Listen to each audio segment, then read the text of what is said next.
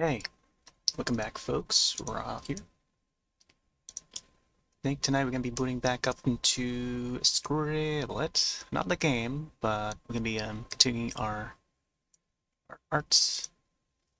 What we started last night, and yeah, going to fix in some more details and try to finish it. Let's see, okay, there we go. Noise capturing. I didn't get to launch up 1amp. Oh, interesting. It shows the overlay for Discord. That's pretty neat. Artwork. Let's go to history.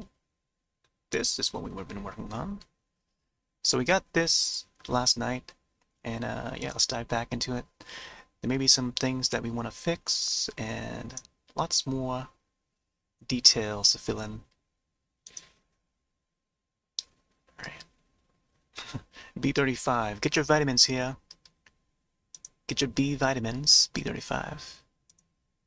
Let's see. Guess we'll play this for a bit. Hopefully the tunes are sounding just fine. Hello. We got a cam. Gotta move the mouse upward. Yeah, I gotta place it on the desk here. Usually it would be like underneath it. Yeah. This is a way to indicate that we're actually using a mouse. So we got the mouse indicator, like right over here, hovering over the desk cam. Left, left, right, mouse wheel. Get the cursor in the canvas. There you go. Like, change the brush size, and yeah. So yeah, there's a lot to do. I'm bringing up the reference images. There's a lot to do. I'm not sure if I want to go about like changing some of the locations of some of the like the eyes and stuff, but I don't know. I think for the most part it should be alright. We're currently streaming on the primary PC this time. I mean, same as last night. And yeah, we swapped back to the primary PC setup. So it may, the quality might be a little bit different, or you know, maybe different bitrate and stuff. I tried to adjust it, going by, you know, last night's settings. It was in green. Bitrate was at green in the dashboard, but now I'm seeing red for some reason. So I'm not sure what's going on with that. Let's see. Chat's open. Live to Twitch, YouTube, DLive, Trovo, Kick, Beam, Soop, and Noise. Get Soop up and running. For some reason, I cannot sign into Soop through the OBS. It's pretty strange. Check Trovo. Yep. Trovo check. DLive check. I think. Oh, that's right. Kick. I think right. Essentially the same stream title, almost the same stream title as last night's. Today is April 10th. Alright, double checking on things. Alright, let's see.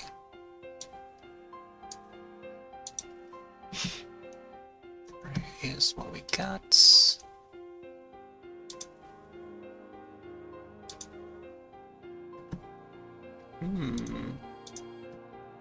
Okay. Yeah, I think I wanted to make the hair a little more shiny. Maybe I'll use this yellow here. Let's go over some of the hair. Oh my gosh.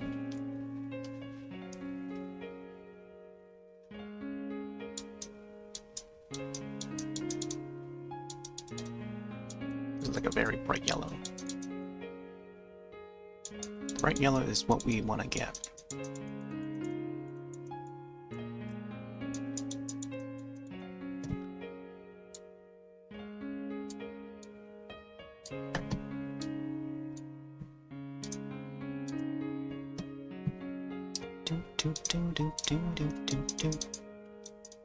yeah, just before I hopped on, I was trying to make some clips for some of the past broadcasts. Back when we did Mario Kart 64, and then I brought out some old magazines, some old Electronic Gaming Monthly, aka EGM mags, and I rustled through some of the pages in those old issues, and a lot of interesting things from the past that we saw. Magic Knight Ray Earth was one of them.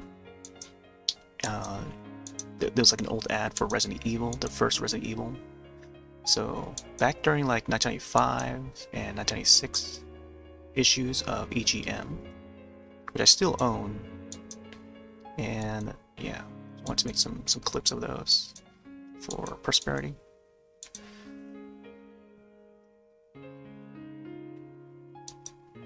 But yeah, those are available now.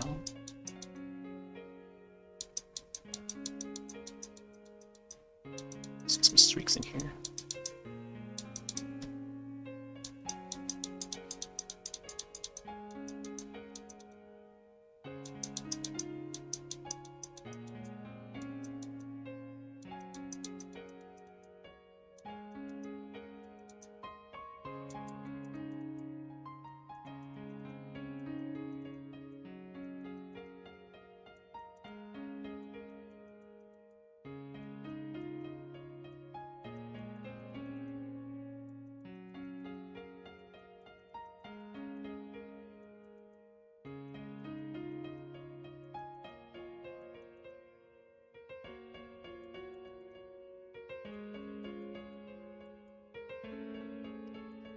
Bum, bum.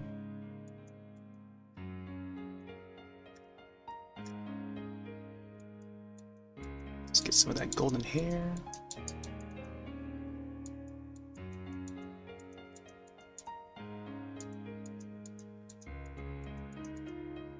It's really hard to draw this kind of hair.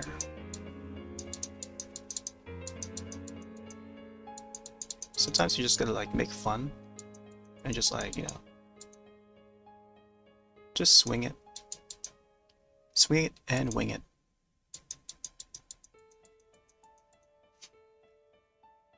I think around this part is where it gets like wavy, like bigger waves. So like,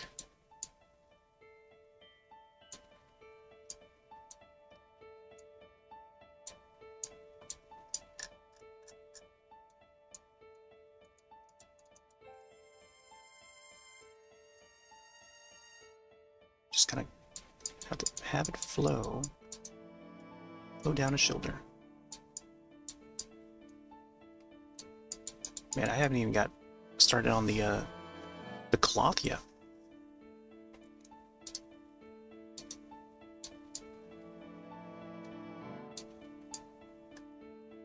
Keep seeing my my restream chat just like formatting itself.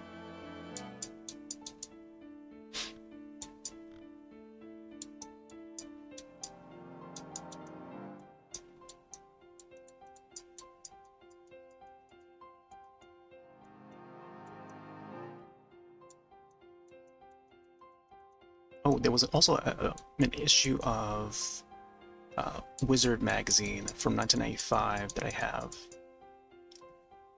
recently revisited a few days ago, just last week I think, and saw that they had a feature on My Neighbor Totoro, the old Studio Ghibli film. Hearing the current music here that I made a cover of just reminded me of it.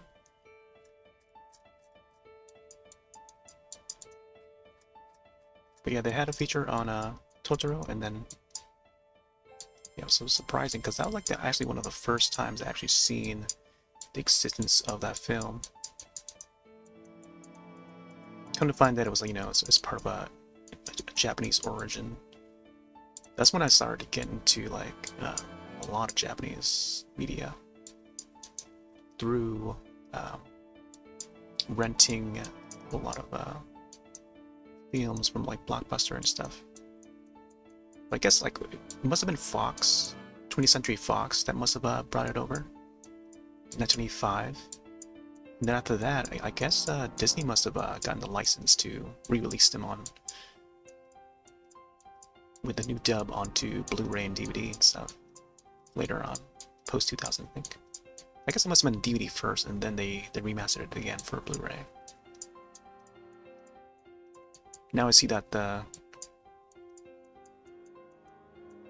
they've I think the actual studio has been putting out like cells, like animated cells, in really high res for folks to see online for each of their films, which is quite nice. I've seen some sample screenshots in high res and fully scanned and stuff, clean, and yeah, the images look great. It's like a frame taken from the film, like a remaster of the film. Oh, looks like OBS is starting to freeze up for some reason. It's like it's fixing itself though.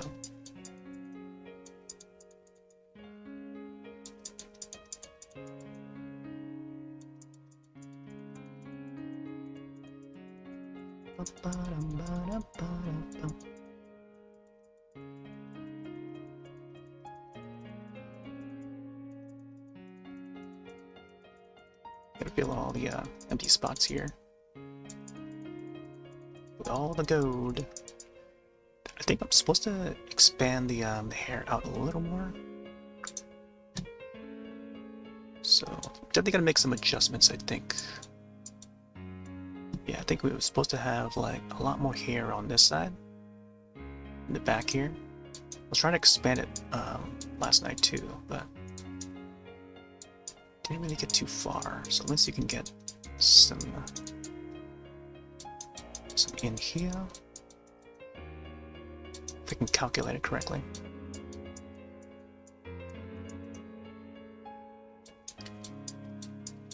Just basing it off of the reference image. I'm still unsure whether or not I want to add the hat. The hat's gonna be like, it's gonna be covering most of the top part, and then I would have to add like the details to the hat. But if I just leave it like this, I just have the hair, but then like the framing of it would make it seem like it's like cutting off at the top there. But just why I kind of want to get the hat in there. Maybe I should add it, just so we can differentiate it from the previous drawing from 2 years ago, or however long ago it was. I feel like it's time for like an update. Yeah, let's add some volume to the hair. I think it's gonna extend all the way over here.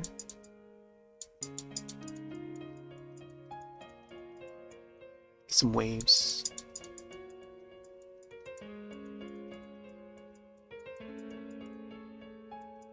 Not sure how Bob Ross would word it. Waves of the ocean. Waves of wheat fields or something. Of the summery wheat fields. Which reminds me of another trance tune. Late summer fields. Waves of the summer fields.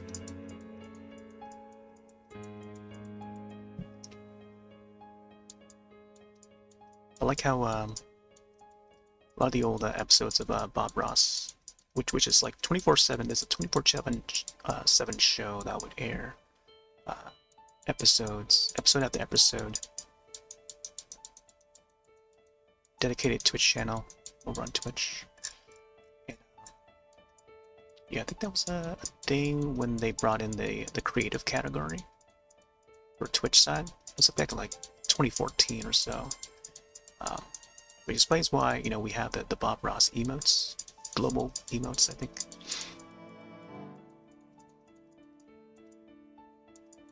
Yeah, I'm gonna expand these here, so you can get the colors. First, start out with some brown underneath, then and then I cover it with some more gold.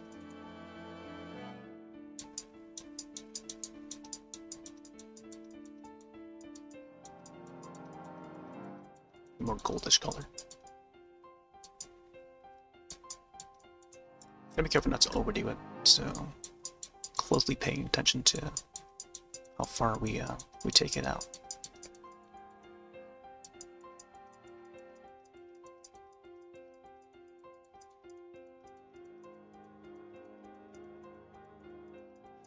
Like I'm just clicking along to the tune.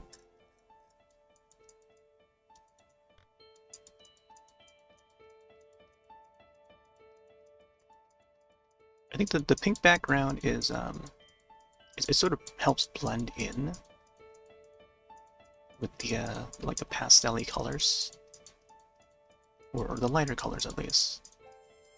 So when you make like a dark mark, it would just really stand out. Because the pink is like a very lighter color. I think somewhere down here would be a more yellowish color. Yeah, there you go. Like, it should be a little more whiter there. We'll probably see like a before and after of the changes that we make from yesterday to today. I'll look back and forth in the favorites pages or history pages.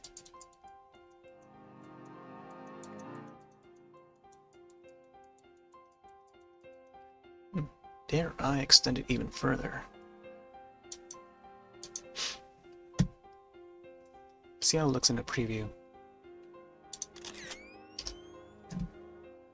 That works. Okay. Yeah, we definitely need to extend that part, so... Alright, let's go back. Oh, see, whenever I come back, it defaults back to like the black color. So you gotta be careful with that one. Although I could add some black. Maybe some light blacks here and there, or light browns, dark browns. I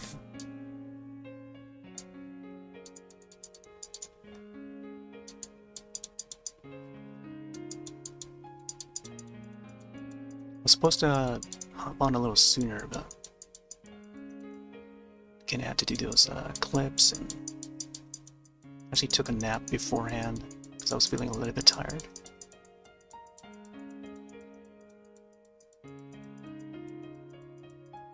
Now we're up, sorta energized, and ready to go.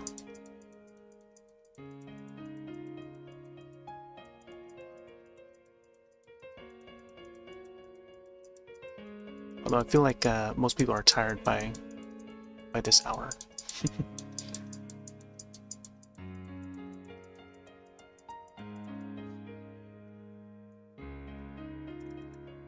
Oh, I think the hat will cover most of this part here, so I shouldn't probably worry too much about the top part.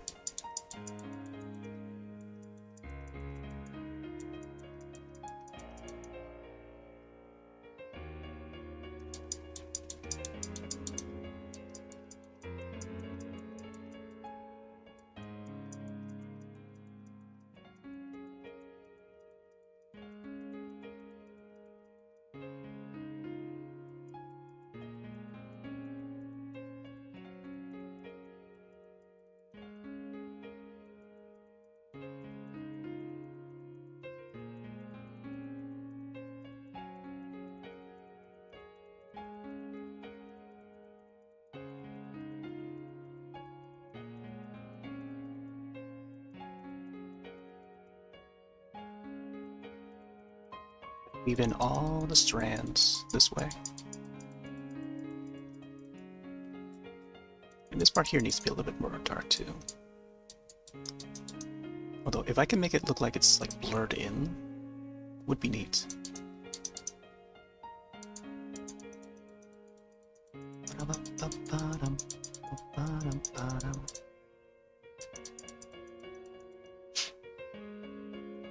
Oh, I think the cloth part would be oh, I think this part here should be also covered by the hair.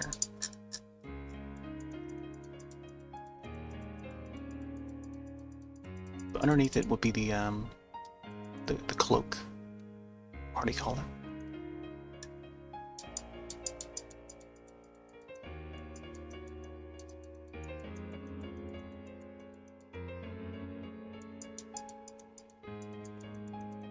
I should do that first before putting the hair over it.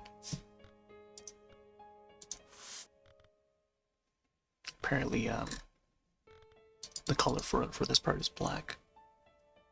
I think it's supposed to be like a dark purple. Let's get a little bit of that in. Not sure when it actually starts. It should go like a little lower or something.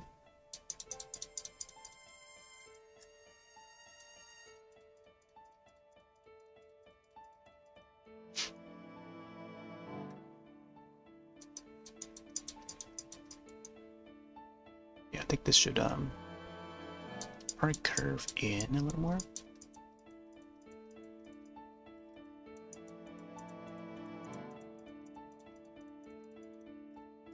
Can't wait to see this in like time-lapse form. We'll start to see like, oh yeah, some of the changes that we make in, especially in the second session here. There'll be a whole lot of changes.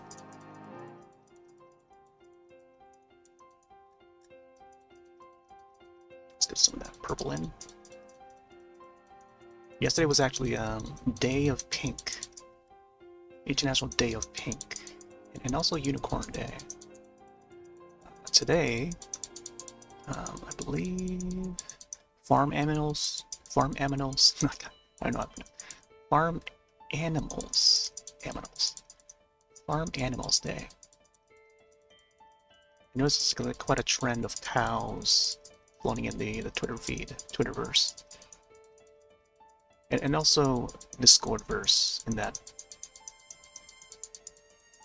To add to that, mostly because Moo is now a playable character in Mario Kart World, which is great. Which is fantastic. Love to see Moo. Moo Farms, Moo Meadows, you gotta have them.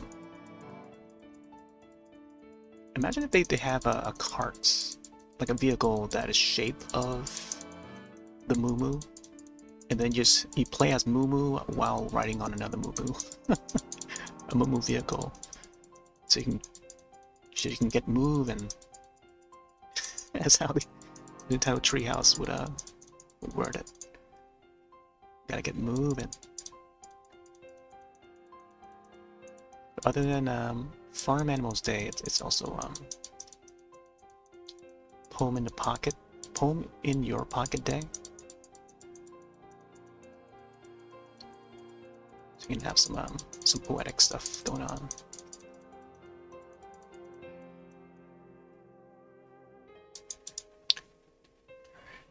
I gotta somehow tie this to this.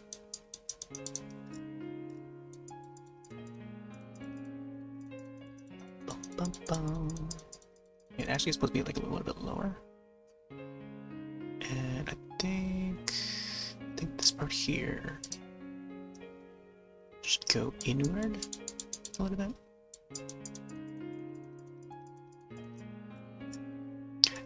I think with how I have it set up currently, it's fine. Just gonna make some minor adjustments before we really go into detail. I think the hair should be a little longer this end. Looking back and forth.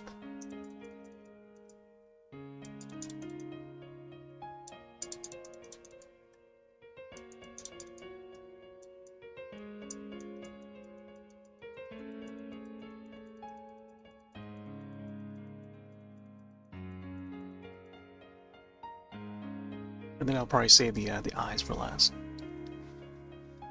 For the most part, I think the nose, mouth is in the right location. Although the eyes, I feel like I want to shift this one up a little bit more. Maybe to have both the eyes like line up, because this one seems a bit farther away from this one. So I may have to resize this one, or maybe, I don't know, somehow realign it. Possibly both of them. But we'll see. The nose. The nose is fine. Might extend this part a little bit. So it looks like this. There might be more shadows on this end here. We'll get an add. Yeah, let's see. Maybe this eyebrow needs to be a little higher.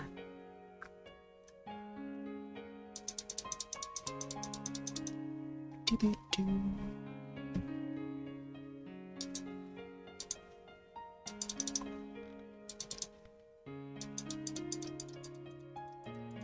So adjust the strength of the color.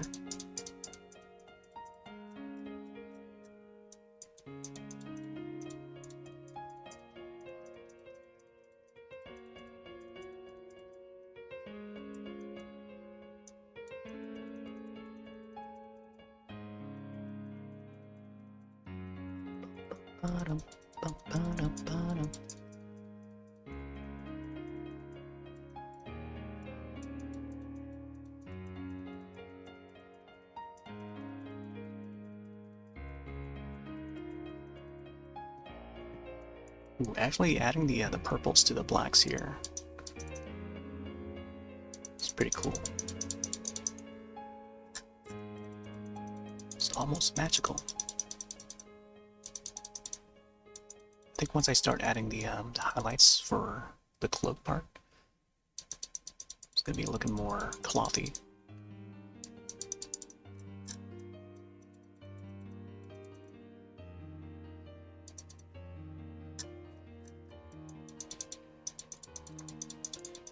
Do do do do do do do do do. Okay. I think this needs to extend a little more.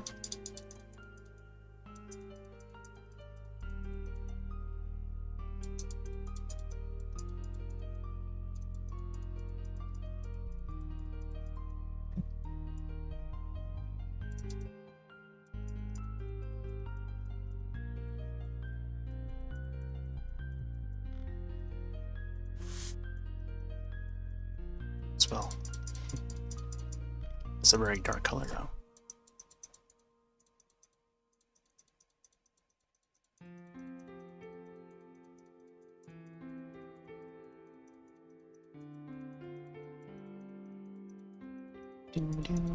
Yeah, this part here was supposed to be where I would write my name. I don't know, maybe having it cut short with how I had it before would be just fine. I kind of also extend this part outward a little more. That way we'd give her some more shoulder room, you know what I mean? Then at the same time, like the image itself, should mostly focus on the face. I usually tend to keep the portraits focus on the face for the most part.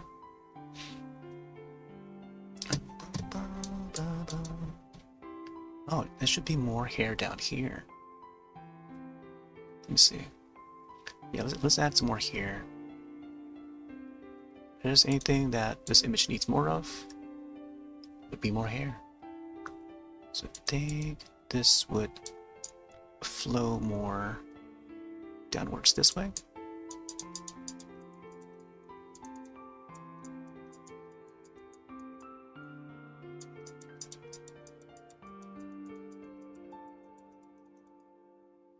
It's an old cover I did of Elia's theme, Twilight Princess. I think we need to use this theme for the timelapse video for this drawing. But I think I have another one in mind that I'm gonna use.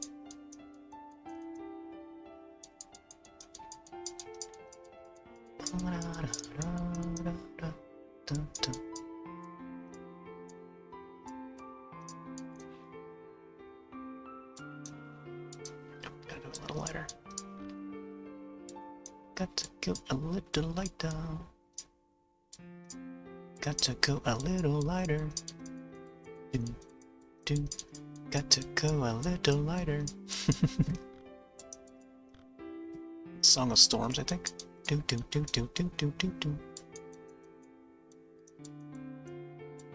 Or Song of Shadows or something like that. One of the tunes, I think, from ᵒᵒⁿ'ᵗ. I think it was like the last tune that you get to learn.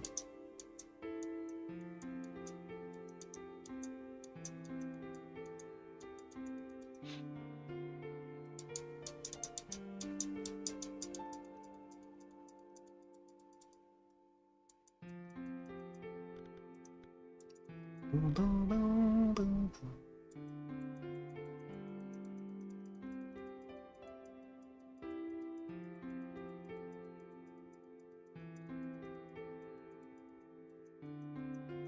Last night we started a little bit late.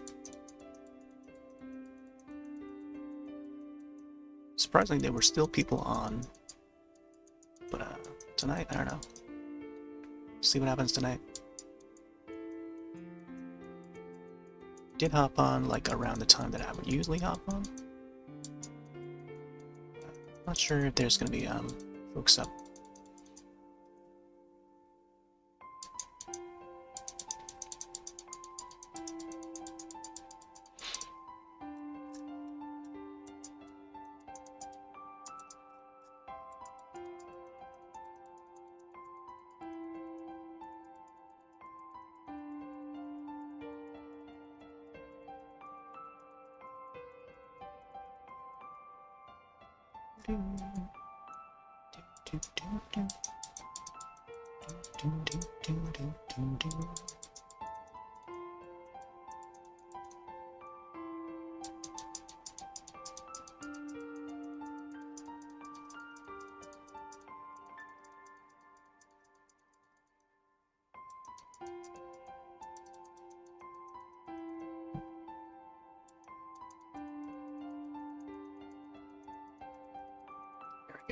Extended the hair a little bit. There's lots more to do.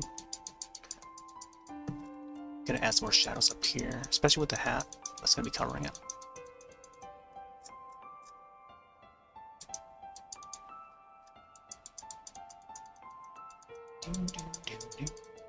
Maybe there'll be a moment where I'll screenshot the image before I add the hat.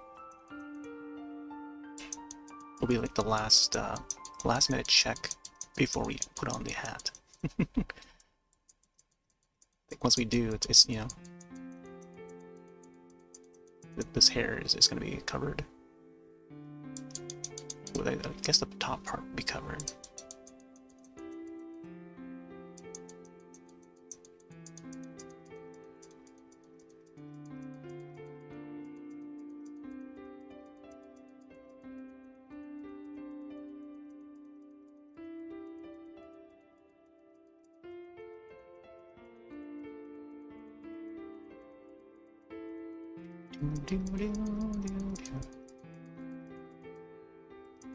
Especially this middle part here should be like much more darker. It's almost like increasing the contrast. Then you start to see like the shadows a bit darker, deeper blacks.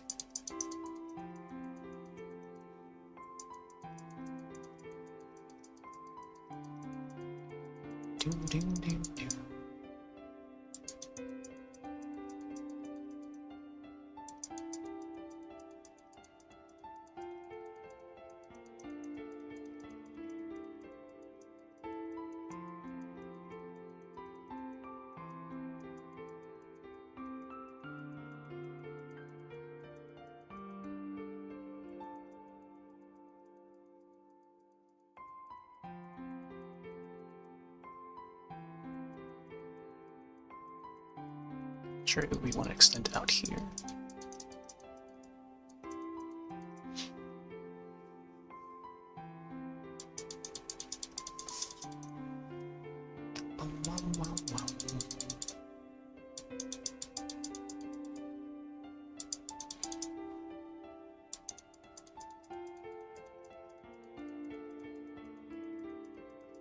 feel like the pink is like blended in with the hair as well in the background.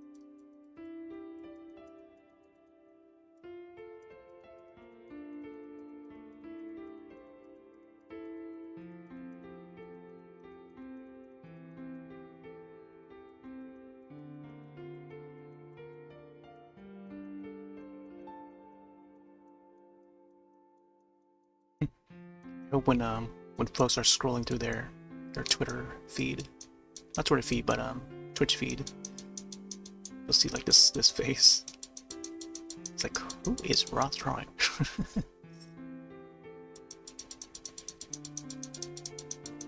There's a human face.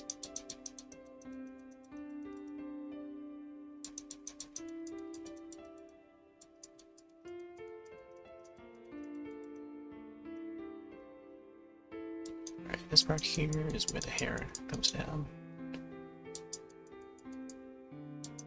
Very long strand. For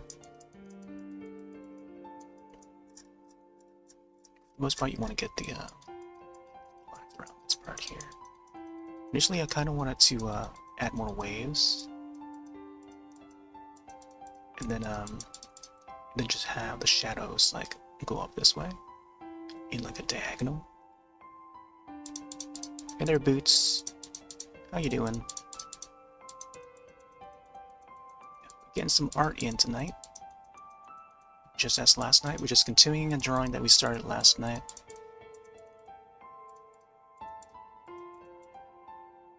Oh, you know the song? What song is it? Without looking. Twilight Princess. You got it. This is my own cover version that I made many years ago.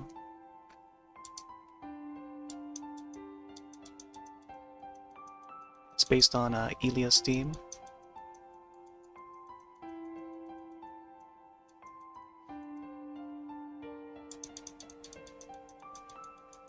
Yeah, I made this specifically for an unboxing video that I did many years ago. I was sent a Zelda Twilight Princess themed pair of headphones, and so I made the like cover version of Elia. Mostly because that's like probably one of my favorite tunes from that soundtrack. And yeah. Koji Kondo would be the composer.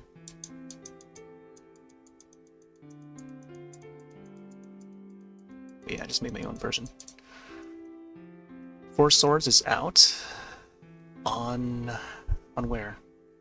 The Game Boy one?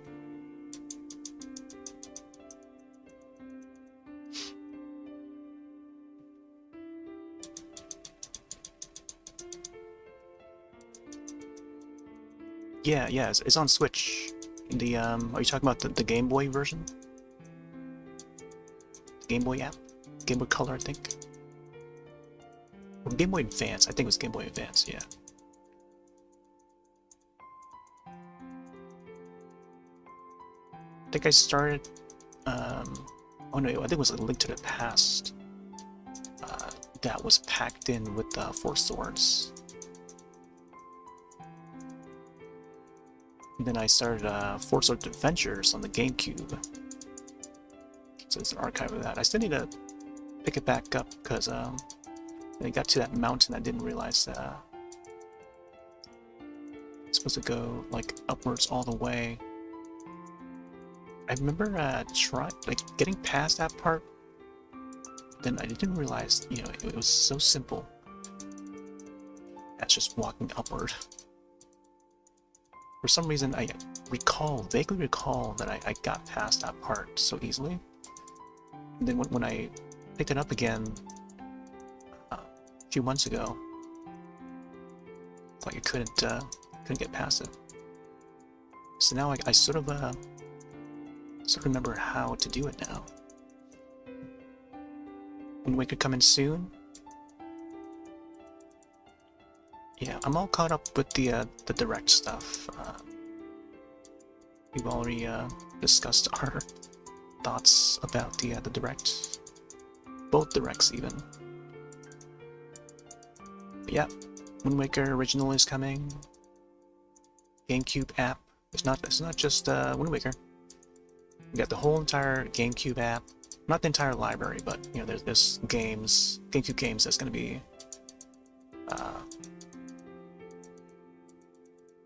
it's going to be re-released for the Switch 2, and it's only going to be able to play on the Switch 2. So that's exciting.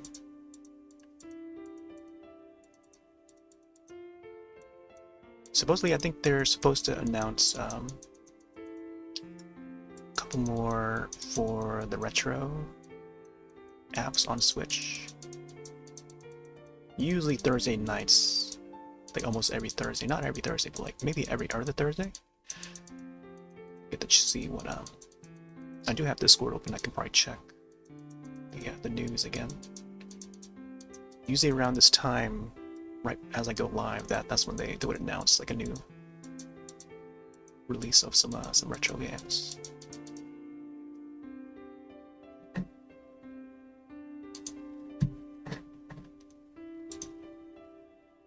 Let me see if there's any new posts. Oh, yep, looks like oh, Streets of Rage. Streets of Rage, that's a classic. Super Thunder Blade.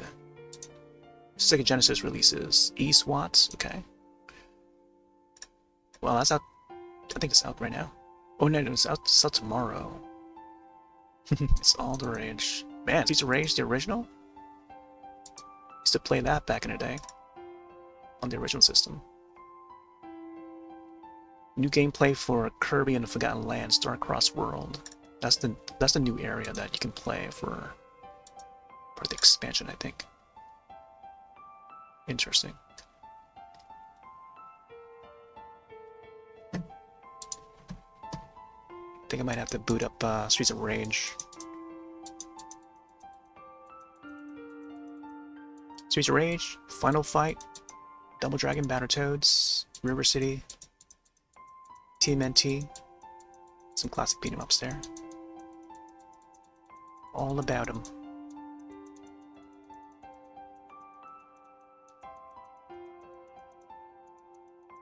I was thinking to dive back into those magazines again. Maybe continue where we last left off on In America.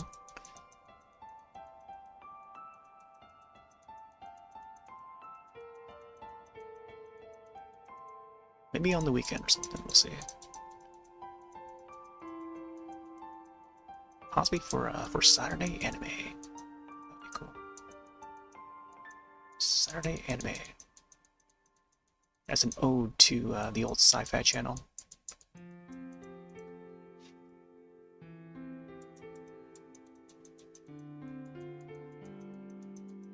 So what you up to, Boots? What games you playing? Watch any new movies, shows?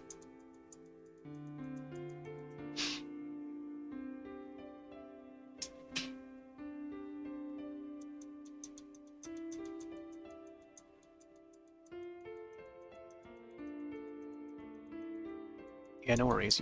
I don't think I even have a subscribe channel. I think Twitch only allows subscriptions for affiliated channels, but you have to have enough viewers to get that.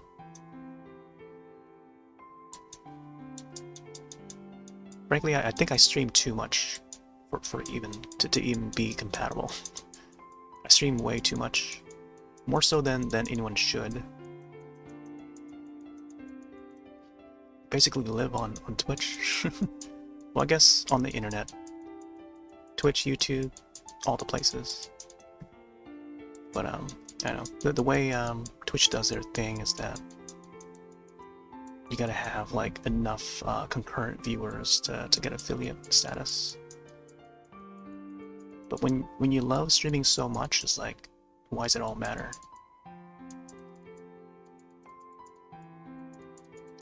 You just, I'm just here to do what I want to do. But I don't know. I think the way Twitch has their ways so different from other sites. Other sites, they like, you can just get affiliate like so easily, no matter how many followers you have, no matter how many people are watching and stuff. Like Kick, for example, like they even lowered down the requirements to even be affiliate on there. Like we got affiliate on Kick so easily. Just for the fact that, just for even streaming on there, just getting it like at least an hour in of stream, and then you're automatically set to go, and then people can start subscribing on there. So it's like, every site, every platform has like different set of rules and stuff, but Twitch still has that requirement where it's got to have like 3 concurrent viewers on average. And I feel like even though DJ Clancy says it's easy to do, but then I don't know, some would beg to differ. But I don't know, it's their way of thinking. Different team of people that are running Twitch now than how it was a decade ago. Even Justin Khan is no longer with Twitch. He's a co-creator. You used to stream, but you stopped. What did you stream? Your video games, or?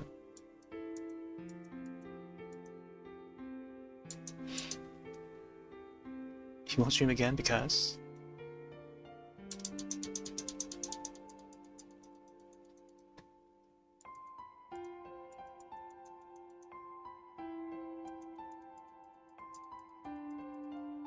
I wouldn't recommend. It's tough to. It's a tough biz to get into. Like if you. There's only one thing that I say would be essential when it does come to streaming is it's just to have fun, Do what you enjoy, and yeah, that should be the main thing. It's just doing it because you enjoy doing it. Same as taking a walk. Taking a walk or going on a shopping spree or something. But then like it's also like I don't know, for some folks it's a job, Some people do it for a living. Some do it as a hobby. And for me, in my case, I do it as a way to document my my activities and gameplay for the most part. It started out with games, but then I think it's natural for us to move into this sort of space, because even before this, like I can probably talk about like 2005. So 2005, there would be this website. It's just like a video chatting website called ᵖᵦᵦ, where a group of people can join into the site, and then we just log on and turn on our webcams and just like start chatting. There will be like a big chat box. It was like Shockwave based, so you require to install like Shockwave plugin for your web browser, and then like there'll be like 10 cameras.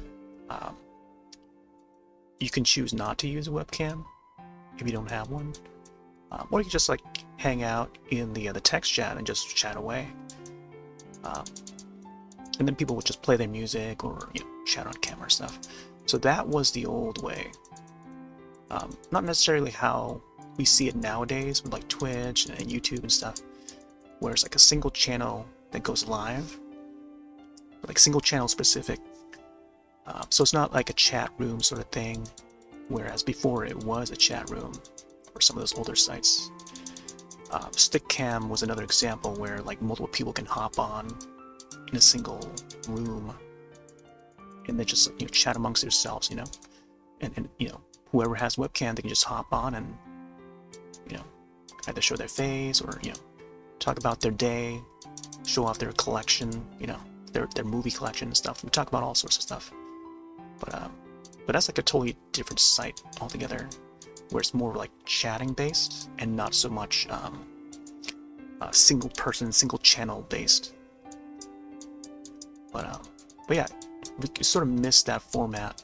Like Skype was another way too, but Skype required the app install. Let me catch up with some messages here. Streamlots, hours just for videos to be yeah, that too. Tomb Raider Classic, Warframe, nice. Yeah, exactly, that too. It was a Wild West back then. ᵖᵦᵦ, but everyone was well behaved. That site was more meant for like the K-pop fans. If you were into K-pop at the time, you know, hang around. Like we would have like AIM chat, we would have Skype, karaoke nights. Yeah, there would be karaoke rooms in a feature that they had called Skype casts, where people can hop on the mic. It's like a group chat with voice chat, and you can have a max of 2 people on the mic, and then we would take turns. We would raise their hand. There's like a feature where we gotta raise your hand, so it would have like a symbol of a hand, you know, palm hand right next to your username, and then it would line up in lists of usernames. So whoever's next, they take the next mic, you know. So the mic would be open for folks to, you know, sing their song, and then after they're done, you know, then comes the next person. So everyone's well behaved back in those days. Aside from like, you know, certain chat rooms that would be discussing politics or whatnot, you know. But man, those character rooms, I still have audio recordings of those times. But yeah, naturally, you know, I've been around like, you know, chatting spaces online. Like we used to log into like Yahoo Chat back in the early 2000s. AOL was pretty big. You know, chat rooms everywhere. But AIM chat was like, you know, was the big one back in the early 2000s. Speak of the good time, yeah. Oh, I've recorded some really hilarious conversations for folks like talking politics and stuff. I still have some of those audio recordings. I want to someday play those audio recordings. Cause I'll just be like laughing out loud just listening to those old clips. But there'll be audio recordings that I have of the karaoke sessions as well, because those were really fun and I kind of miss them. Twitch had a karaoke app called Twitch Sings, and I still miss it to this day. They closed it down in like 2021, I think, beginning of 2021, and it was so much fun. Such a great community, you know, so positive, you know, and there was just no community like it on Twitch, and just everyone knew each other, you know, like we would hang out at each other's channel to channel, you know, raid each other and stuff, and everyone just got to know one another, you know. But then when they took that app away, it's like, you know, no one really it seems like we lost a part of Twitch once that went away. But yeah, they won't. I don't think there's gonna be another thing like that ever again. Maybe in a long future ahead, far off future, but probably not for a long time, you know. But that was a time. That was like an era.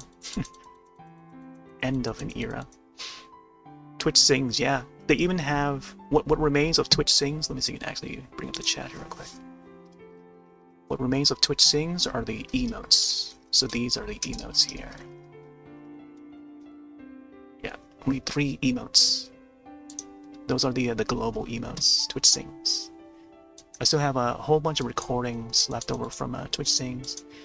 They had to delete all the clips in that category.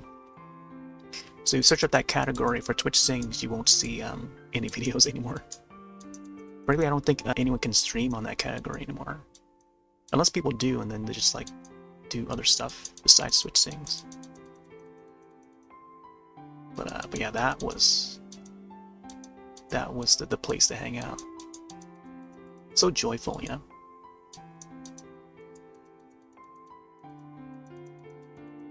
I miss it every day.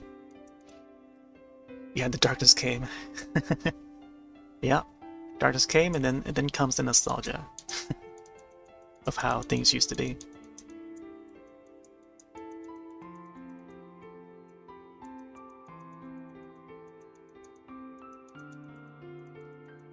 Yeah, even during like Justin TV days, Justin TV was the parent site for Twitch. It was more like the Wild West. Like anyone was up to doing anything, like online. There'll be people sleeping. And I guess now they brought back that category for sleeping, right? But I think for the most part, I will browse around both Ustream and Justin TV back in 2008, 2009, and there'll be like folks that would like leave up a camera, like a security camera, and have that streaming, and that's how they can keep up with, you know, their building, making sure, you know, nothing's happening with their building stuff. I actually followed a friend who would have a webcam up. Like, he would do video games, but normally he would have his channel set up so that he can watch his dog. He would have like a cam, just like, you know, keeping his dog at home, and then just like keeping watch of his dog while away from home. But he would stream like Fatal Frame on the Wii back then. That was back in like 2007, 2008. It was on Ustream, I believe. And the Ustream or Justin TV. But yeah. That's how I make my way over here. And then we transitioned over to Twitch. So here's a little command there. Bring up a little excerpt of the past times. And there's a global emote there. That's an actual face of the co-creator of Twitch. His name was ᵗᵉᵒ.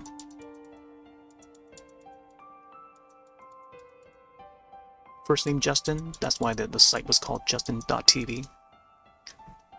But yeah, we all had to migrate over to Twitch.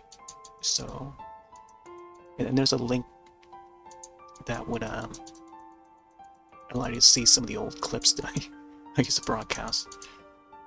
There must be like 16-year-old clips right now. Pretty soon we'll probably turn 17. But yeah, some Wii Sports Resort clips and PGA Tour. Tiger Woods PGA Tour, I think 2010, whichever year it was. Which released in 2009. I remember Scarlett Takes a Tumble on YouTube.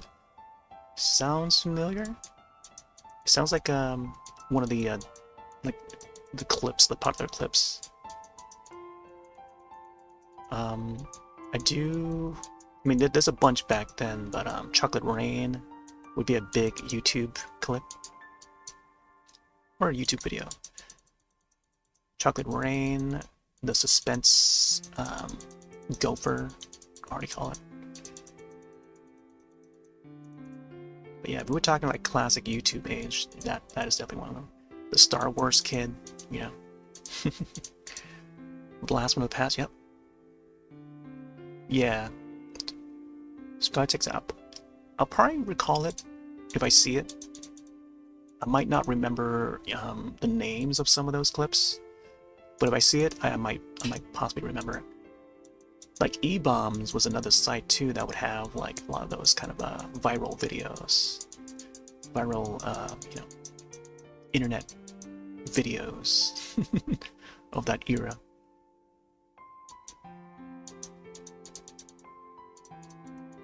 But yeah, my old YouTube channels was created in 2006, and then like one of the earlier, I guess I do just recall like Chocolate Rain for the most part at the moment, but there were just a bunch more. There was just so much around at that time, just more into video games, you know. But I'll cover a whole lot of stuff that would release on the Wii, and then I would just record footage and just upload it to YouTube for the most part. Alright, now we got some dark parts with the hair. I'm gonna add some of the strands. Let's see. Yeah, I definitely want to maybe finish this drawing by tonight. Tonight, tomorrow, and then whatever I cannot finish tonight, I'll try to finish tomorrow. Probably off of stream, or if I can hop on during the day, early in the day, I think that'll be nice. But I really want to finish this tomorrow. By tomorrow, yeah.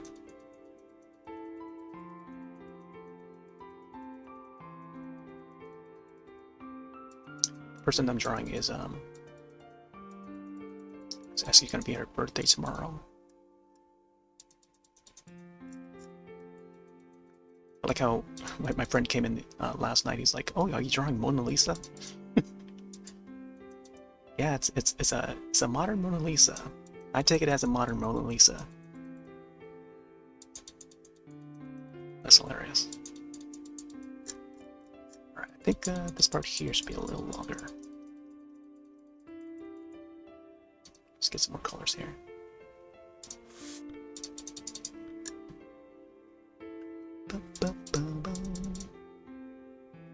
Also made a chiptune version of this one. I'll have it play next. I also have the soundtrack for this. They sold the CD at Target, which came with like a Hylian shield, like a miniature Hylian shield packaged with it. Just pretty neat.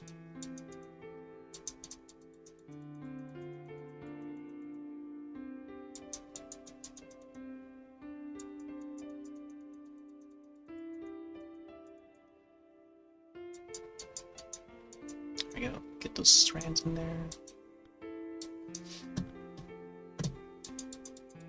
Oh, I'm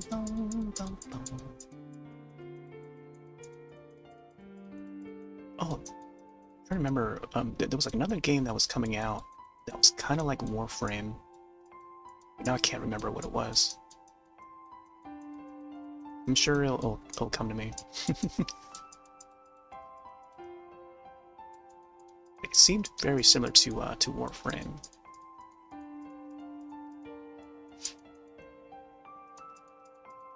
Yeah, I'm trying to remember the name of that game. I just blanking out on it. But once I remember it, I'll try to remember to save that. It's an upcoming game, but it does have some similarities to Warframe. No, not Destiny. It's like it's a brand new game that's up and coming. Just blanking out on what it was called. But me and my friend, we saw it and like, oh yeah, it looks a lot like Warframe. And now I just can't remember what it was. I'm sure once it releases, we'll see what it was. Just can't remember what now. Oh, Soulframe. Oh, I don't think it was Soulframe. Let's see. Let me search Discord real quick. Discord usually has like all our past like comments and stuff. Let's see. Oh, right. Yeah. I think it was ᵒᵒⁿᵃ. Let me check real quick.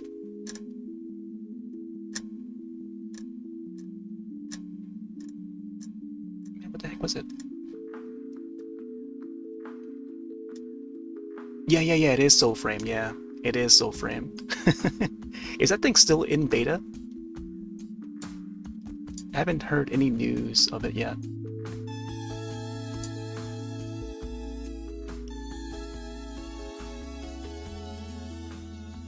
ᵒᵒⁿᵃ has done a loss. Yeah, I haven't played ᵒᵒⁿᵃ, if at all.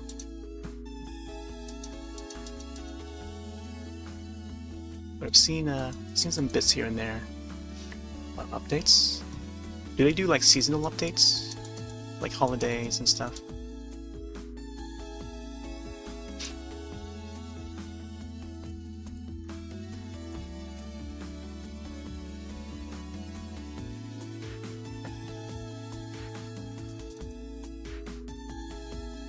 Yeah, ᵒᵒⁿᵃ was that other one. All new stories? Whoa. Okay.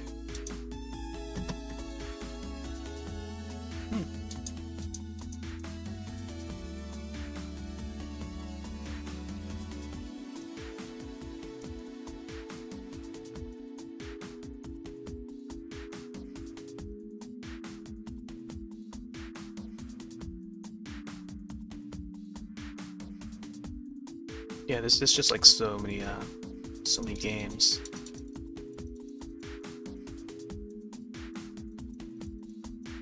I tend to just like focus on like the indie stuff.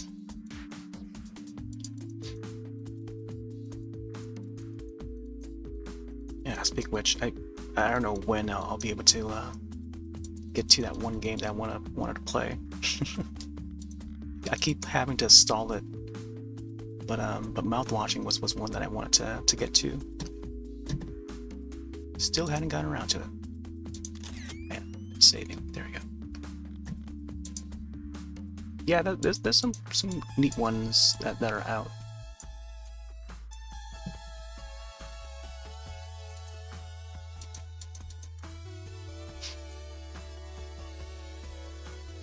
Yeah, isn't Warframe like free to play?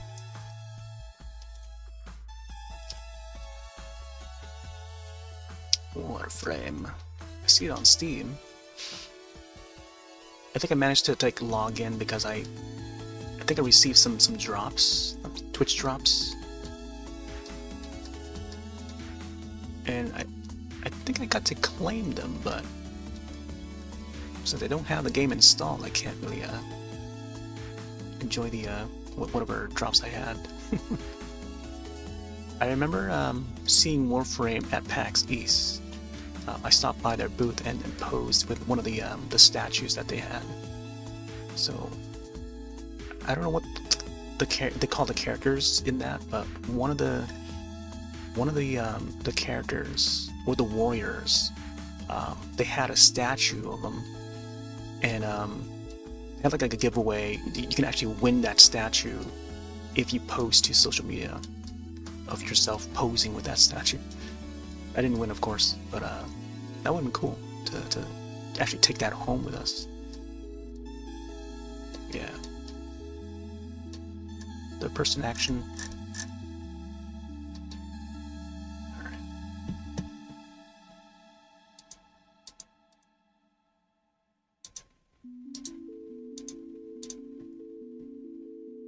Protoframe. Check protoframe. Warframe. Protoframe.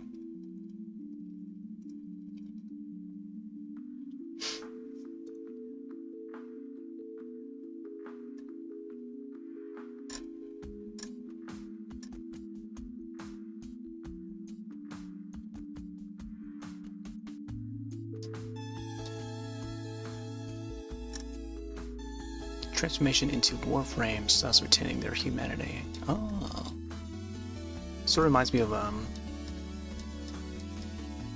Proto Man from the Mega Man series.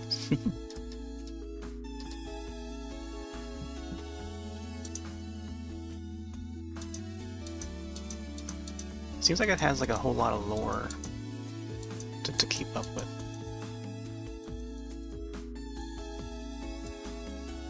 I do know a lot of people that do play.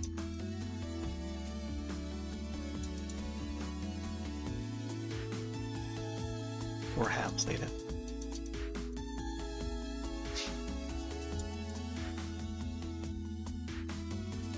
Let me change the monitor real quick. Yeah, go back to this view.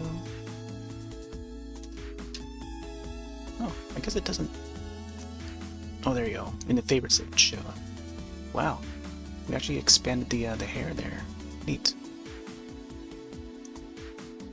Now seeing it in thumbnail view, I can definitely tell what parts I need to adjust and stuff.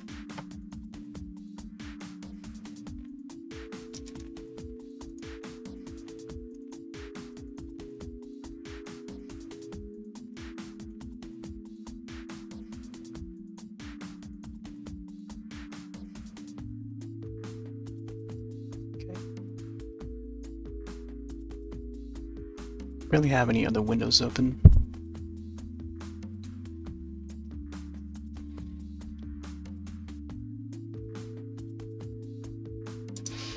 Crazy about it is that somehow bind with a frame.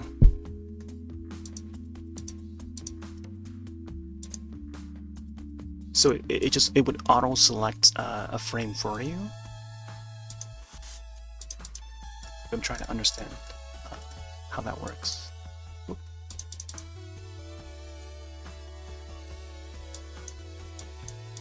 Speed this one up this way.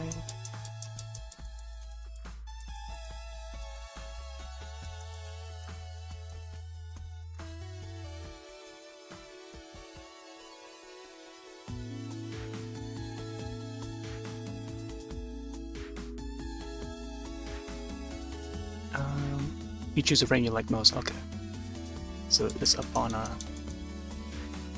to the player's preference. I think of another game that that Capcom came out with called ᵒᵒⁿᵃ, but it doesn't seem to be.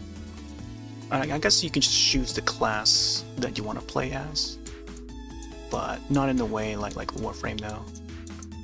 Although it does fall into the same category as like action, third-person action, but it's more so like team versus team. Like Team Fortress 2, where you gotta push, you know, the mission would be to push like an object from one side to the other end, and then the same for the other side. They have to push the other object to our end. But yeah, doing like small missions on the way. Team Fortress 2, Overwatch, it's kind of similar.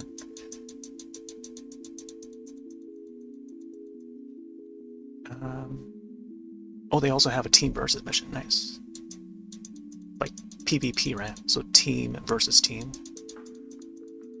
I tend to word that often so that's more understandable. Oh, nice. It seems like it has a lot of features.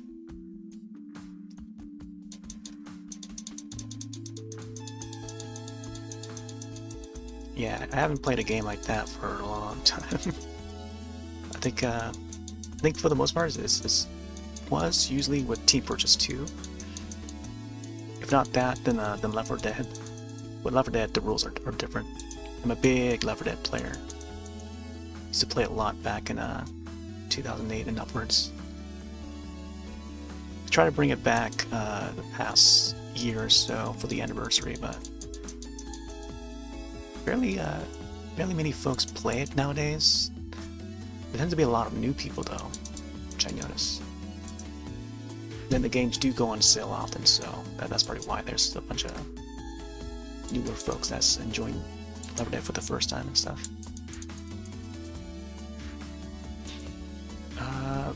DayZ, I'm trying to remember if I have played DayZ or not. I probably did not. There was also World War Z, that's kind of like Left 4 Dead. Even that I haven't played. But I heard good things about it, where they describe it as Like my friends describe it as like Left 4 Dead. There's a few games out there that's kind of like Left 4 Dead. Like the original team that made the first Left 4 Dead went on to make Evolve, and then they did Back 4 Blood. But yeah, I think I beta tested Back 4 Blood. It was just a much more slower paced Left 4 Dead. It's got some card elements, or that's like this card mechanic. So it's quite a little bit different from quite different from Left 4 Dead series in general. Whereas Left 4 Dead is just more fast paced. Resident Evil Outbreak? I haven't played that one. Wait, Outbreak. Outbreak was PS2 one? There was another one called Resistance. Resident Evil Resistance, which is more like Dead by Daylight sort of formula.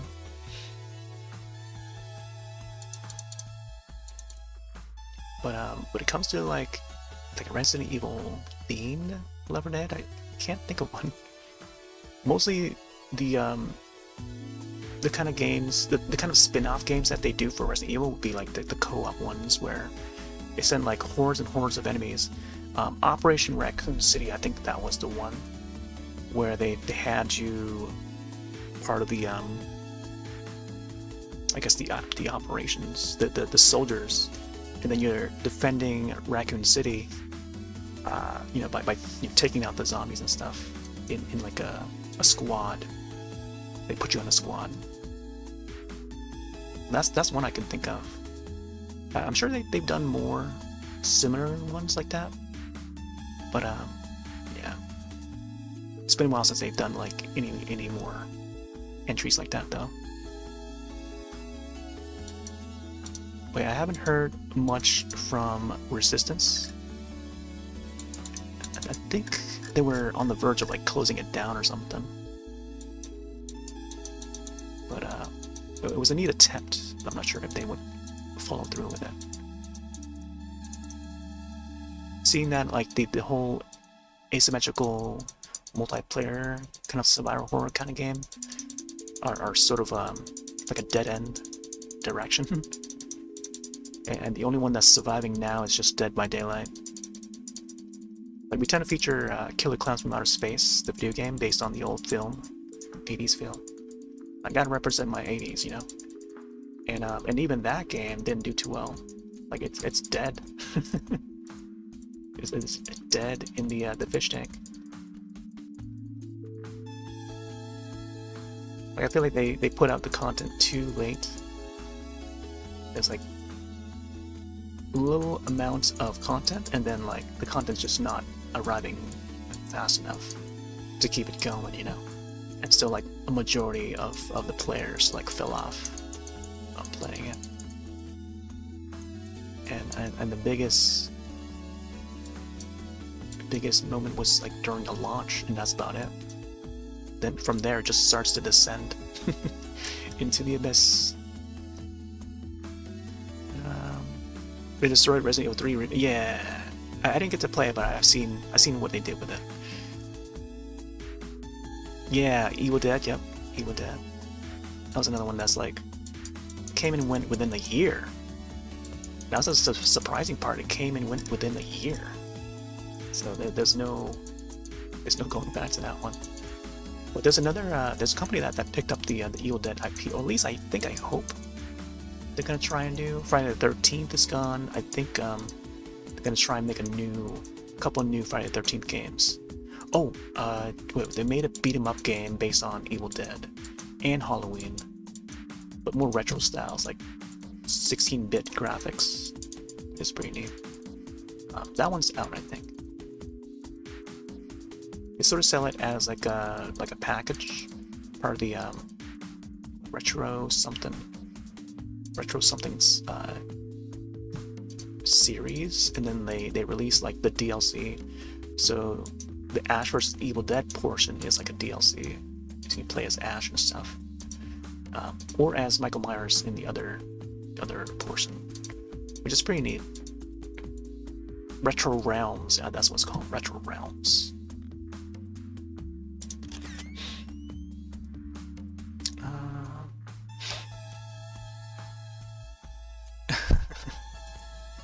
Yeah, Capcom tends to they tend to cash in on their remakes. As long as people continue to buy them, they'll continue to make them. But I'd rather they make new titles rather than rehashing the same thing over.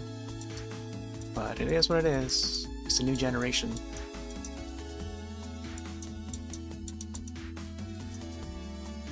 There's a studio called ᵈᵒⁿᵃ. They tend to pick up old IPs that are stagnant, and then like put them onto modern platforms. So they've been doing the System Shock series, first game and second game, and they recently put out the Thing remastered, PS2 / PC game, and they even get like some of the original team along board to remaster it, package it all, and then modernizing it for today's machines, which is pretty neat. Pretty neat what they do.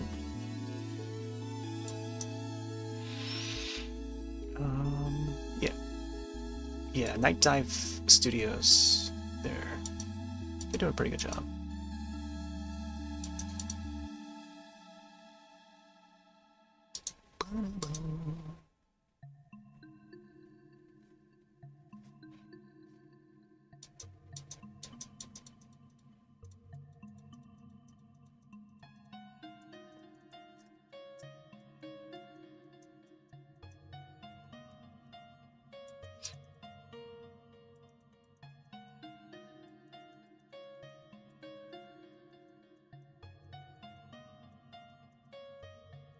But I do like that they're bringing back Onimusha.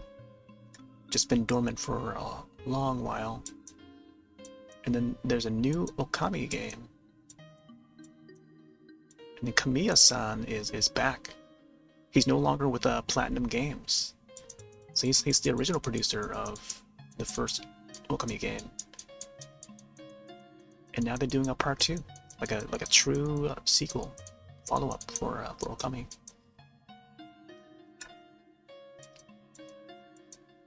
Which I'm in support for. I'm glad that they're bringing back the old IPs. I'm not sure that this should end up here.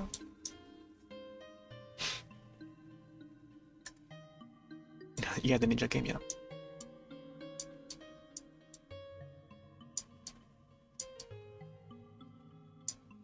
They do have like the Strider series, but they did bring Strider back.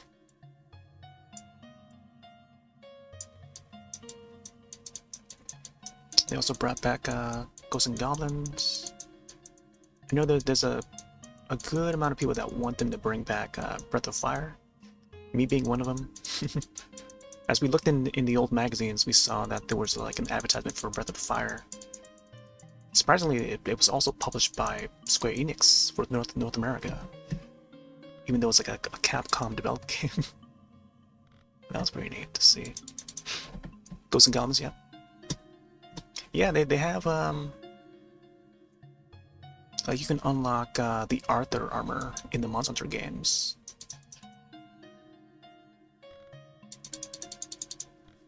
Which I like to use a lot. Both in Rise and then Generations would also have it.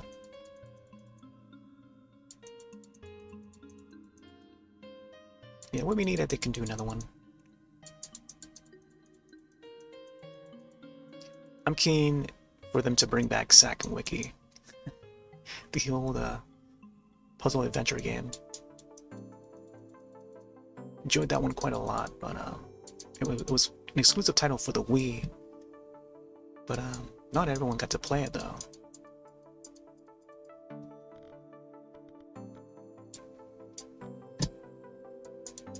Let's add the gold rim here. ᵒᵒⁿᵃ. There's a small following, I think, when it comes to ᵒᵒⁿᵃ. If and when they would ever bring that back, who knows when.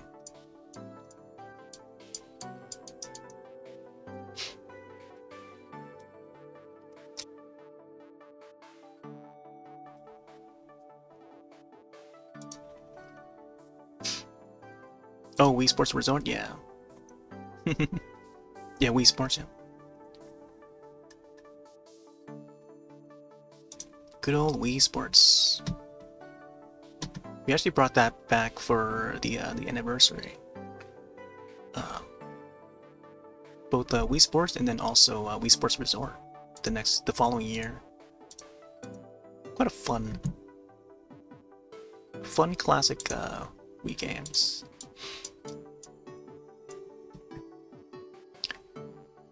I was hoping they would announce Switch Sports 2, Nintendo Switch Sports 2 for Switch 2, but man. And then out comes this drag cross dive, drag and drive, or how do you call it? Drag and dive? The wheelchair one? Which looks alright. Making use of the mouse mode of the Joy-Cons.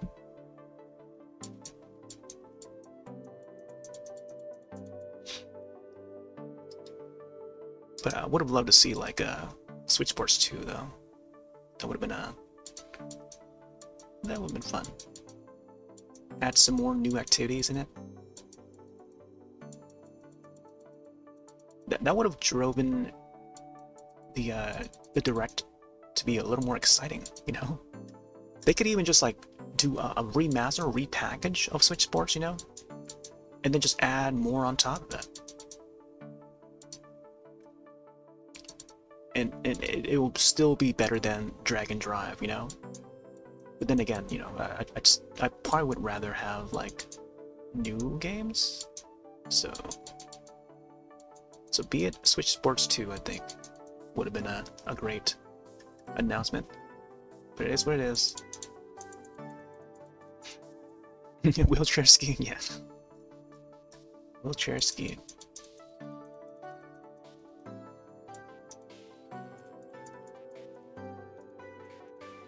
It seems like it's like they're trying to go for that Splatoon sort of level of excitement, but I feel like it's like a tier lower than even ARMS.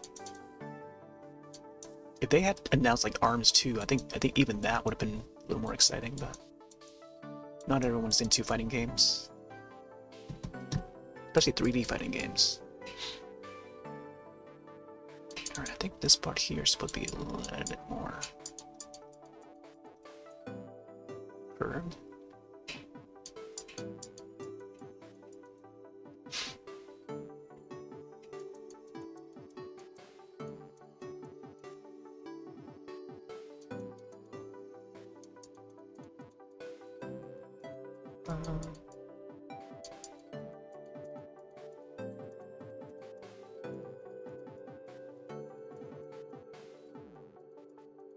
Nonetheless, I'm still excited for the upcoming Mario Kart. I'll likely get it at launch. Definitely want to, you know, try to broadcast it on release.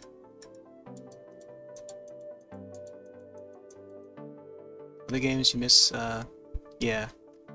We play with a billiard. Man. They even had like fishing. You can do fishing in Wii Play. I have both Wii Play and Wii Play Motion. So they would bundle the controller again with Wii Play Motion, because it would have like Motion Plus built in shortly after Wii Sports Resort, I think, if I recall.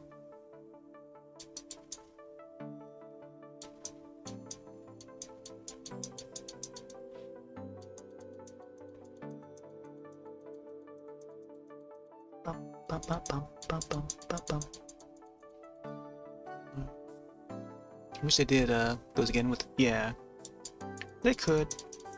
Even the was it the welcome tour little tech demo tutorial game, interactive, or how do you call it? That could have been like a pack-in game. And what I realized was that all those times in the past, well, especially from the Wii era, the reason why they had Wii Sports packed in with the Wii was because of Reggie. Reggie actually forced Like, it was his idea to pack in the game with the system and not sell it separately. So without that, you know, there probably would not have been enough like attachment to, you know, to that system upon release. And the funny thing is that they tested that out for certain regions. So only globally, we had certain regions that would pack in the game with the system, Wii Sports, like the original Wii Sports. And for Japan, they release it separately. You know, it's a separate release. So you only get the system in Japan, but not Wii Sports. So you have to buy Wii Sports separately. That's why it did a lot better in the US market and European, as opposed to you know, Japan. And that was thanks to Reggie. Reggie was doing it for us, you know. That's how a lot of people got to enjoy Wii Sports from the get-go, just by buying the system, because it came bundled with the game. But it wasn't the case for Japan.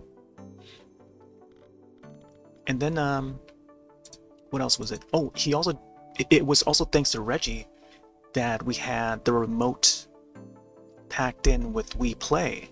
The first Wii Play game, that came with a remote, an extra remote. So you can further have that second remote to play Wii Sports in for, you know, for Wii Sports and also Wii Play, you know. So you can have two controllers, you know. Not everyone can afford like a second controller at that time. Like $40 for a controller. Or, you know, the Wii remote. It was also the classic controller for the Wii, but yeah. And nowadays, you know, we no longer have Reggie, so we can't have the pack-in game anymore. So I feel like if Reggie was still with Nintendo, like we would have that welcome tour packed in with the Switch 2. Or even have a physical version of Mario Kart World. But instead we have a digital version. Whereas some of the Eastern countries, like Singapore, Philippines, Thailand, they would have the physical version of Mario Kart World packed in with Switch 2. So it's funny how things work, right? Game nostalgic, yeah. Get on, man. Get on that Wii Sports. Get on that Wii. Oh man. Here, look, I'm gonna shake my Wii remote. Get on that Wii. I got all these controllers over here. My gold NCD4. It's a lot of tech on this desk. It's just not enough room for everything. But it's there to have, like, you know, quick access. The Game Boy Color over here, you know, like, what is this doing here? It's just there for display, but yeah. Bunch of SD cards over there, my DS games. They have no reason to be there, but they're just there. That's why I gotta clean up. Spring cleaning. I gotta do it soon.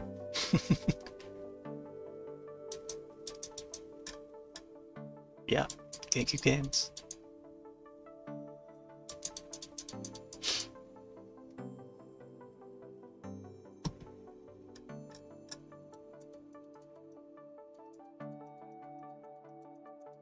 Yeah, on the Wii, yep.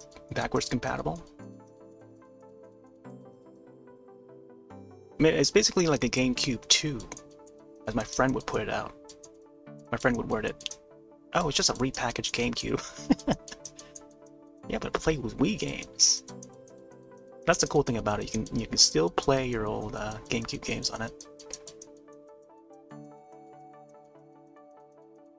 That's how we were still playing Mario Party games. And some of the other multiplayer games. We just loaded up to the Wii. My friend didn't have a GameCube, so he just uses his Wii to play some of the old Mario Party games. And I would just let him borrow my copy of Mario Party 6, 7, whichever one it was. I'd been 5, I think. And I still have his old save file. I feel like I should have copied the save file over or started a new one. Instead of continuing where we left off on it. I know. And now we get to play GameCube on the Switch too. It's like it's going back around in circles again.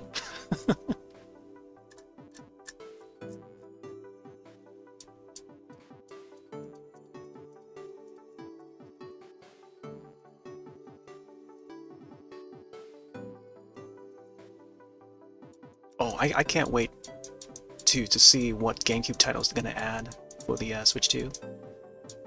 Look at F-Zero, GX. I don't think I even played GX. Wind Waker's gonna be on there. I really want to see Eternal Darkness, even though I have, you know, the physical copies of those already. The Mario Party games are gonna be exciting. There was like a question that was asked on Twitter. Still call it Twitter. I think Zelda Universe or whichever. Oh, I think it was Retro Magazine. We were actually reading some of Retro Magazine the other day. The official Twitter for Retro Game Magazine asked, "Oh yeah, what GameCube games you would expect to see for Switch 2?" And barely anyone mentioned Mario Party, GameCube Mario Party games. Like GameCube had the most Mario Party games on a system. They had 4, 5, 6, 7. 6 and 7 had microphones. And you know what other system has microphones? Switch 2. Switch 2 has a built-in microphone. So imagine that.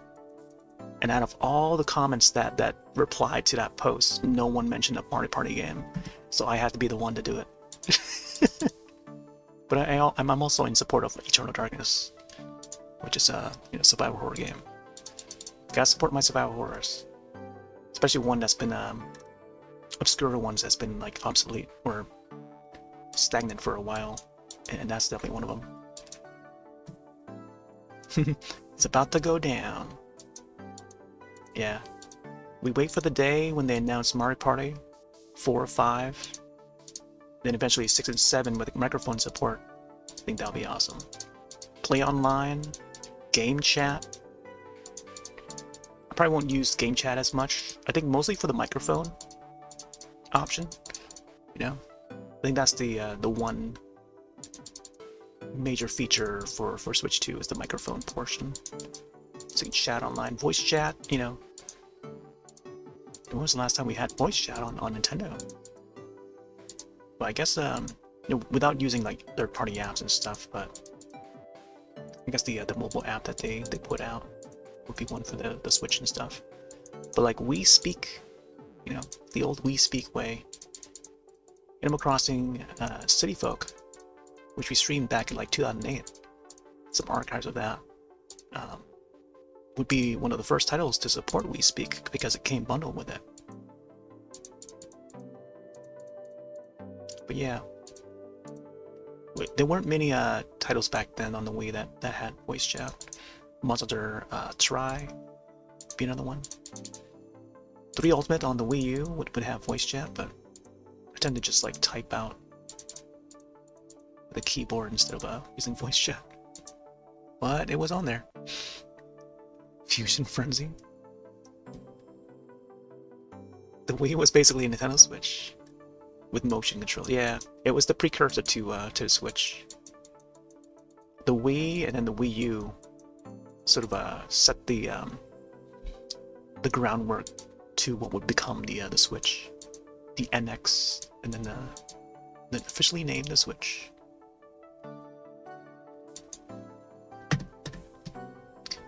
But I think in hindsight, I like what they've done with the Switch. The library, massive library, both classic and new titles. Lots of ports though, but they're I guess they're meaningful ports.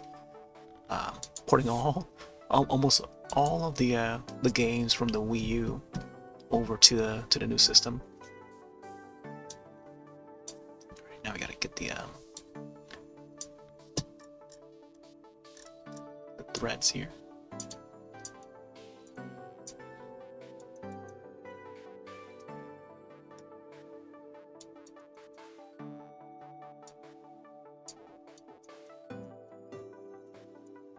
But it's good to hear that they're still going to be producing like Switch 1 games and stuff and systems for folks that, you know, it's going to be the same way as how they did like the transition from like DS Lite, DSi to 3DS or Wii to Wii U. Like they'll continue to produce like Switch 1 up until more and more people get the Switch 2. As long as they put software out there that's like, you know, it's gonna be enticing for folks to pick up a Switch 2. I think it's all gonna work out. Nintendo has their ways. I think it just comes down to the software and also the pricing. I think eventually they'll do something with the price, I'm sure. I just hope that the upcoming Mario Kart World Direct would show some things that would justify the $80 price tag for Mario Kart World. Like, I really want to see some like an adventure mode, missions mode, or something. You know, they need to show me some of the good stuff. Why does this game cost $80 now?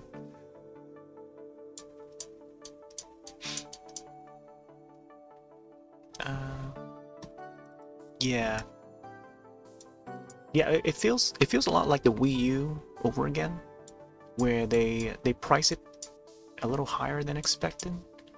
Like we thought that the Wii U was going to be like $300, but then it turned out to be like $350 at launch. But I still picked it up. It was still borderline. But then I was preparing myself for Monster Hunter 3 Ultimate, and also Mario Kart 8, which was that next Mario Kart at the time. $500? Yeah, the Switch 2 plus tax. Yeah.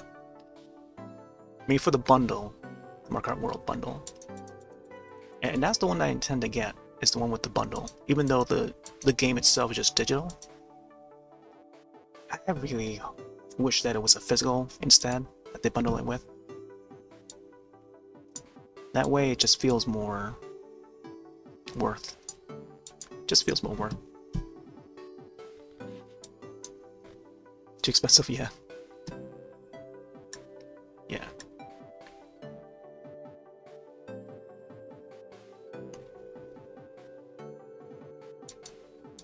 Yeah, I thought the non-bundle is like the system itself is just $450, right?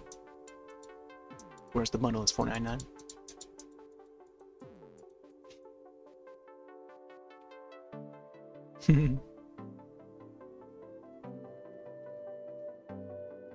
Yeah.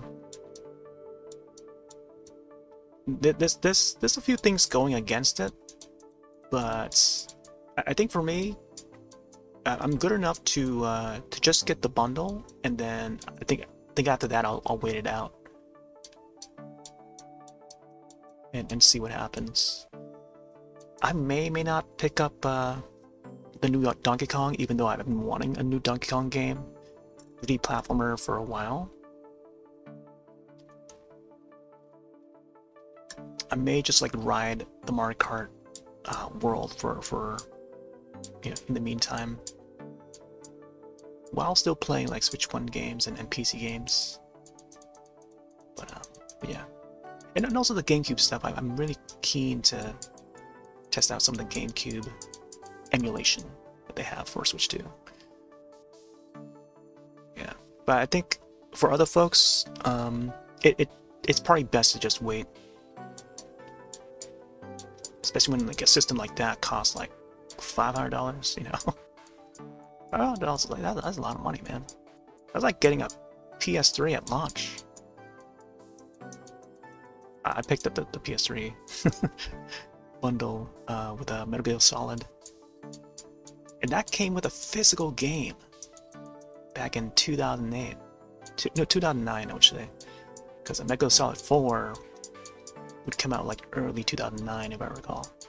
And that's when I picked it up.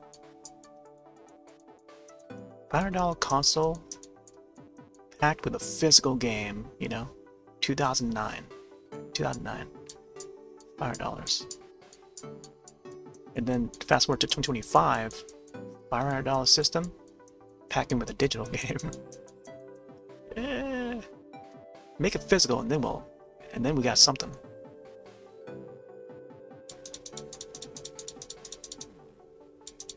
But yeah,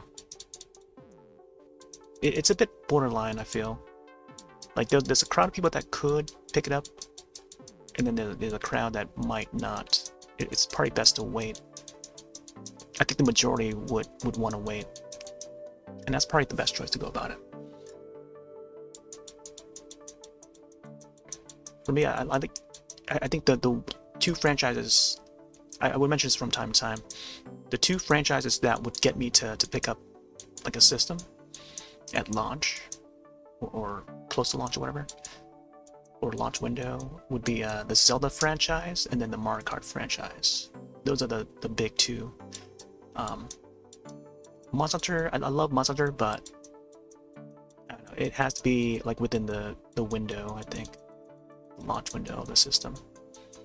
So if there's no sign of a new Monster Hunter heading to Switch 2, then that's even less reason to pick up a Switch 2 or any new system.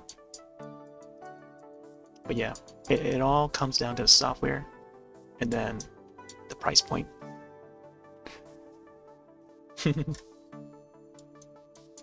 Oh no, we've been buying games for a long time, so we kind of know what to expect when it comes to like these companies, both PlayStation, Nintendo side.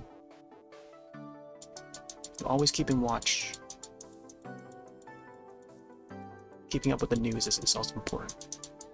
My cousin comes to me when it comes to like video game stuff. It's like, oh, I was surprised when he found out that they announced a new Switch system. I guess that the news just spread out fast across like Facebook or something. But I would be the guy they go to for video game news and stuff. But they have a family, so they would also own a Switch at their house. During Christmas, we went over, and then yeah, they had like a Switch hooked up and stuff to the TV, and we were playing Switch Sports. I even brought my Switch over. Didn't even know that they had one, but they already had one. So we were just playing Switch Sports. Switch Sports and some Mario Kart 8 Deluxe. It was fun. Fun times. Yeah, I'll try to get during release. I want to try and cover the game as much as possible on launch. I mean, it's Mario Kart. Since I feel like it's a household name when it comes to Mario Kart nowadays. Before, it wasn't as popular, I guess, until the Switch. Until the Switch version of Mario Kart 8 Deluxe. And like, everyone and their mom just like know what a Mario Kart is now. Like, even the folks that had never played Mario Kart before, they now play Mario Kart for the first time. Like, I'm starting to see that now too, which is great. It's great to open up the series for, to a broader audience, and they did it really well. Somehow that title just like shot up to like the top selling piece of software for the Switch.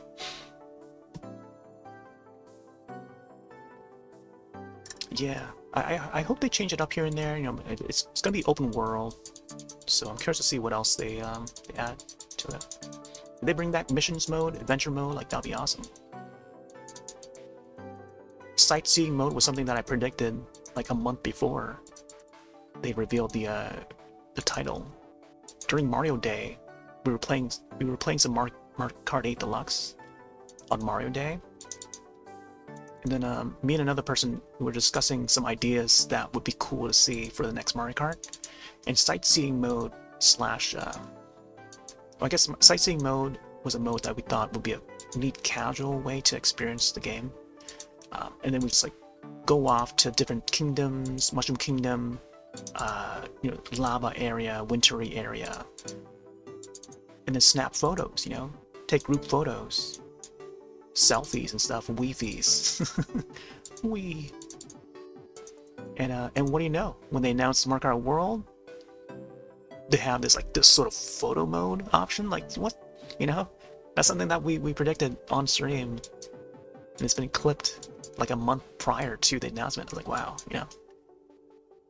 But then the game needs more than that. We need more than just like a photo mode, casual mode. They need to bring back like boss fights, you know? We gotta see those boss fights come back. We haven't had those since like the Wii DS days, you know? Mario Kart Wii and Mario Kart DS were some of the top tier titles, I think. Some might not agree when it comes to like Mario Kart Wii, but I didn't mean for that to rhyme. But today's also Poet in Your Pocket Day, by the way.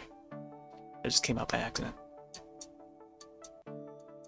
But yeah, some might not agree when it comes to the Wii version of Mario Kart Wii, but I enjoyed it. You know, it brought in online for the home console. I had my fun with it. But online tournaments, official online tournaments with a thing, we can do boss fights, and you can submit your time, your best time, for defeating that boss. And that was a cool thing. They brought like tricks. You can do tricks off a ramp. First time, you get the glider. No, not the glider. The glider was Mario Kart 7, I think. But you got the bikes. You got the bikes, and you got the tricks. Those are the big two. Heavyweight, lightweight, medium weight. You know, that stemmed.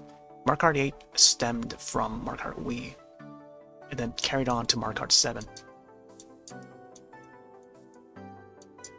So the DNA flows through the entire series.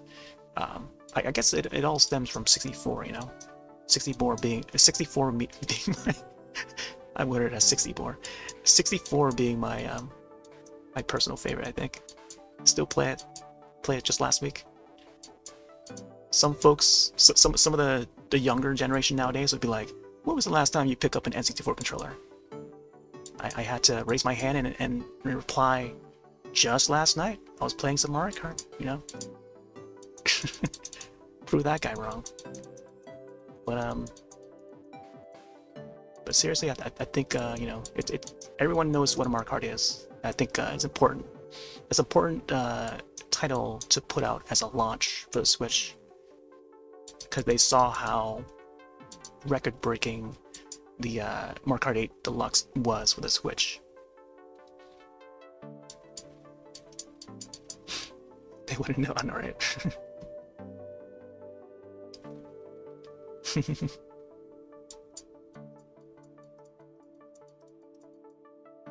See that?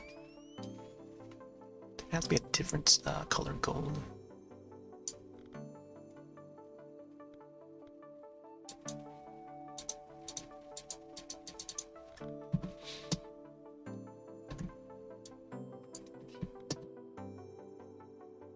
It would be neat to see, like, oh, I don't even know if like Diddy Kong was confirmed as like a part of the roster. That would be neat though. If they bring in Diddy Kong and then adventure mode, you know, just like how Diddy Kong Racing had it.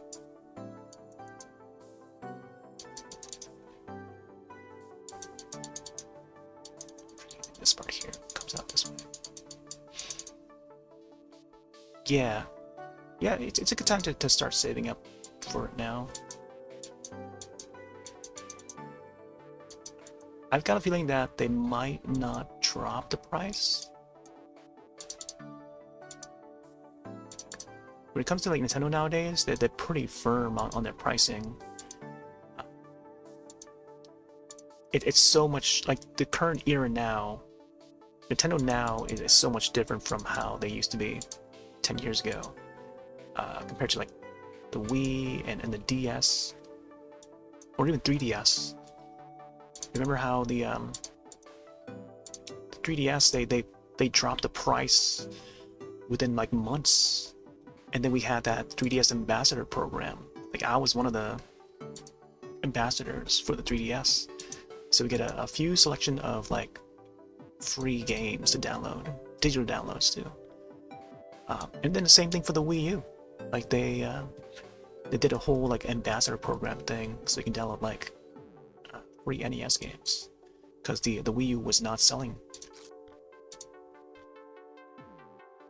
It was not selling enough, so they just sort of congratulate or reward the folks that bought it at launch or earlier within a certain date and stuff.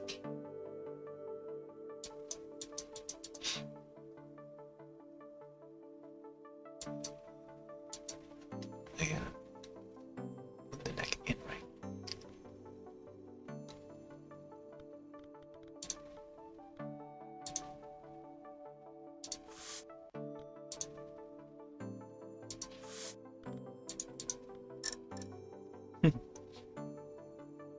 It would be neat to see whether or not they would try to drop the price.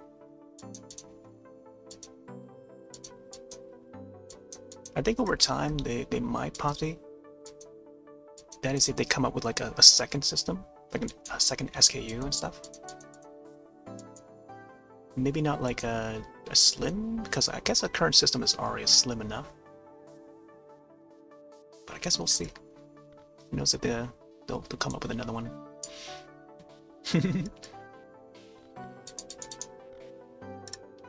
That'll be a while though, if they do.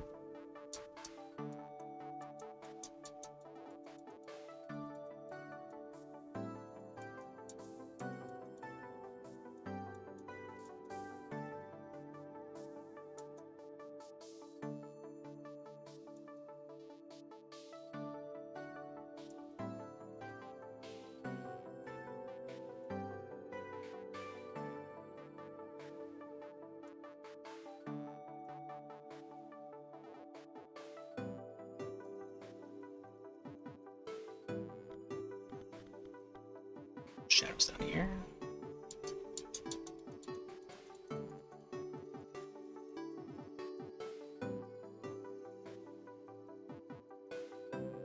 Check Discord real quick.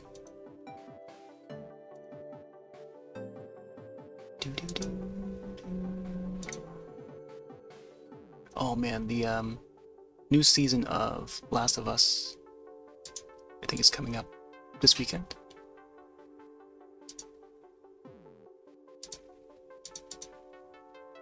Definitely looking forward to that one.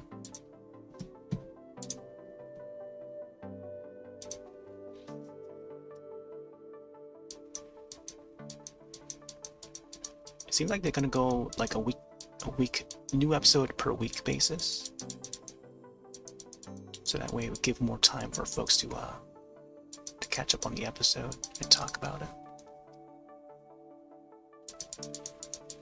Did enjoy the first season.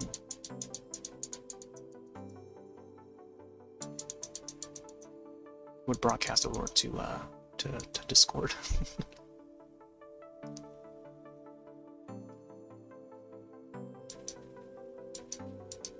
Whoa, what was that?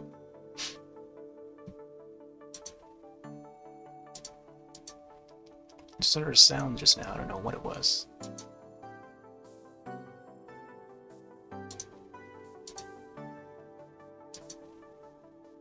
Beep boo. I don't know if that picked up for stream, but I just heard like a TikTok sound.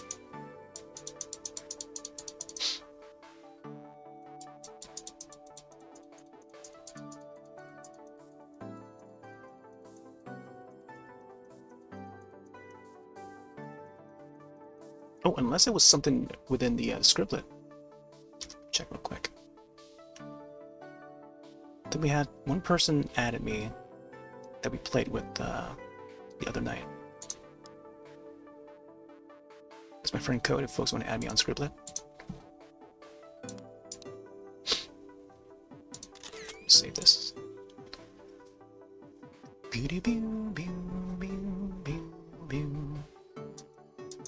Whoa, it's a very strong color.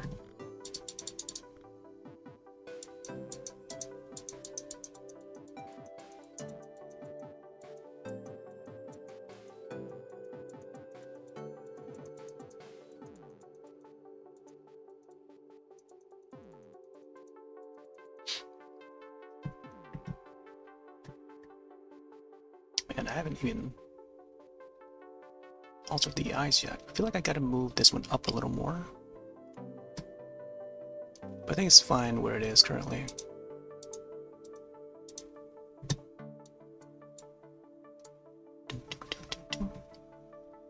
Well, I think the eyebrows should be a little higher on this end.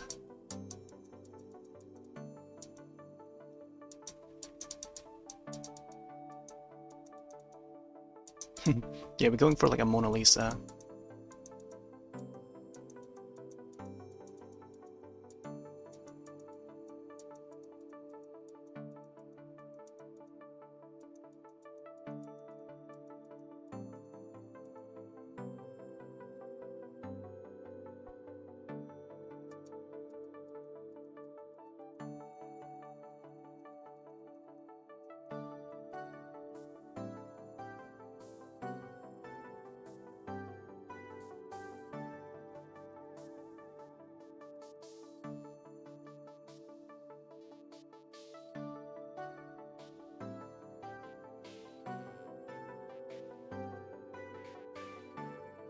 It's not here. Should be a little bit higher.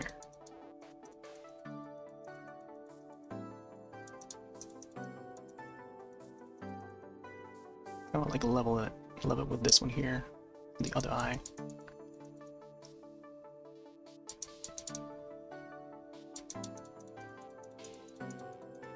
Maybe the eyelashes especially needs to be a little bit darker.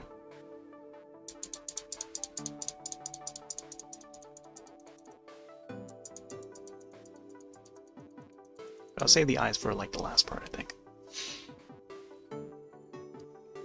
Alright. Just gotta get this part here.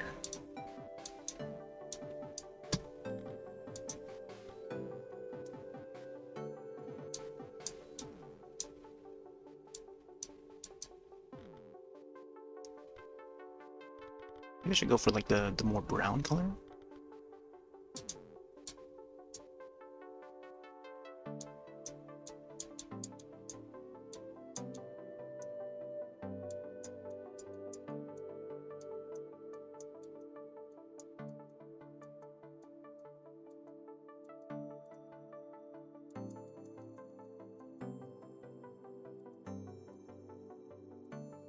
Oh, that's another thing too.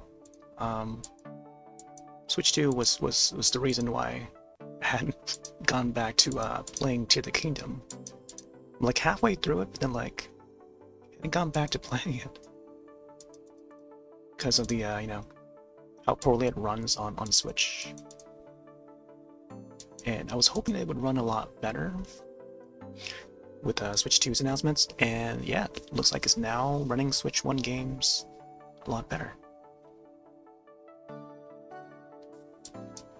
It just requires like the Switch Online thing, which they would offer the upgrade for free for folks that have a subscription, which is pretty neat. I feel like they could just do all the upgrades and have them set for free and not having to pay anymore. Like we already pay enough for just the subscription,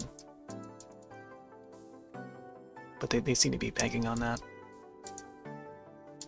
Especially when it's like brand new content, such as the one for Kirby.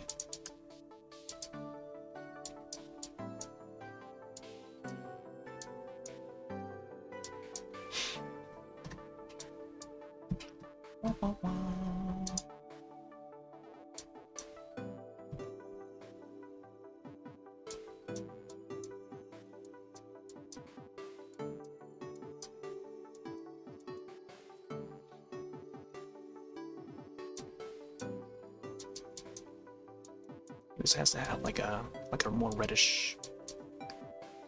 Actually, probably sort of matches the hair.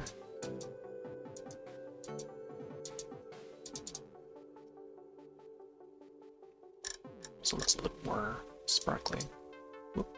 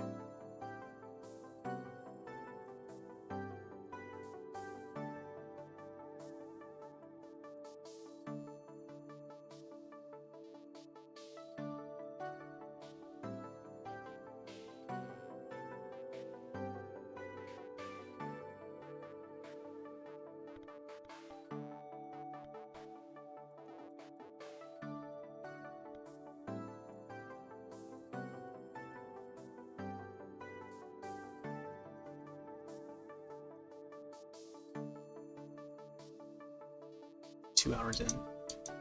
Definitely feels like it's been longer.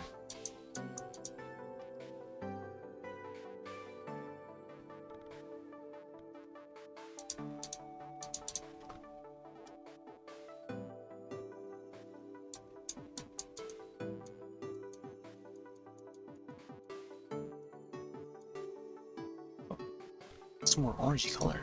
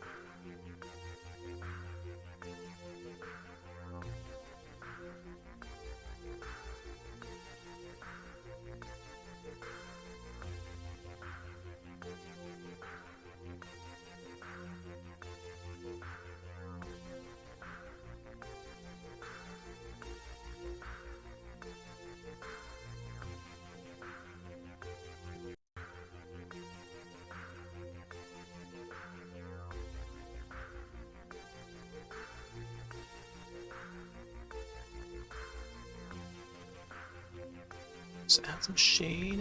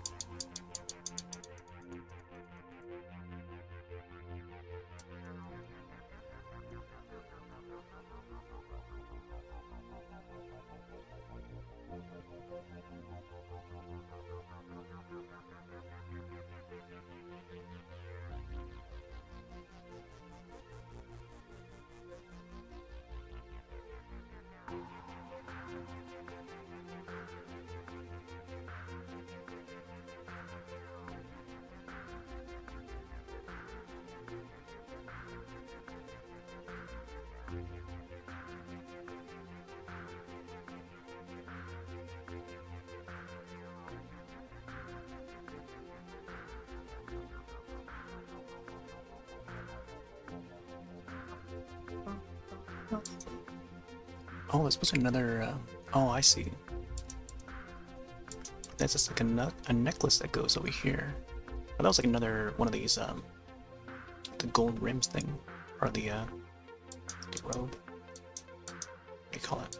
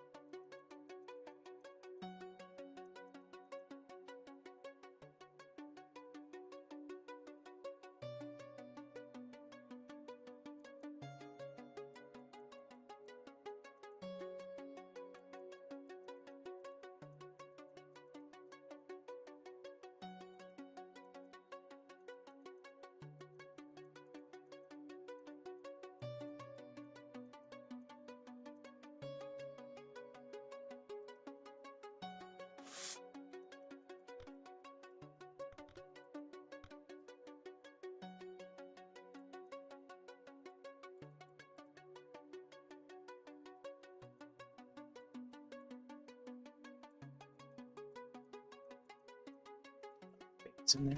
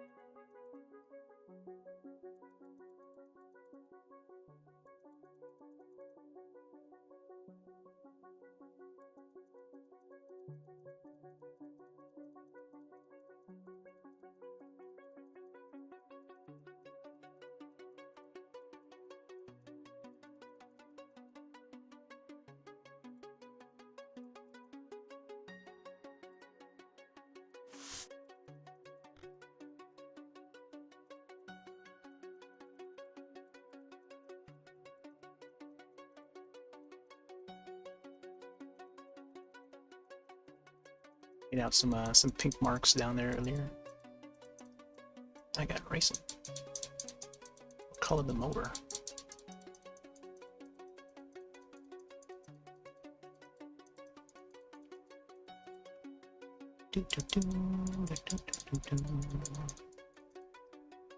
Gotta get some of the hair in there.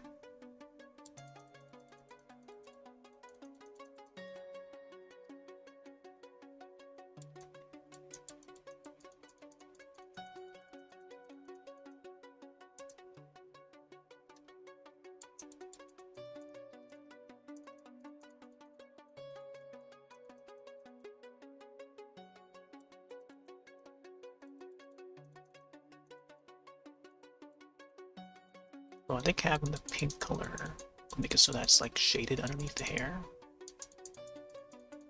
But now I kind of gotta go in there because it's supposed to look like the hair is like over the skin, not directly over, but like far enough from the skin that it you know, it shows through it.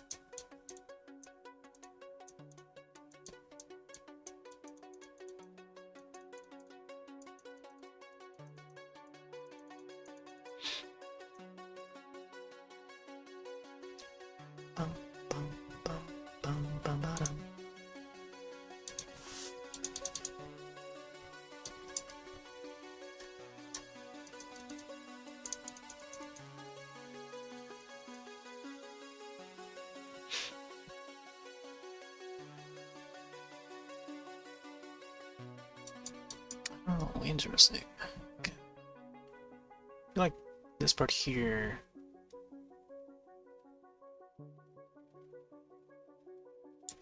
Here, I'll just add the shade here.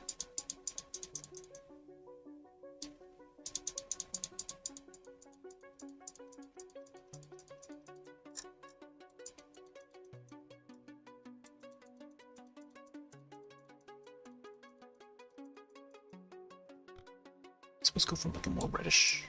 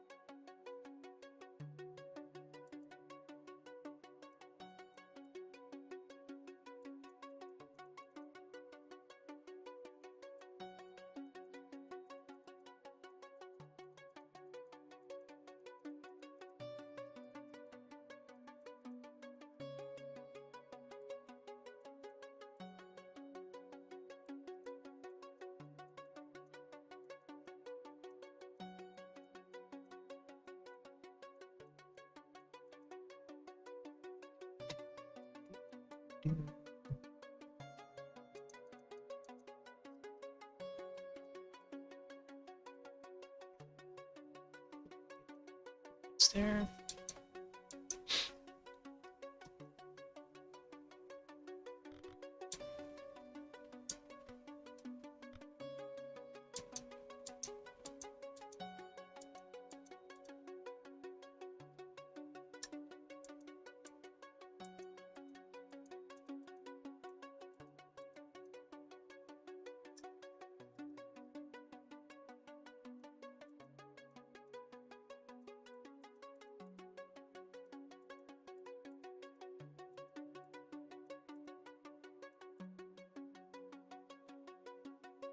Try to get that smoothened out as much as I could. I'm sure it'll look fine. Think about this part here. I could probably add more shade.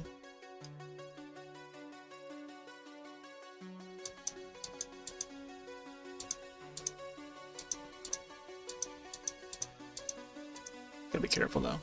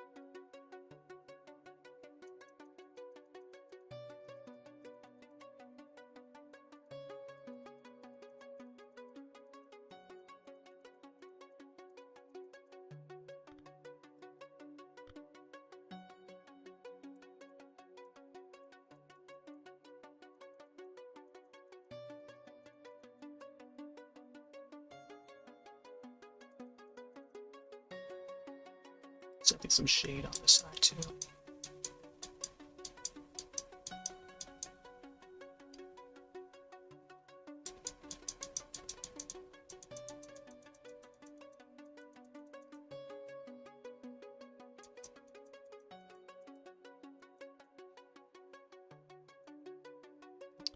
This should be more of a like a darker magenta.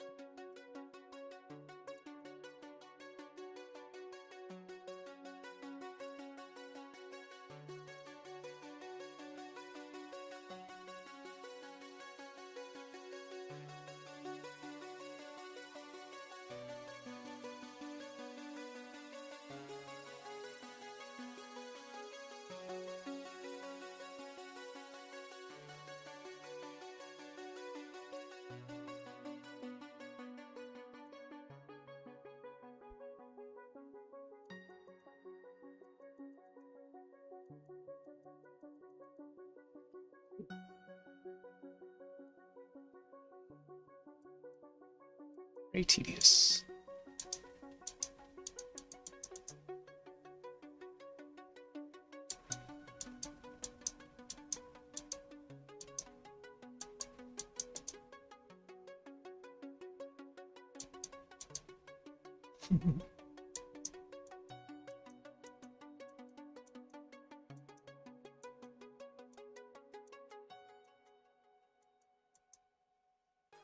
Gotta have the lips.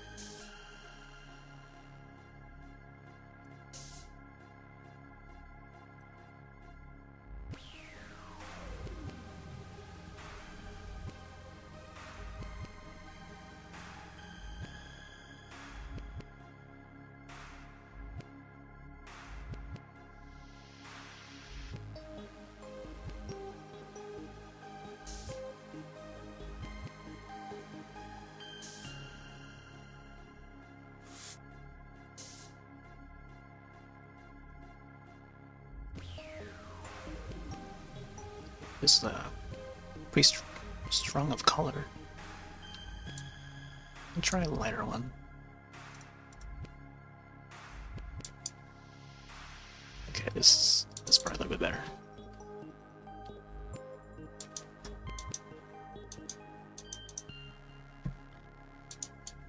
There we go. Some strands in there.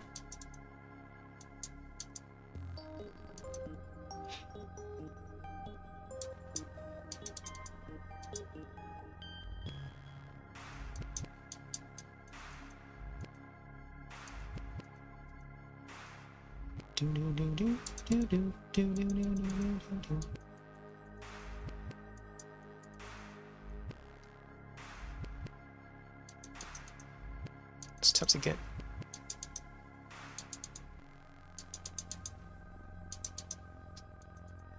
So we can't zoom in on the image, so it's like a lot more difficult to get in there.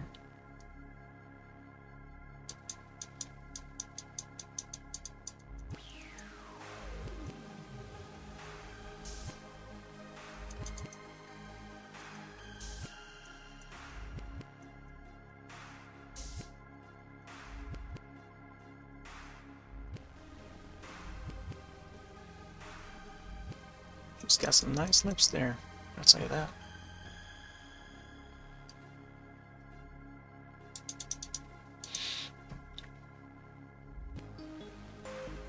I want to try and mainly get the dark parts as bright as possible.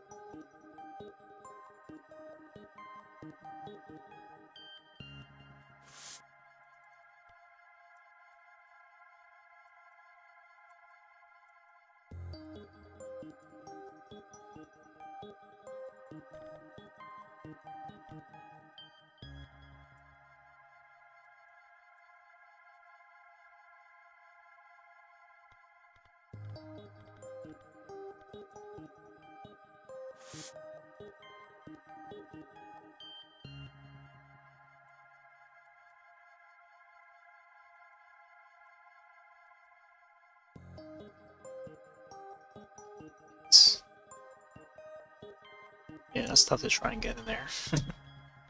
Here, let's add some highlights.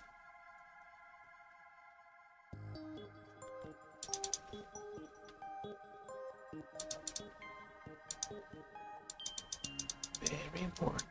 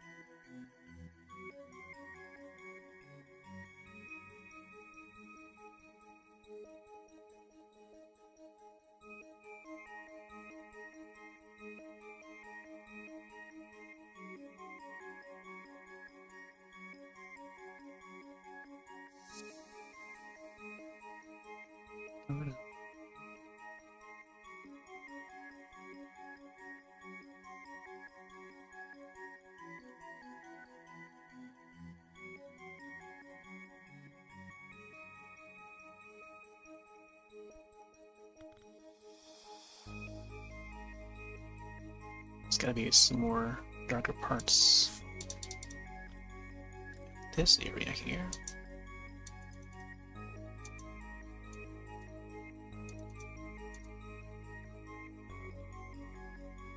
Kind of.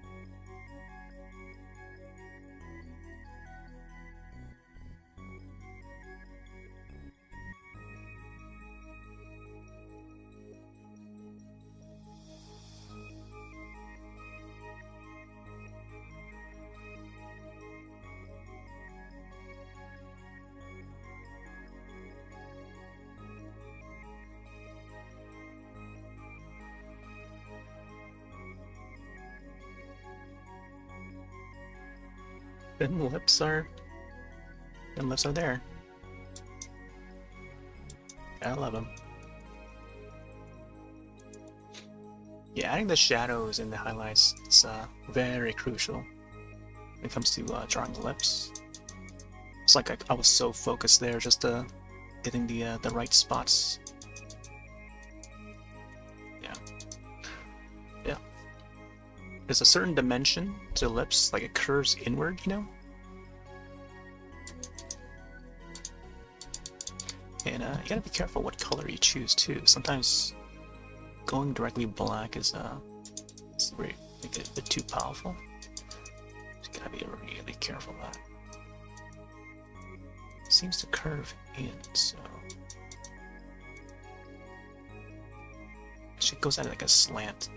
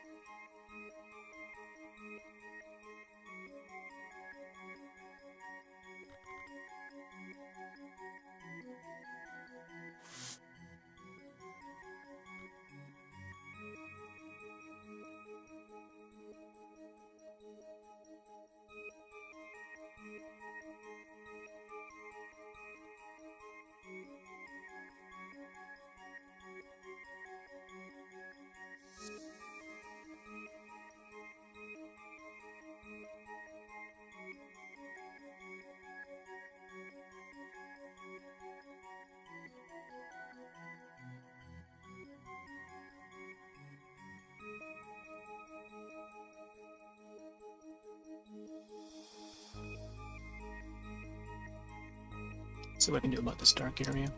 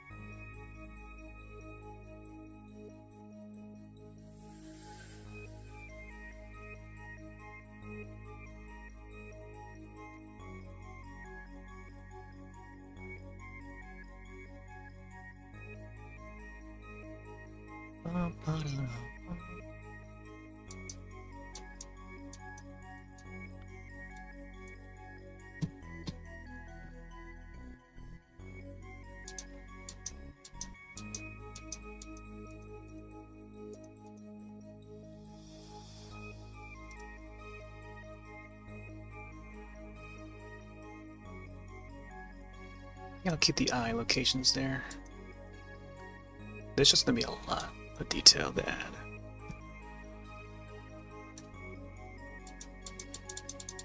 Well, I think we're supposed to have like some eyeshadow, like purpley.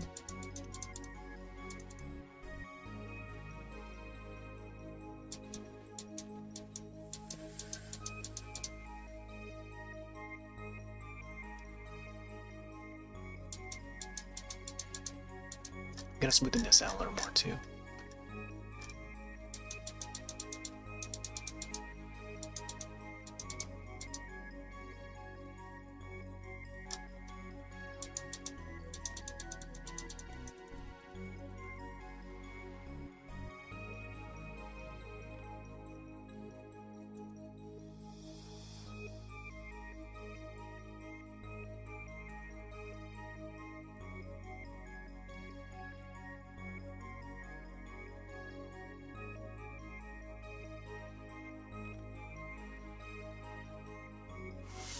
sure about that color.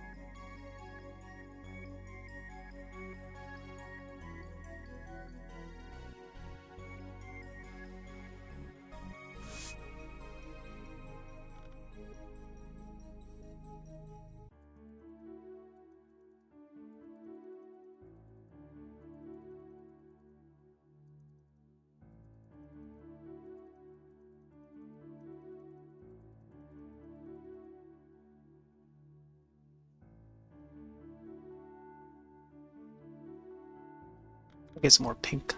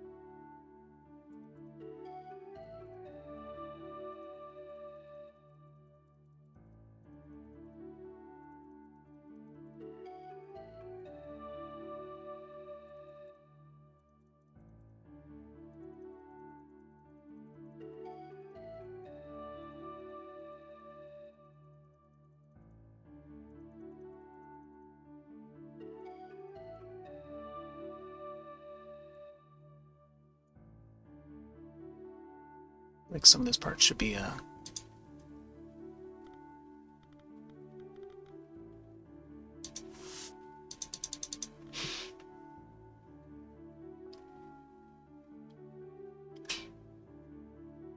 car the cheek there.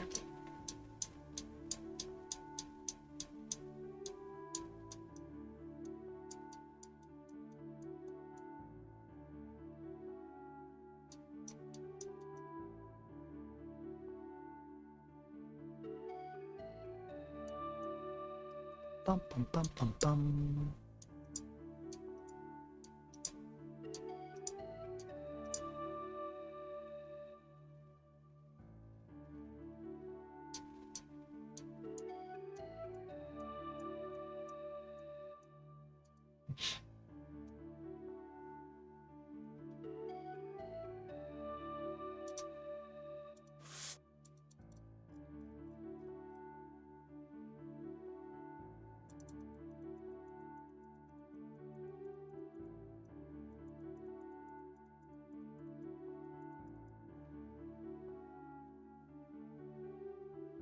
Shade the face a bit there.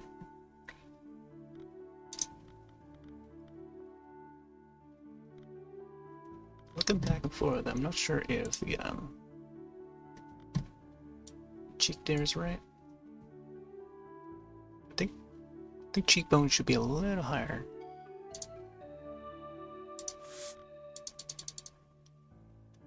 Let's see, fix that a bit.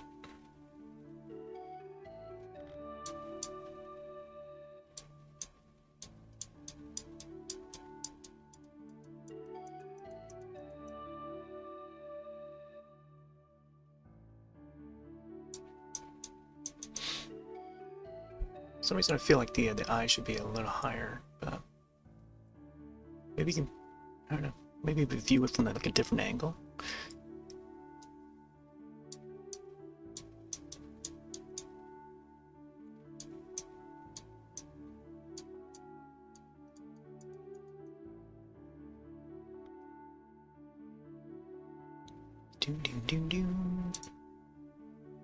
Get a little bit of highlight there.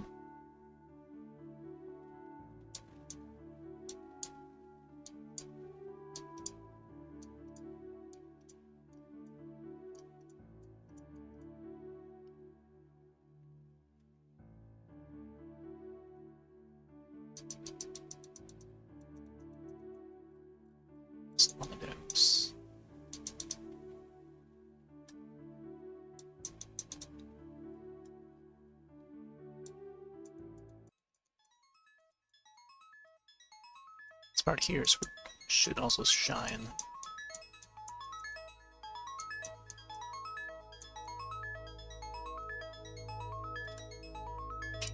And it goes upward.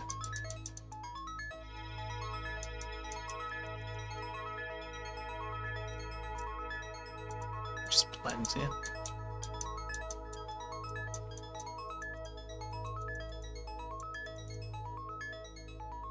Blending in with the skin.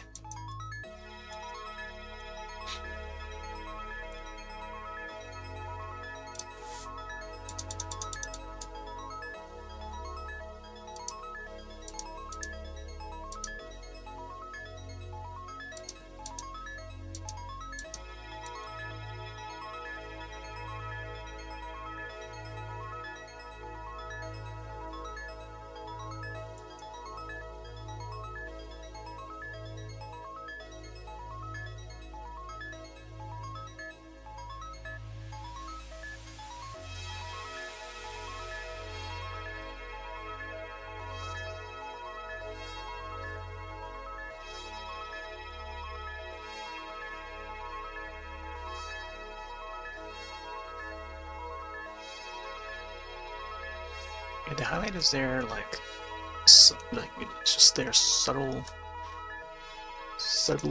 laid in some areas. But man, so I was trying to get like the lighting there. Let me fix this part here.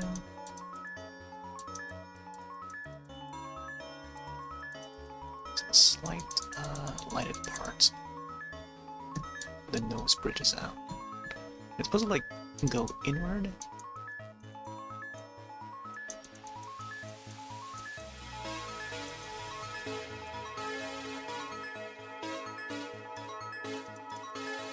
It's Transformers.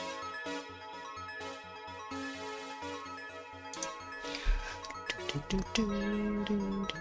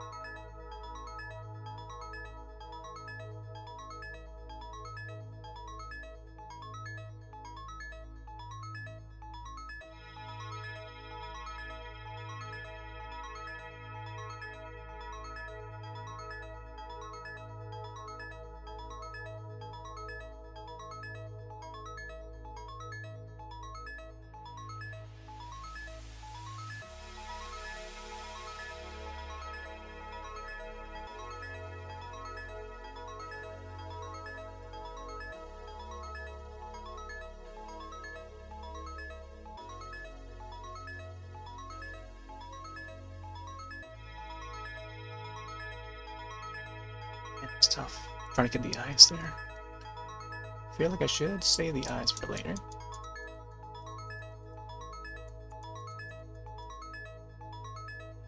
I guess we got to fix it up, alter it a tiny bit. Until we have to come back.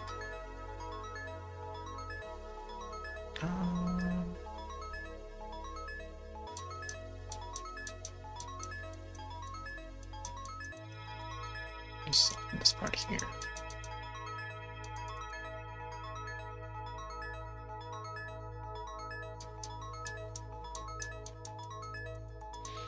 Especially for the that line.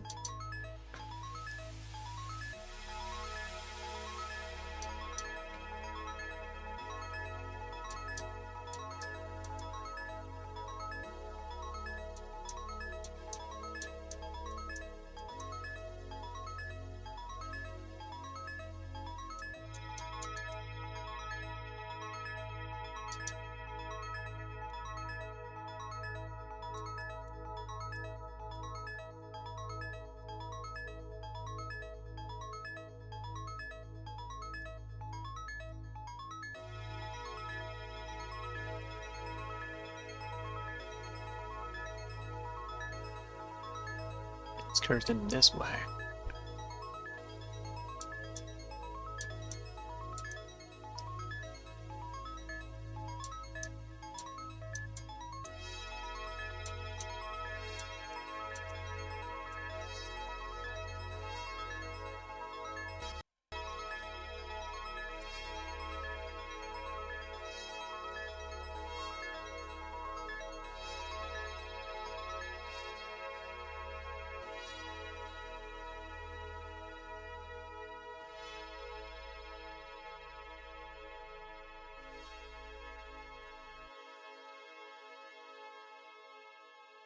Transformers, robots in the skies.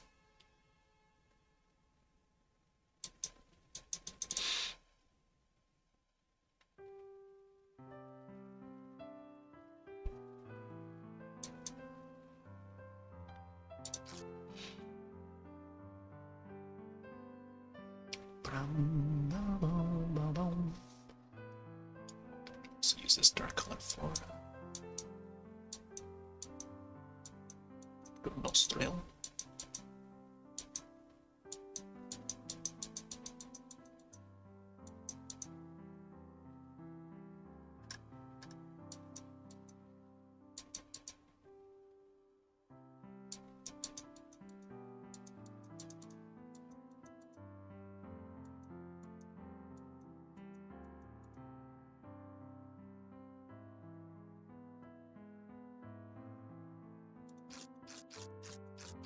You gotta be like really careful.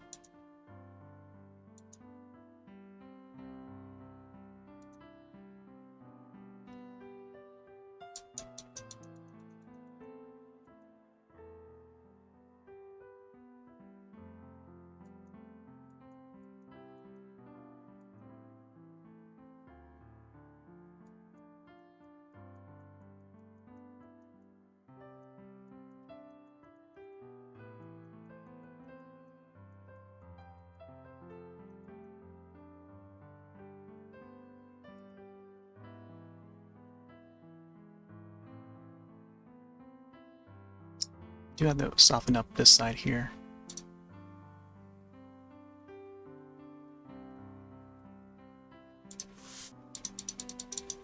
Gotta do it lightly.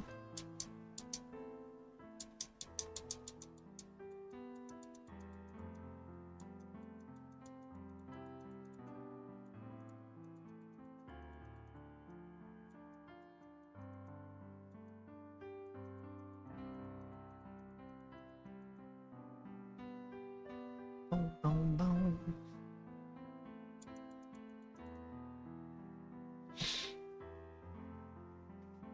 There we go.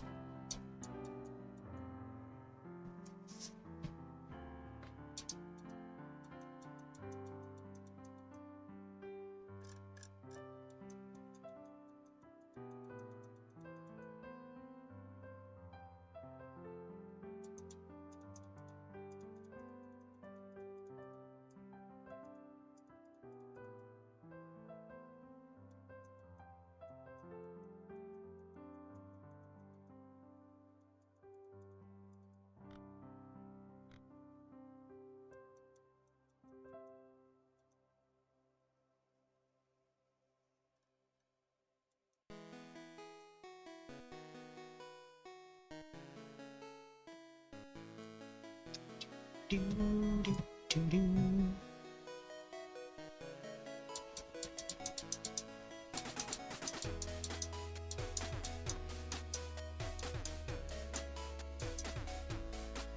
Bottom.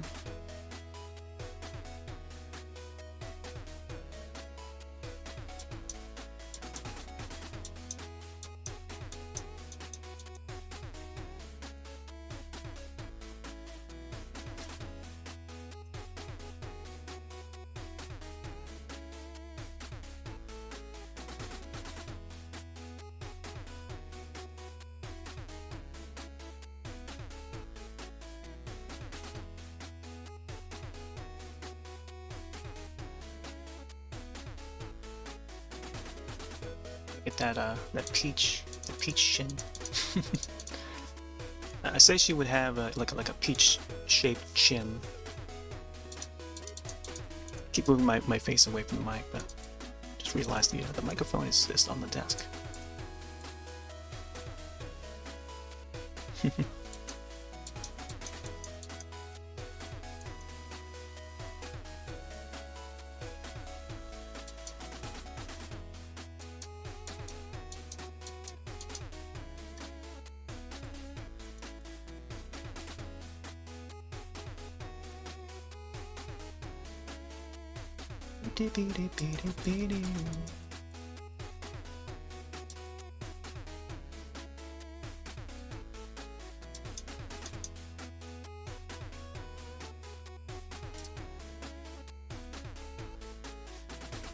Oh.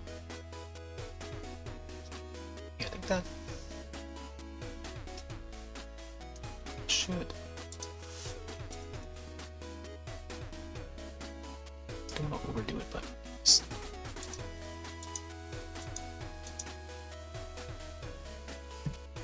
kind of see it.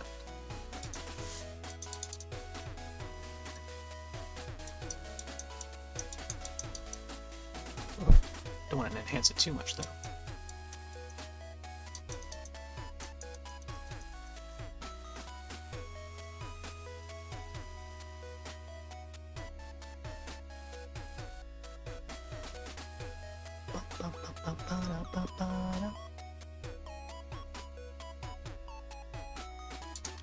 Alright, let's save that. Let's see how it looks in the thumbnail view. Switch back and forth. Oh man, yeah. Got the lips there. Go back in.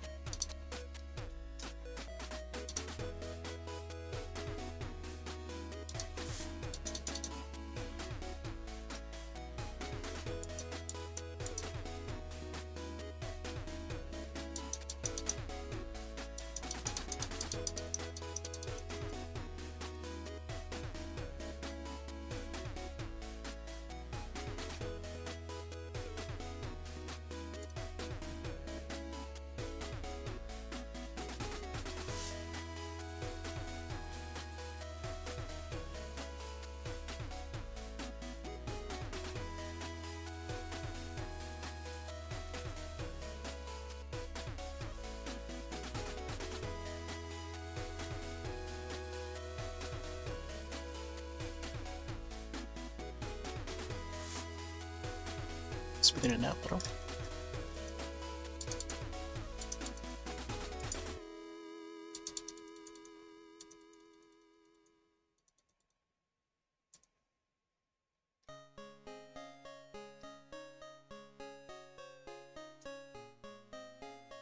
Yeah, I think. Whoa! I don't want to do that. You got a beauty mark.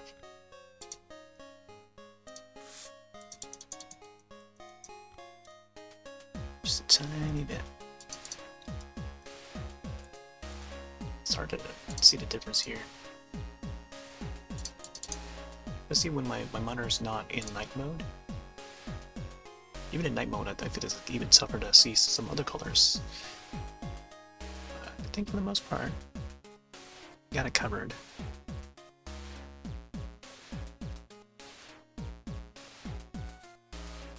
Can't wait to get to the eyes part. I think we'll get some more hair in And then we'll cover this part again. Add some more highlights, I think. For the gold pieces here.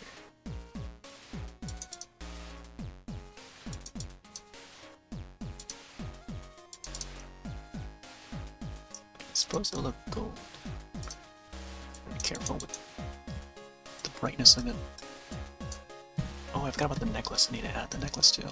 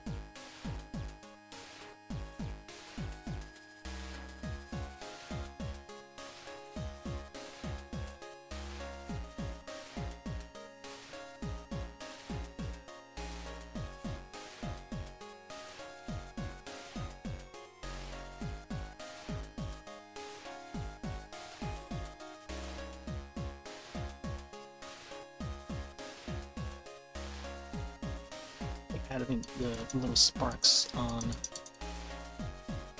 the ribbon part here. It's a little bit more texture to it, you know. I feel like I would also add texture to the cape as well. We definitely need to get more purples in there. More velvety, like a purple velvet. Then maybe add some sparkle to it. Sparkle, Mr. Sparkle.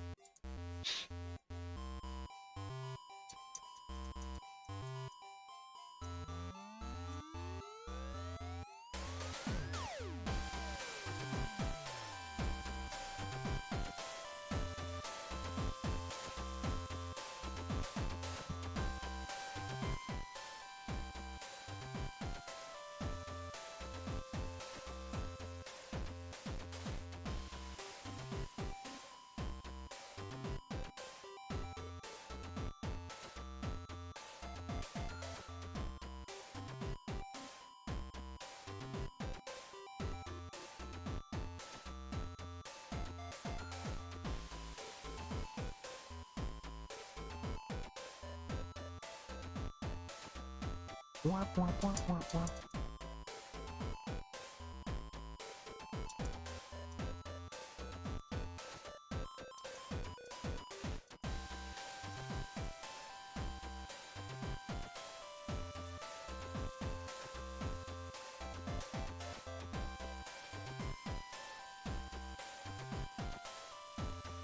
Let's get a little bit of the chain in there.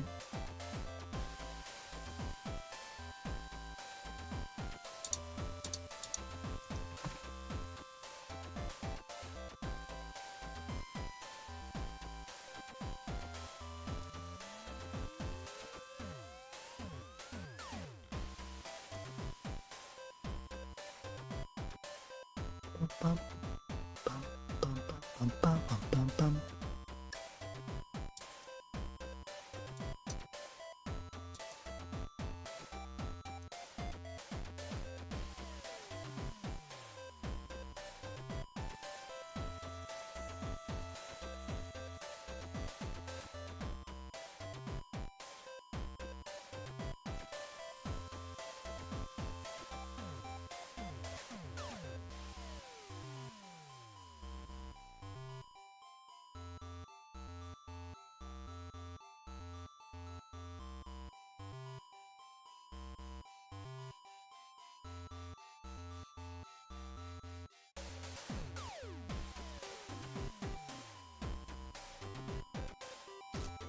it's gonna be a shadow underneath it.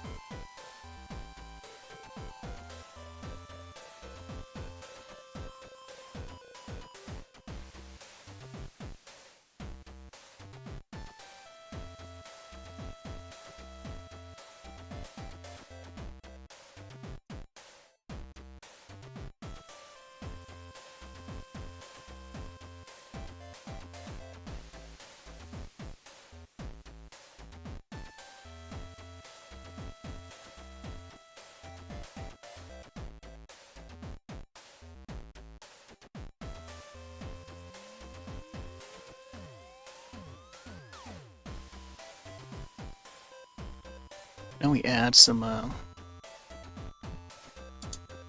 not sure what color this is. Oh, maybe it's this one here. Maybe I'd use this one.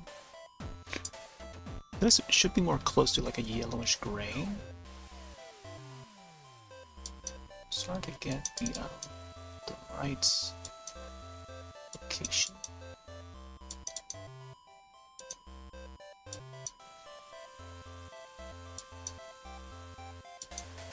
Just gotta be careful and spy.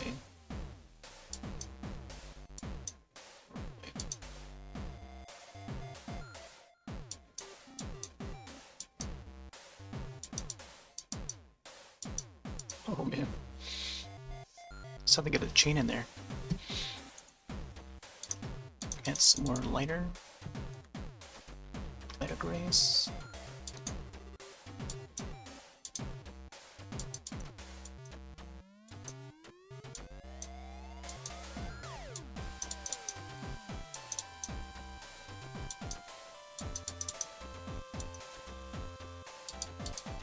Gosh, the keyboard that's like up above there is like blocking the way a bit.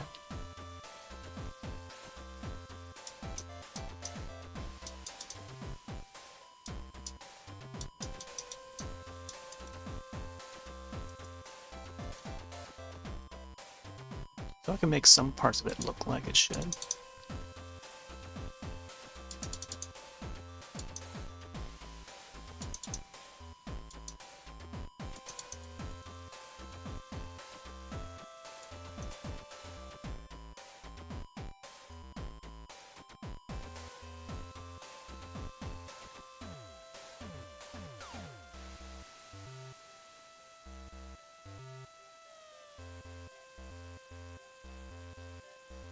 Now it's getting close in there. It's more shaded down here though. Okay, now I guess we'll add the shadow.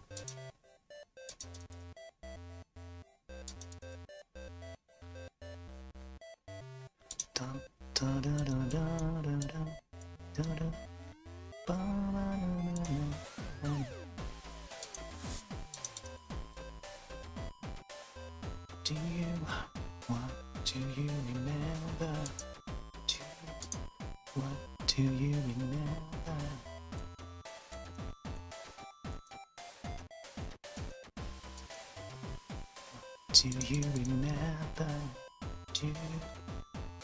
Do you remember?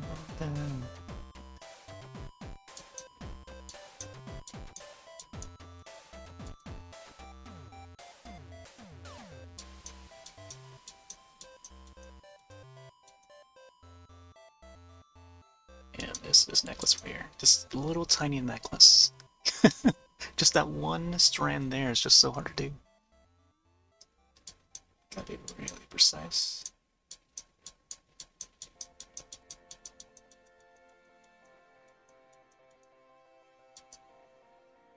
And also gotta find the right color too.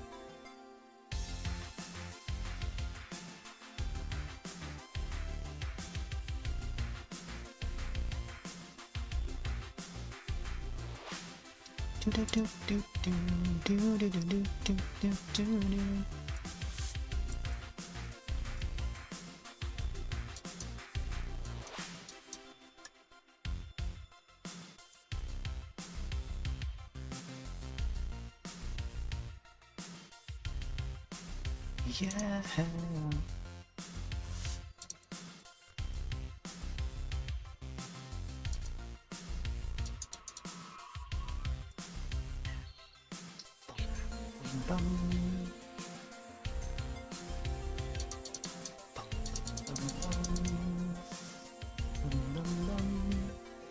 And that necklace. We got it down.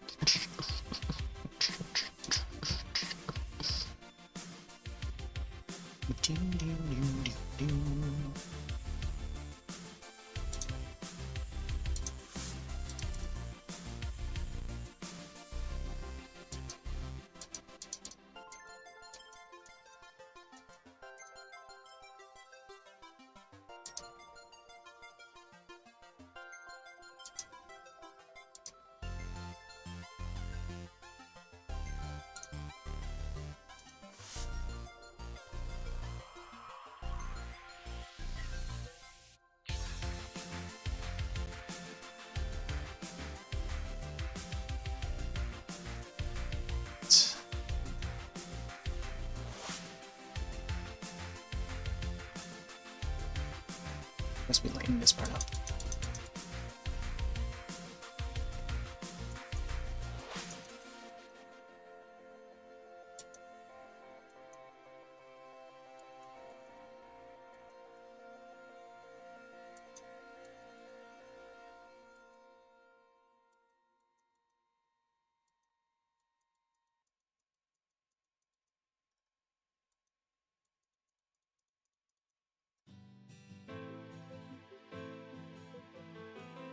Oh snap, we got some ᵖᵦᵦᵜ.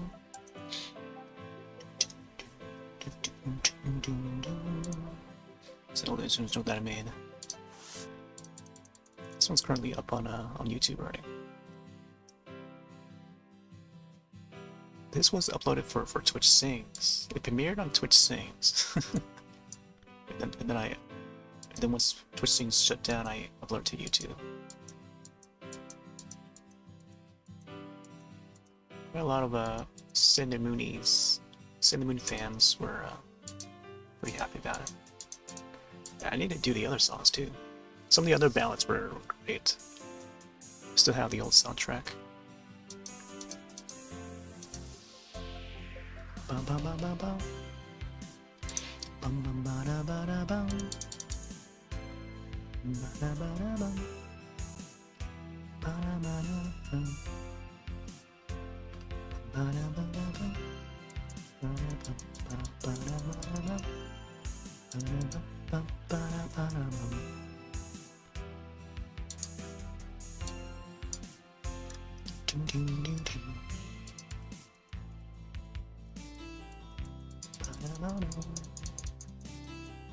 Couldn't get the guitar to sound right for the electric guitar part. Extended this part here a bit. This sounded pretty cool. A little bit of acoustic moment. And then this part here comes in. I don't have any other electric guitar instruments, so I just like used whatever the preset was. I'm trying to get it to sound as much as close to the original as possible, with some you know, extended parts here and there.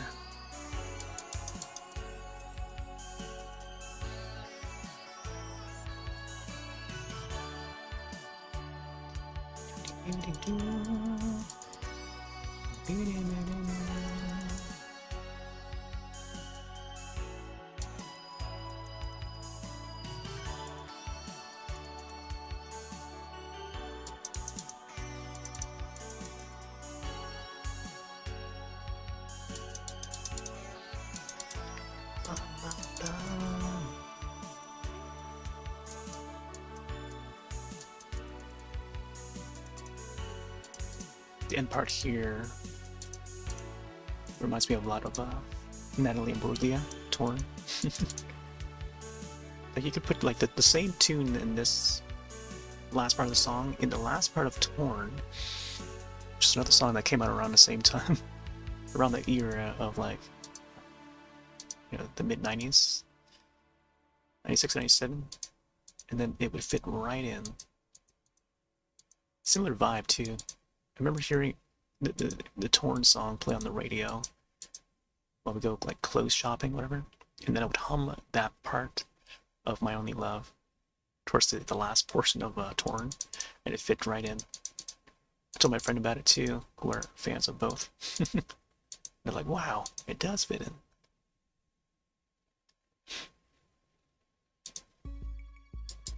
Alright, I guess I'll loop this song for a bit.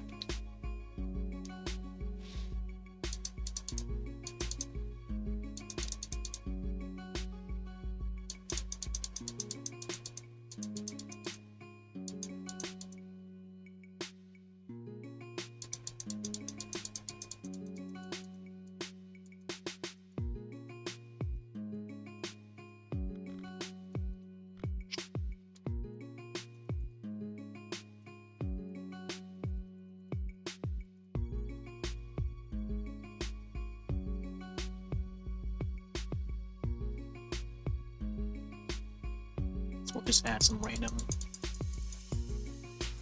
streaks here and there.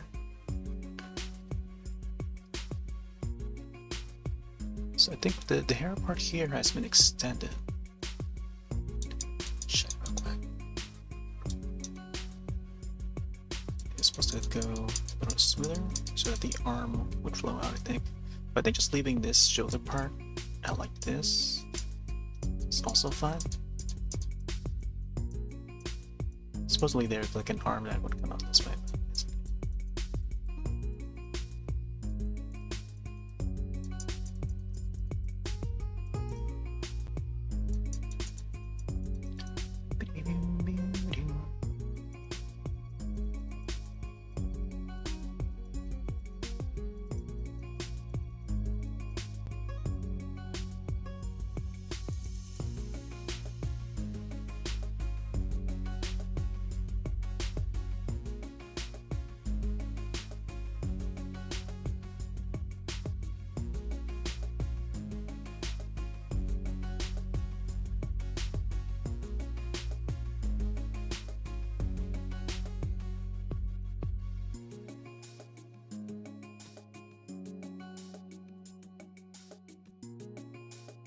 What about this part?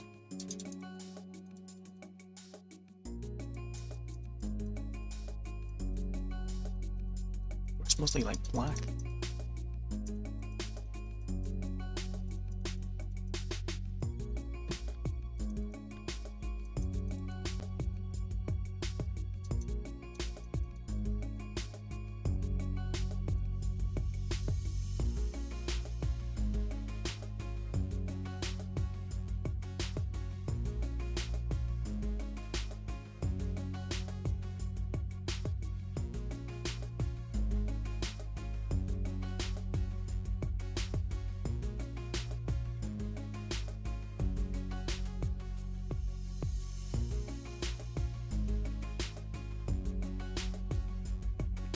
Actually see the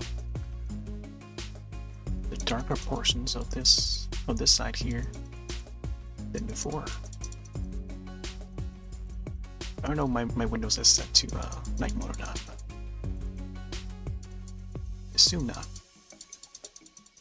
You definitely see some of the color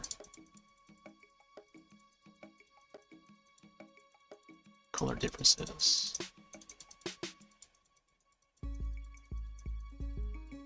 I'm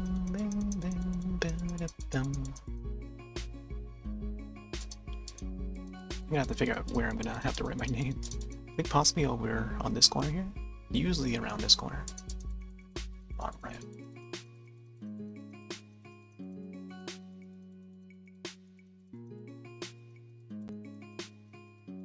Do a save.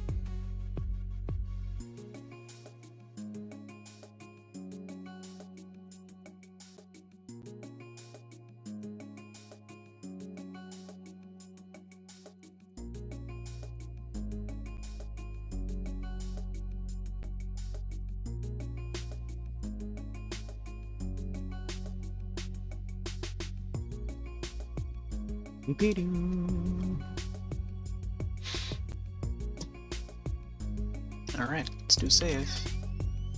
Let's take a look at the thumbnails. I don't know why I tend to refer to these thumbnails just compared to the previous thumbnails here. We've come a long way. I'll tell you that much. We've come a long way. Holy moly, man.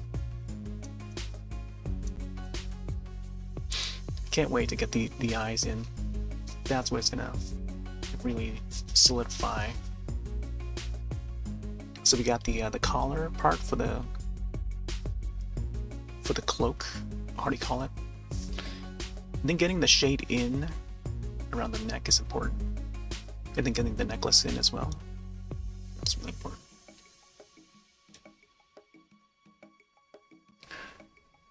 I feel like probably adjust the nose a little more. At least with the shadow of it.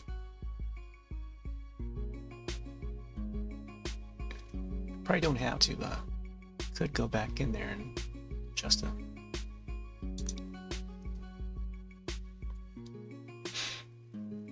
Okay.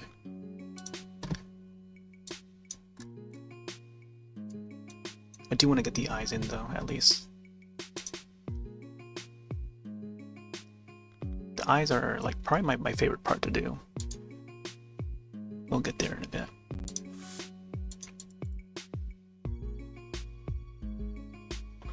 See how it looks when we extend the nose here.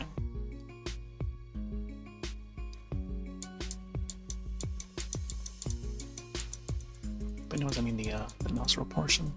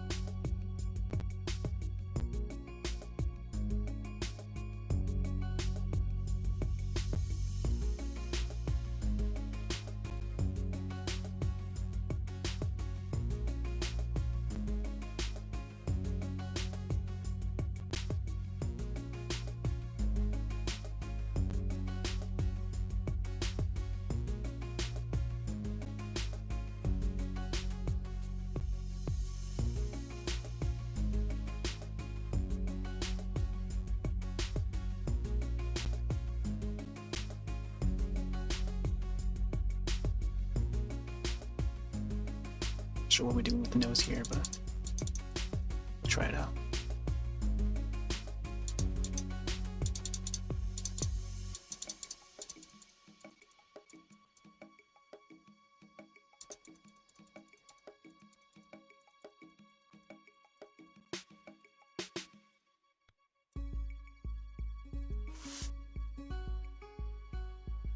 Bum, bum, bum, bum, bum, bum.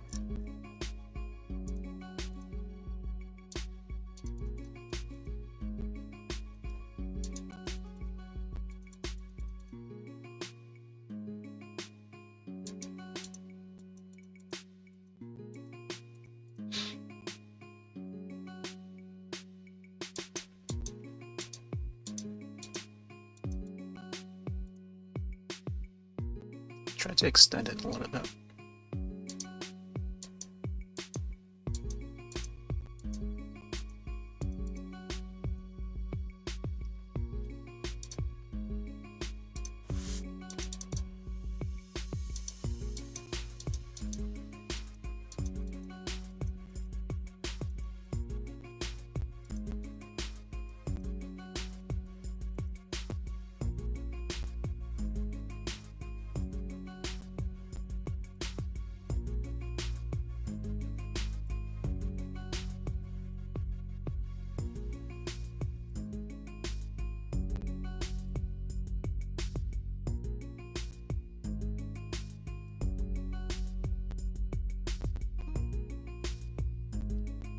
Tired eyes.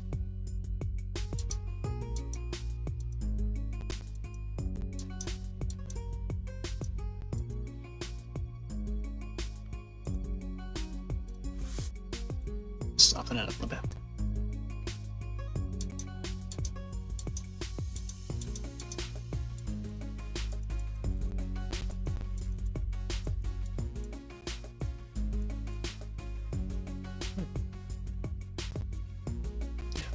Then you don't want to overdo it. Alright, now. Man, I feel like we should add more to the hair and stuff. But I feel like we could get some eye action in. Yeah, let's get some eye action in. Blue eyes. I'm gonna save that. Going in.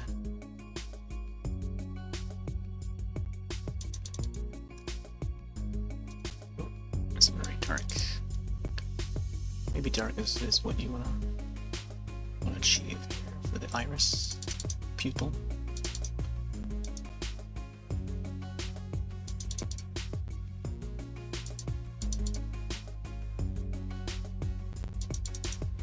Eyes that stare into your soul. Dilated pupils.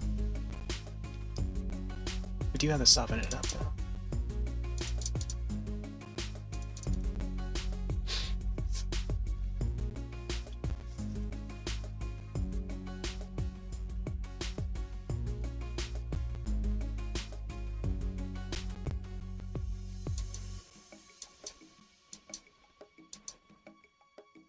Just very nice eyes.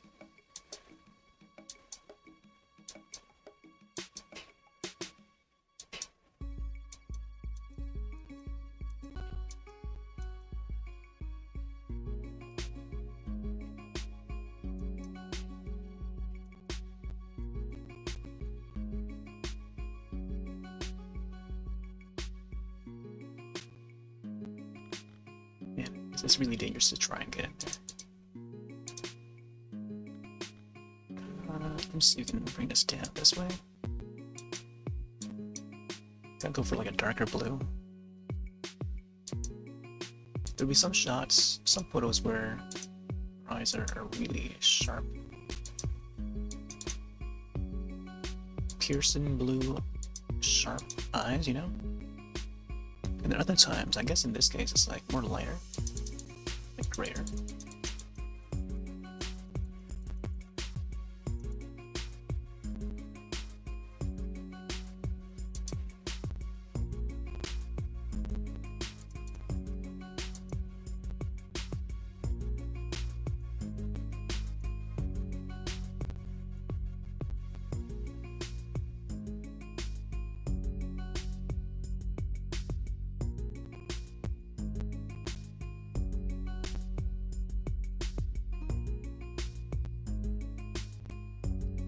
You go around. I think once I start adding the shine, and that's when I get close to the end.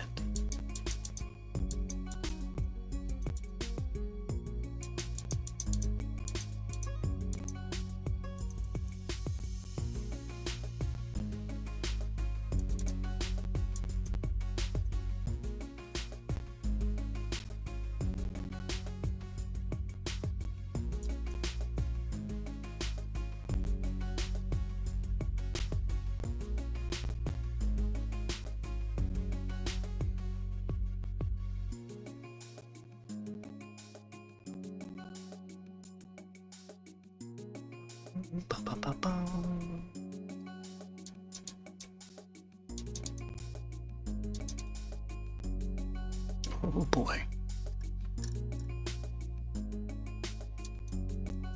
It's hard to get some of it around the pupil as well. And the location of the pupil is very important. You don't want it to be off center.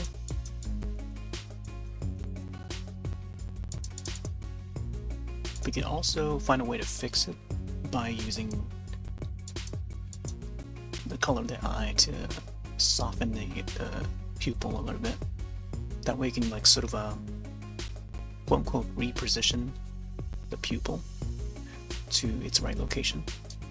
So you can shift it to the right, shift it to the left a little bit, up, down, whatever that needs fixing. But from the moment when you jot down the pupil, just gotta get it down as best as you can, and then from there, that's when you wanna, adjust.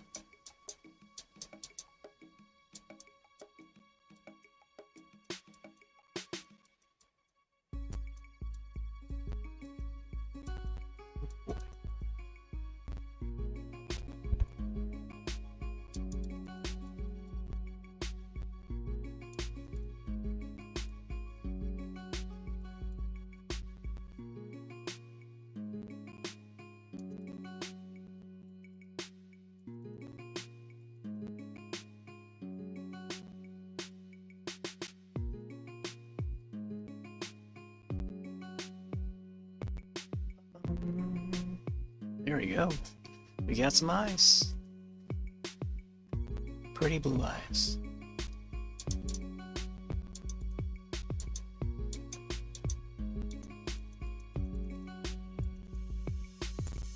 See how it looks when I can expand it out.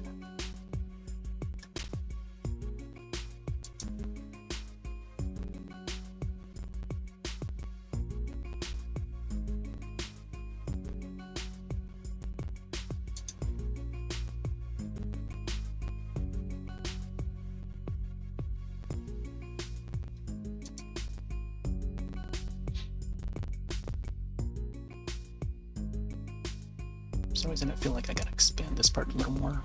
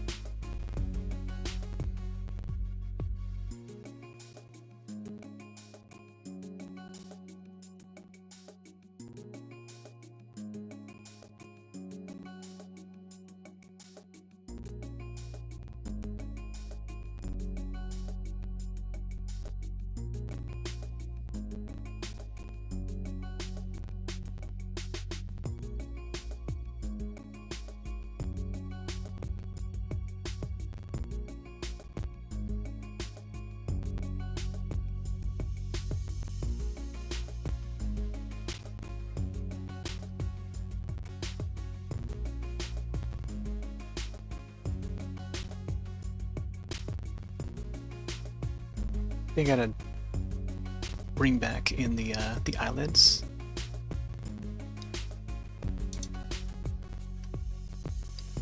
So you can clean some parts of the eye up a bit.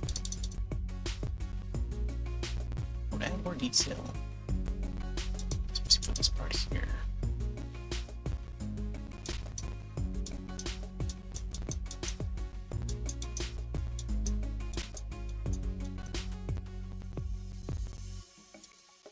Oh, there's that sound again. Oh, thanks, Jeff. Yeah, not often do we get to feature art, but I feel like there should be a category for art and creative section for Beam and also for Soop. I feel like there's not a creative / art section for Soop. So you can enter this again. Oh, what happened to the Soop chat? It looks like it just refreshed itself. Same thing for noise as well. I'm trying to look for the chat window for noise earlier, and now I found it. Now it's gone in.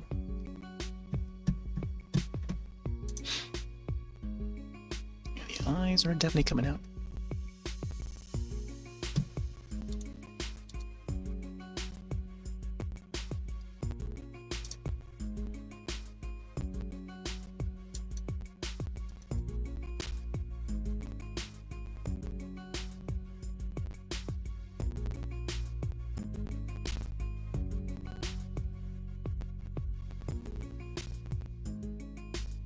Bum, bum, bum.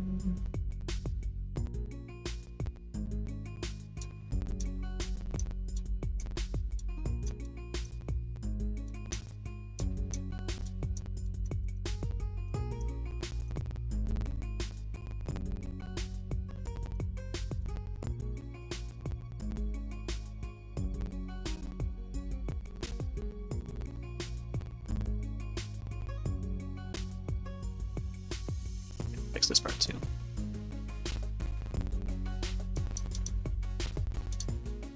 I feel like we gotta add the purple mascara, or how do you call it? Eyeshadow.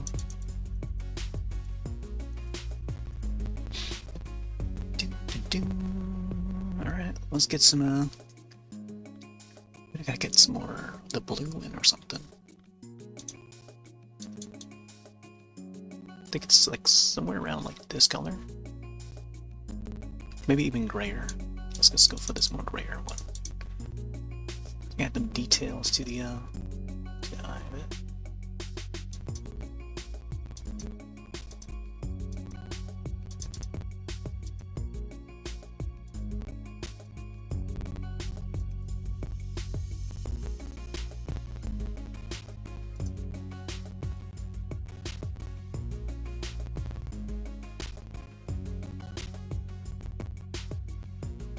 Also going in a specific order to the center iris or center pupil, and then the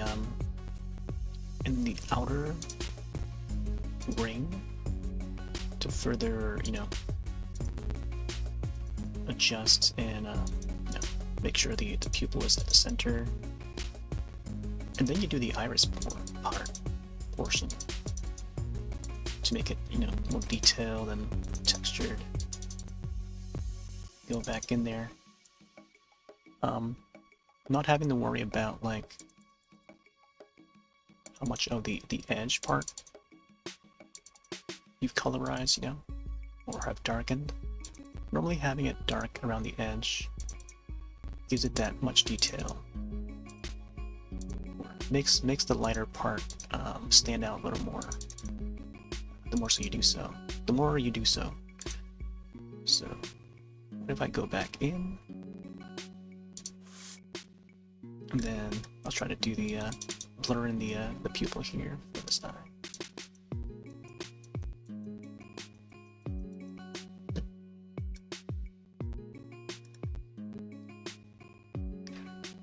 Again, like maybe it's not.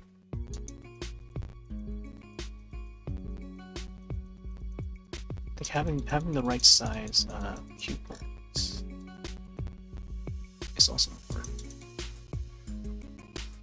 Because right now I have it, one is bigger than the other. So you can adjust it. It's all about adjustments, so you can get it down right.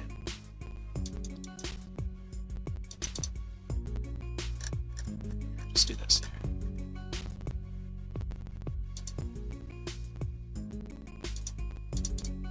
Blur it out.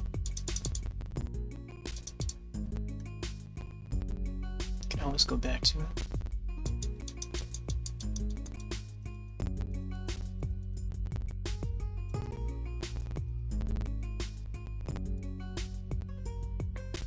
Make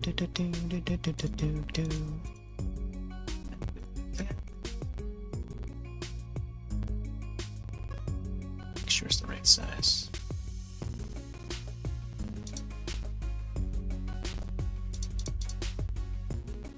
It might be a little bit bigger though.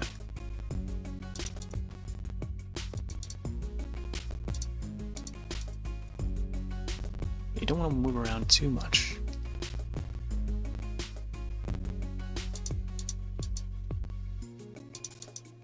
It's okay to adjust it here and there, and then further, darken.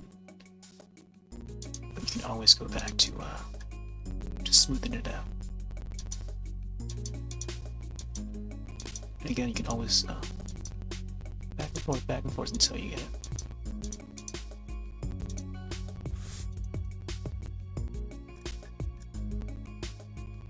Gosh, don't have the right, like,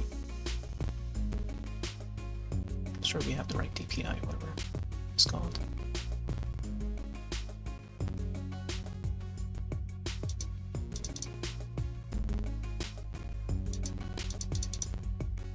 Something like that.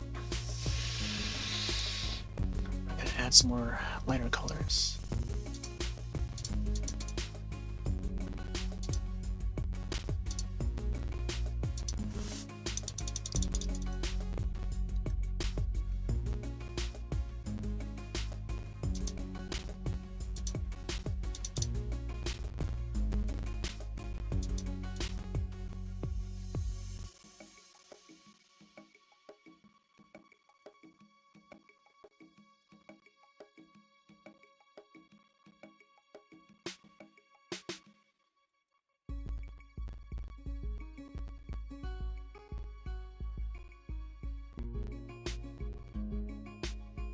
Bum, bum, bum.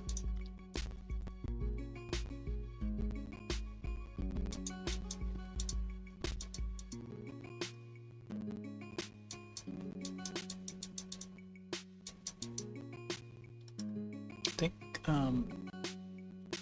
the right side here should be a lot more darker, since it's at the opposite end of where the light source is. Light source is pretty much. So you kind of want to add more shadows on this side.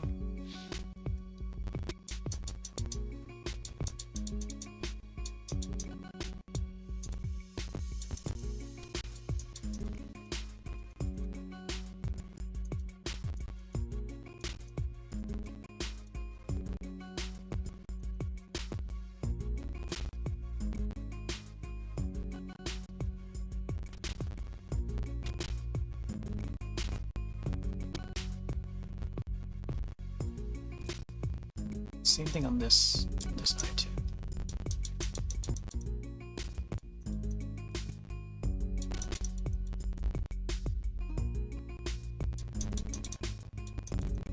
Not too much shadow though.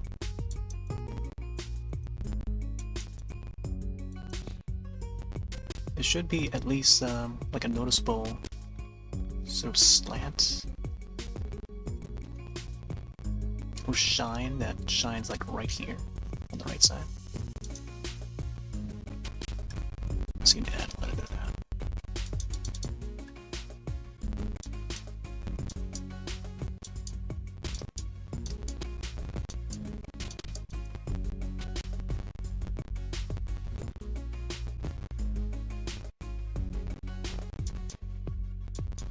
Not sure if it's just me or not, but like I feel like there might be some yellow in there or something. Maybe it just looks different in a certain like angle of the light. Add some more darker areas.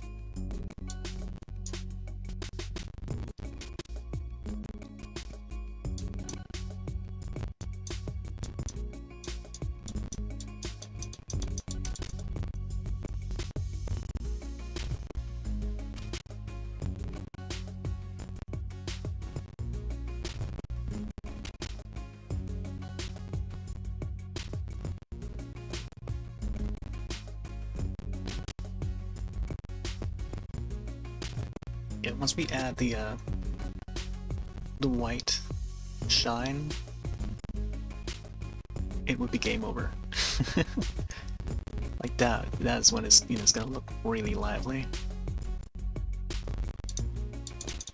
Get these people a bit.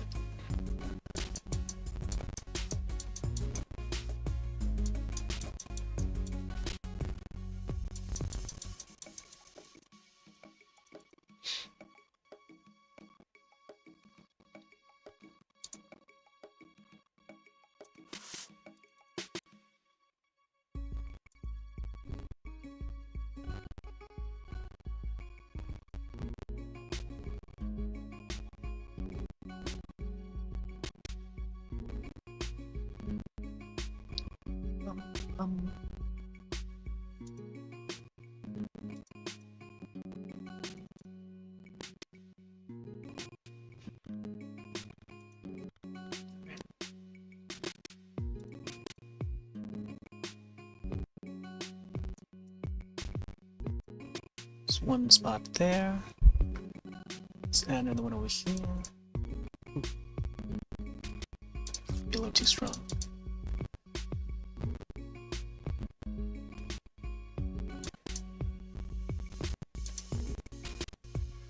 Oh man.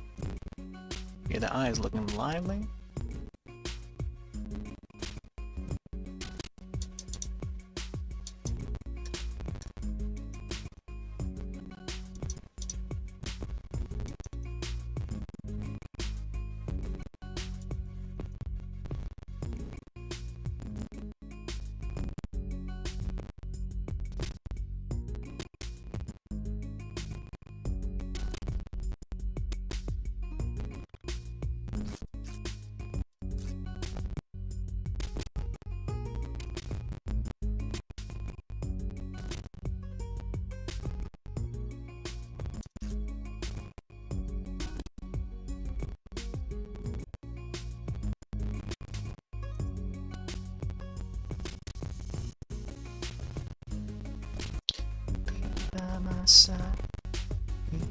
Need you, open up my eyes. Without you, where would I be? 'Cause I need you. Come back to me. Alright. I feel like this part here could be a little bit bigger, but I think for the most part it's just the right size. Right, add. Go in a little bit. Just get this line. Do like lightly.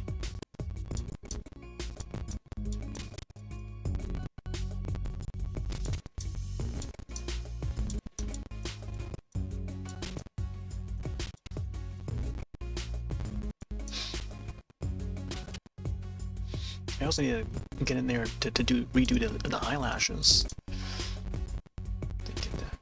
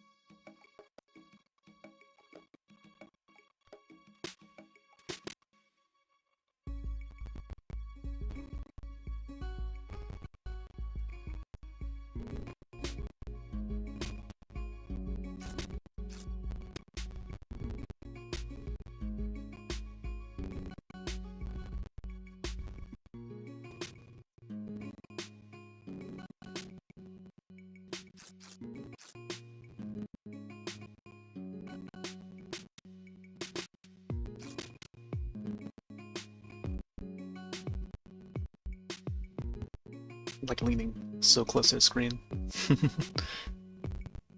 Trying to get it right. So right and so accurate.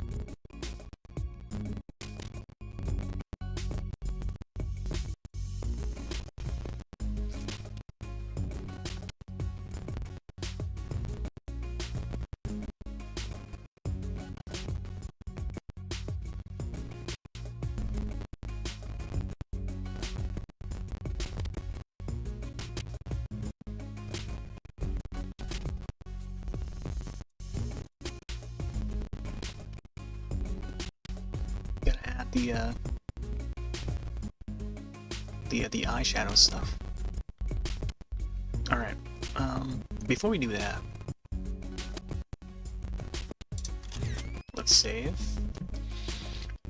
There's a few more things I want to adjust the cape a little bit, maybe add some more lighter parts to the cape.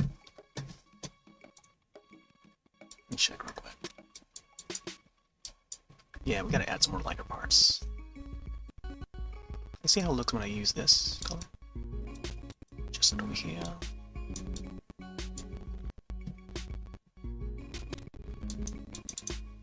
Ooh, yeah, that was like a little bit too strong. I think I have to like somehow blend in. Otherwise it would be like a little too light. Yeah, like this color here, I think. Even then I feel like it's like a little bit soft. We're a little too bright, I mean. I think this one here makes it a little more.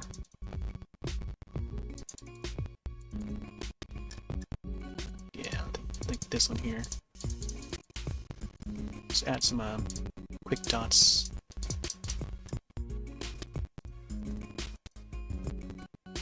Give it a bit of like a magical, sparkly feel to it. Some texture. Just go down a little lower.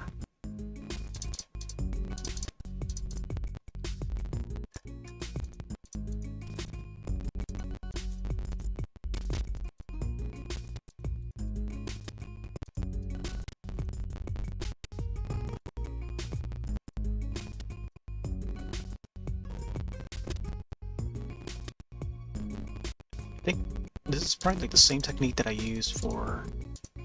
Oh, I forgot to put on the slideshow thing for the past drawings. Let's see. The entire like past 4 hours I did not turn it on until now. Past drawings, here we are. So up there, there'd be a slideshow. I was gonna mention the ᵒⁿᵗ drawing is one that I was referring to. So you can actually get that to play.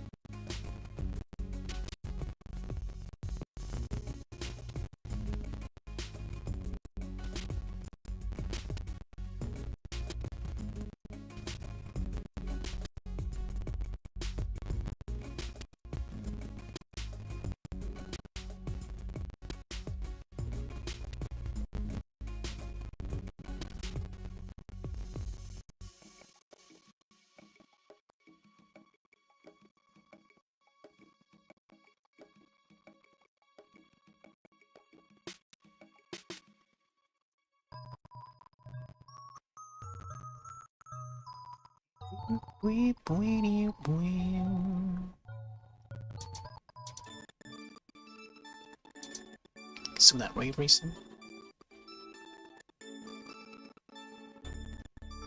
Yeah, ᵒⁿᵗ theme song is it's way down there, way down in the playlist. So maybe we'll get to it.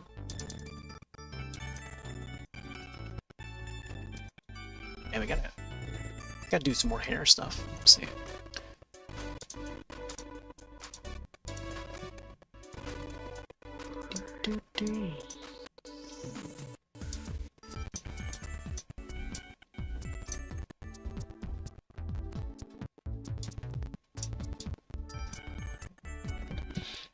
Wow, wow, wow. Ba-da-ba-ba-ba-ba.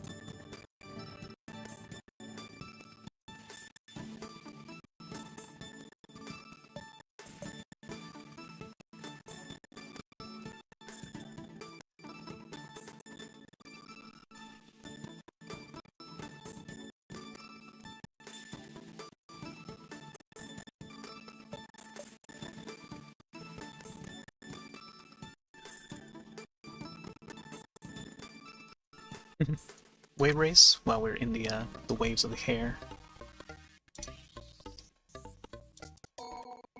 It's the old Fall Guys theme I made.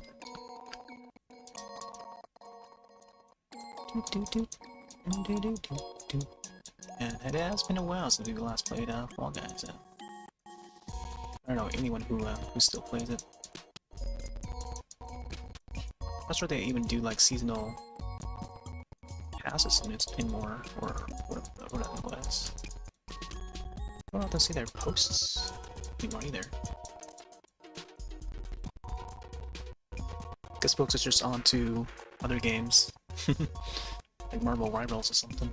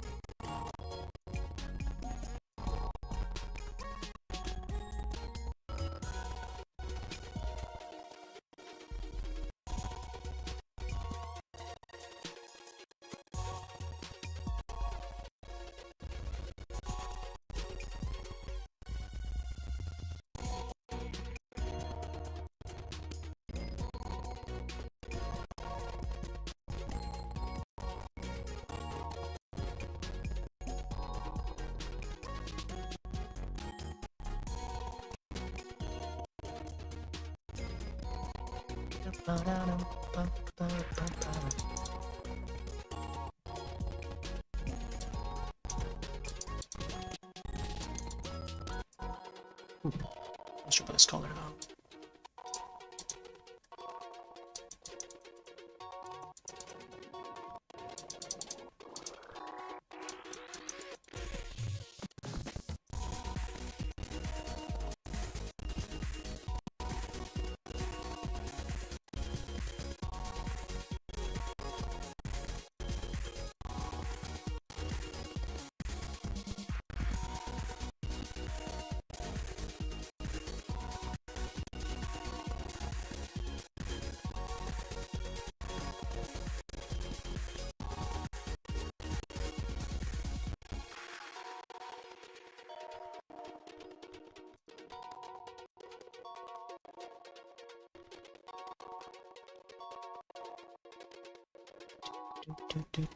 Do.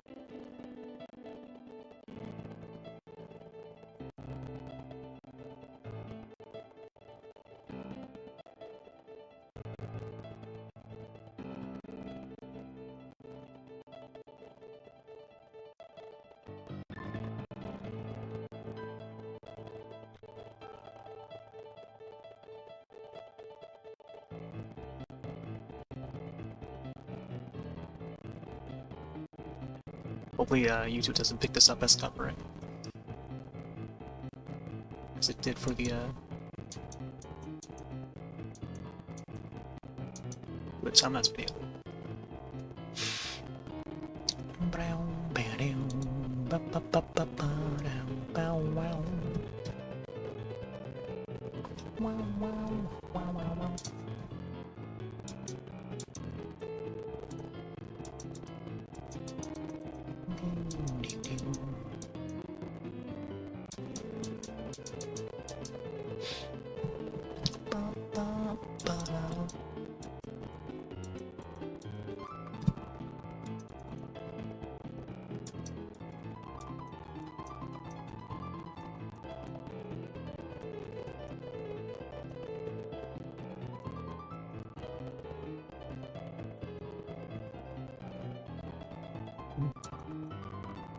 Sounds to Halloween now.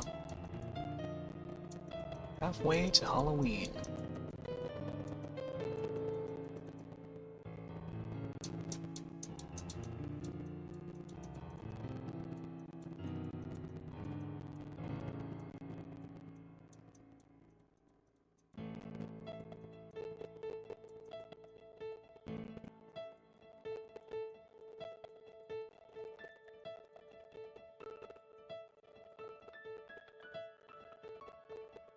Deo.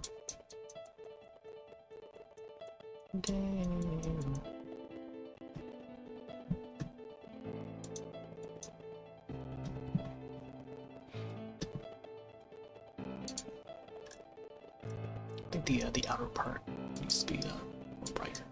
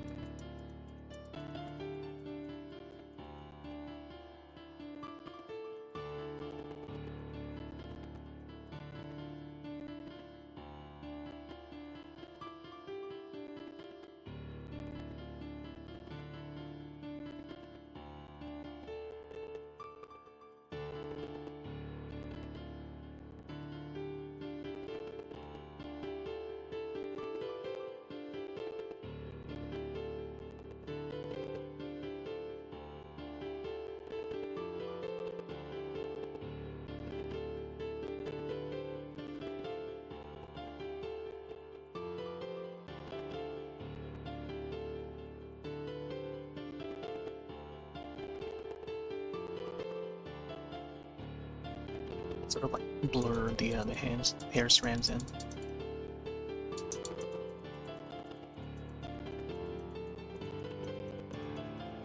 Whatever color I'm using, it definitely helps it. Oh, we definitely have to get more hair down here.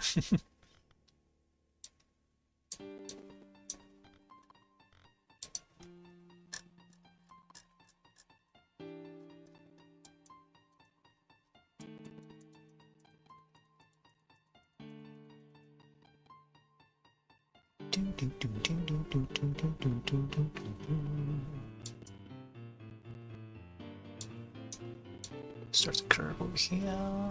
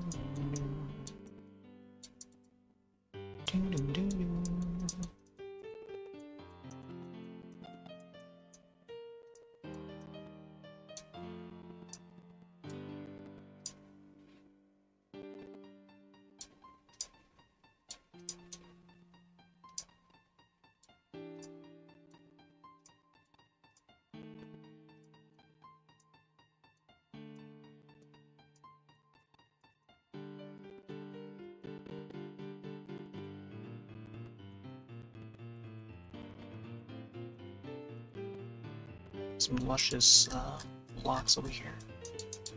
Goldilocks.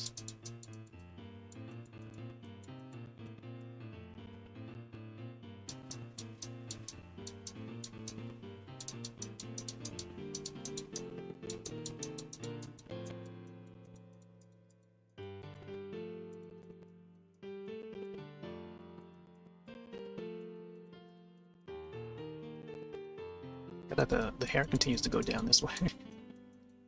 Lots more too.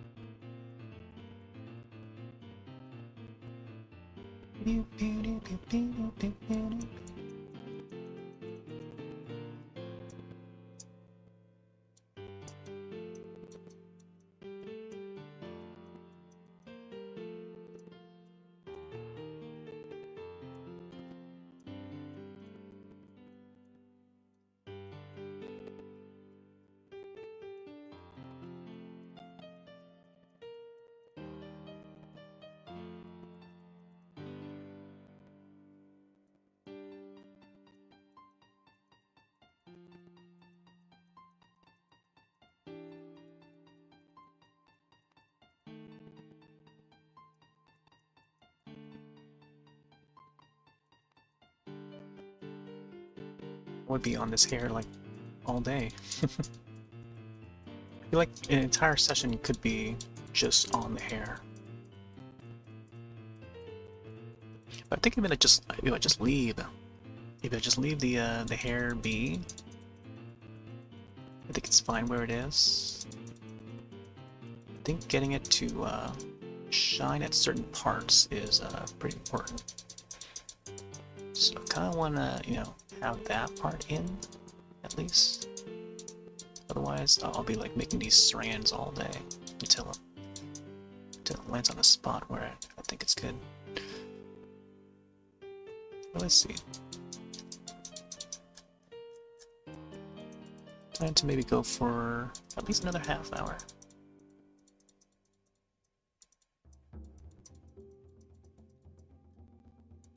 about like almost like an extra hour than yesterday's session.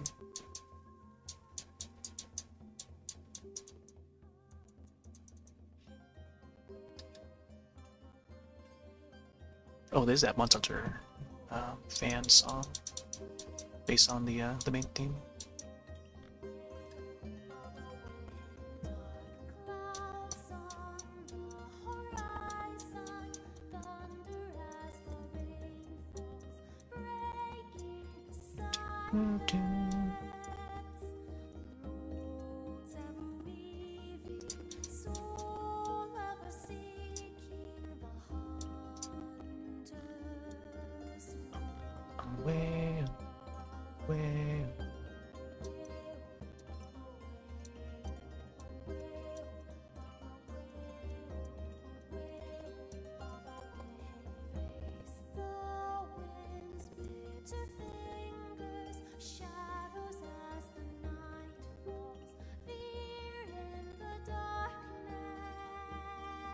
Oh yeah, we did expand the hair. Maybe that's why there are like some dark spots here. Let's blur this. Should be a little lighter. I guess we'll do strand by strand.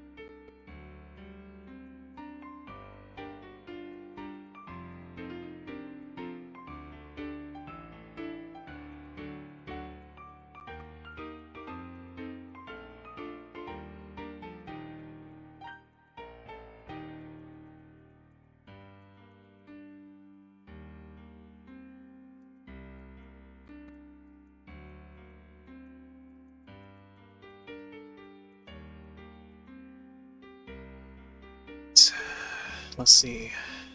Could probably bring back the shadows a bit.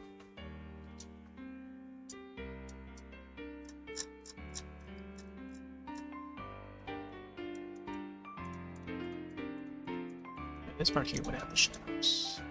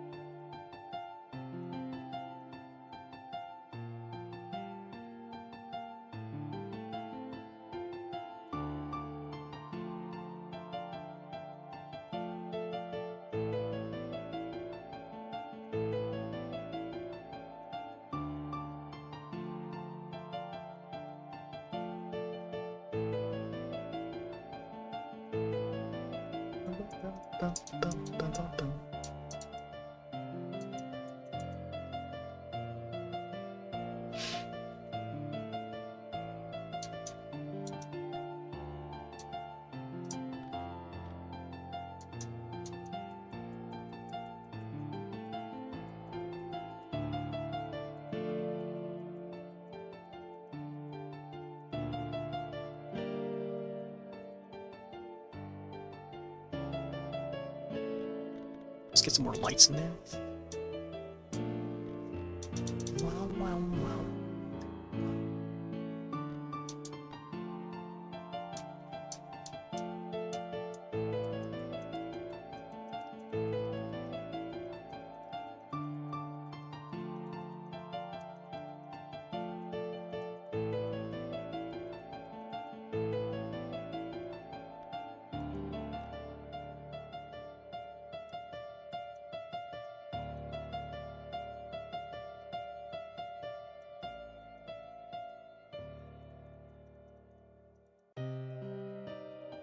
Oh, there's a song here. Mr. Frank Kelda. Doom, doom, doom, doom, doom.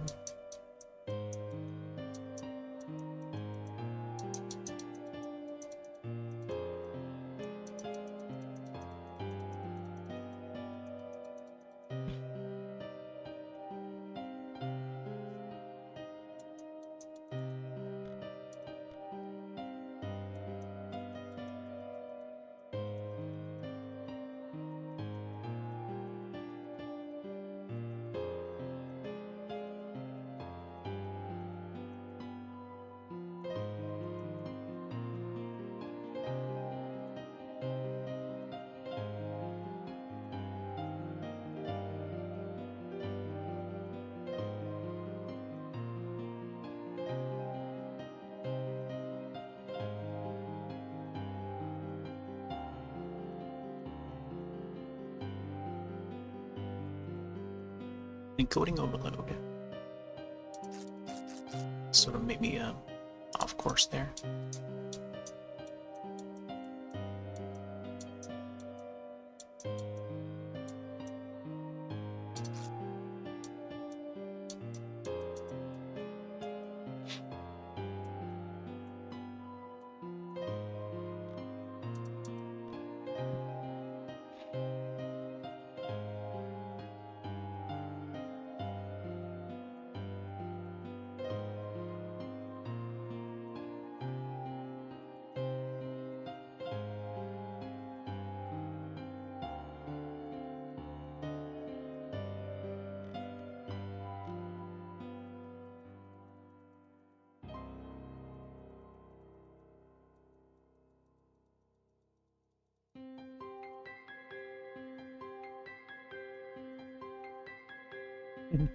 And that part for the last bit.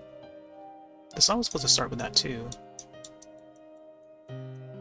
Start to like segue into what the actual majority of the song would sound like. I guess as like an intro would make sense.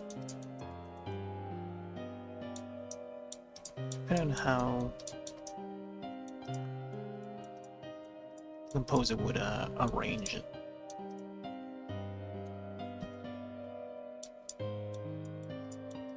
There'll be different ways to do that. Make it sound right.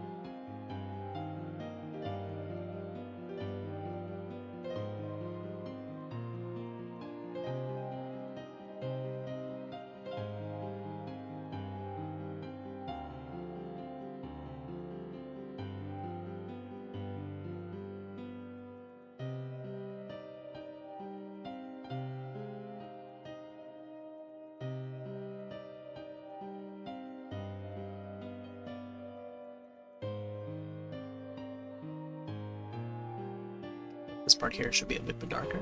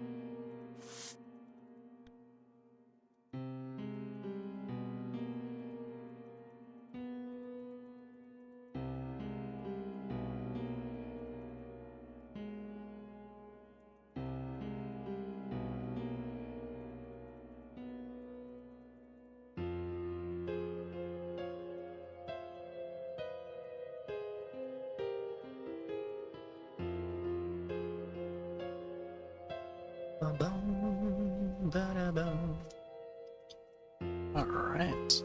Man.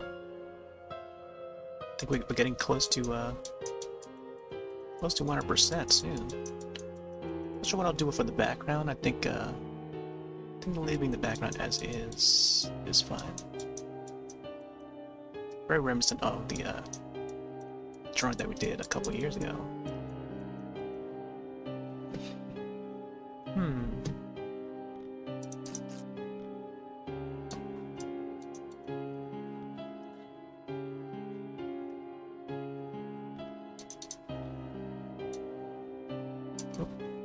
Try to do like a strand over here.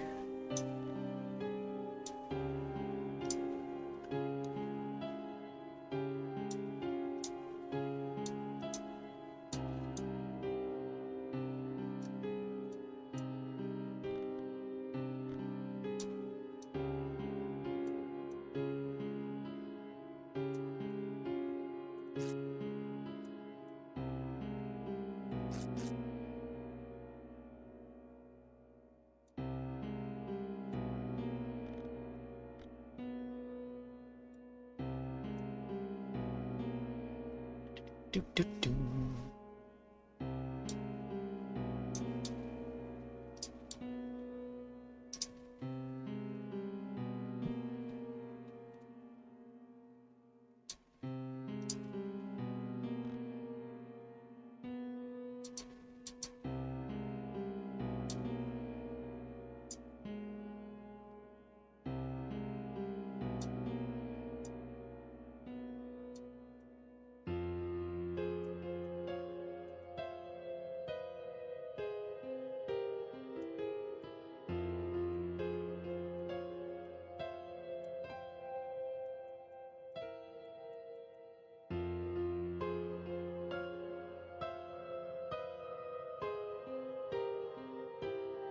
Okay, let's see. I think for the most part, should be good. I feel like the necklace should still pop up on the side here. You know, let me see if we can actually add that. Yeah, but there's a chain here coming down. Should be like right behind this string. That's why, like, maybe drawing this part here to come be slanted a little more would also, you know, cover it up a little bit. That's okay. I tend to draw it out.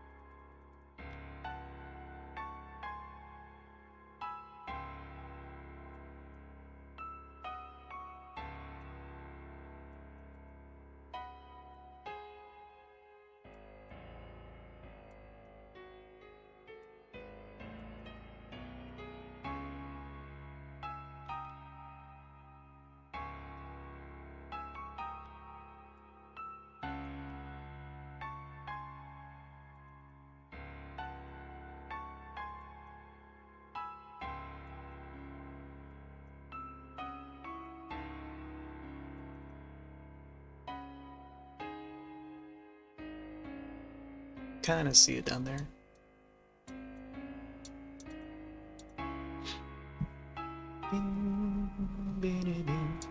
Let's add some shine to it.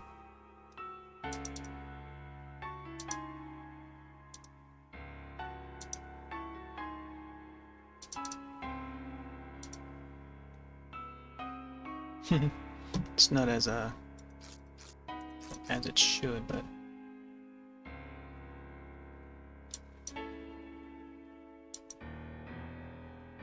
I think it's close enough.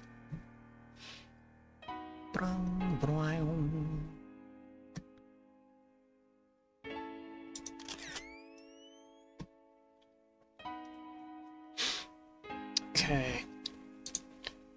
To add the hat or to not add the hat? That is the question. I think adding the hat is definitely gonna be easy to do. It's just, you know, drawing it out and then adding the sparkly stuff on the top. But that means covering the top part of the head. But you know what? Let's add the eyes shine before we do anything else, just in case we want to turn back around. But usually the eyes are what I tend to add last.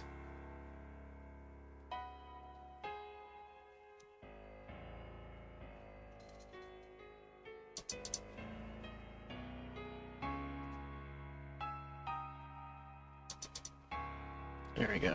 Look at that. That is gonna add like realism. Make it stand out a little bit. Maybe have a little bit of blur.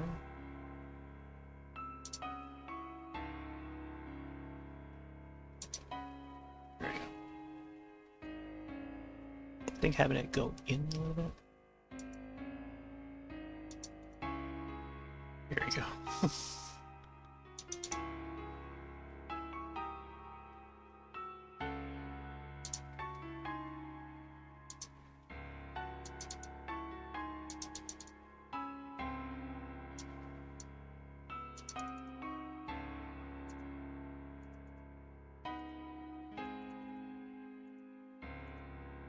Whee! There we go. Just an extra sparkle. Matter of fact, let me see if we can add a little bit more on the lips here.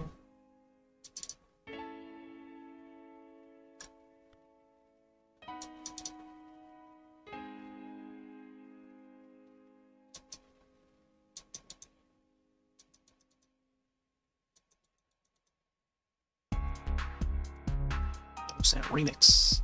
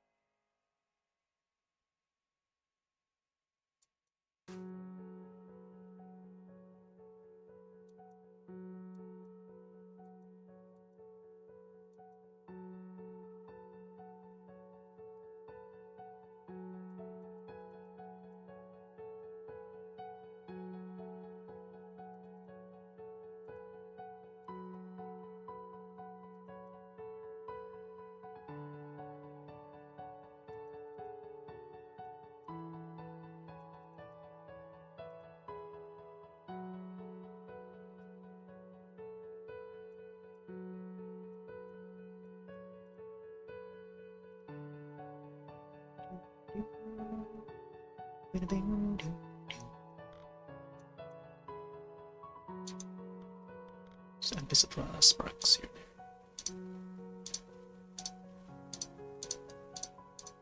Might not be a notable detail, but I feel like this, I don't know, maybe adds.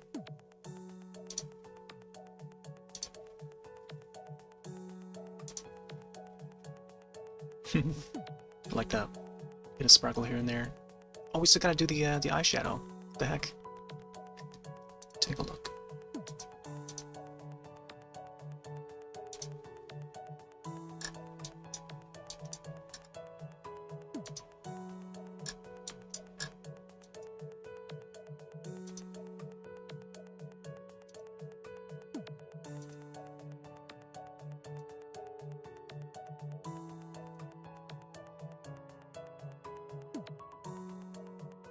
I want to go for this color here.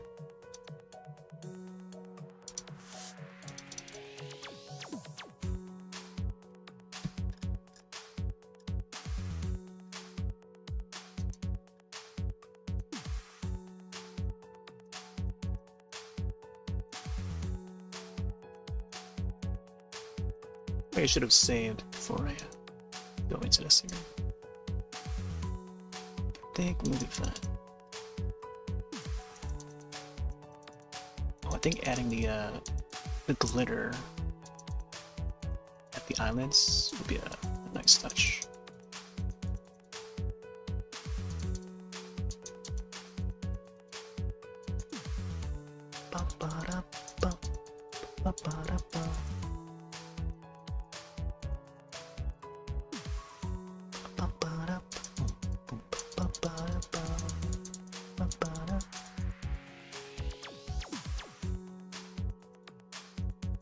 Check some real quick. Check the other monitor.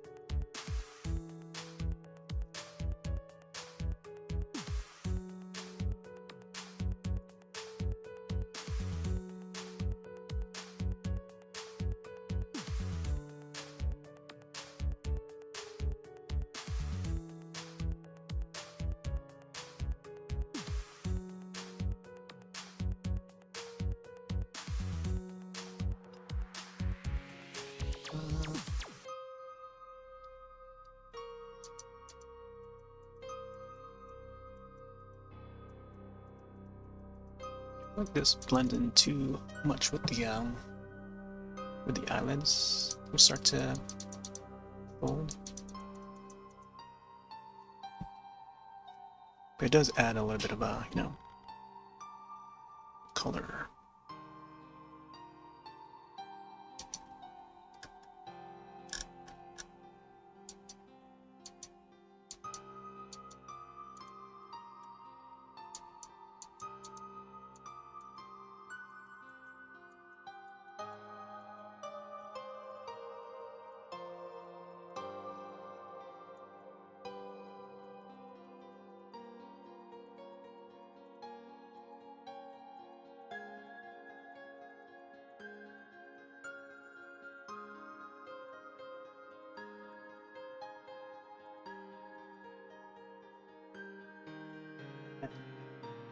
It definitely adds. Definitely adds.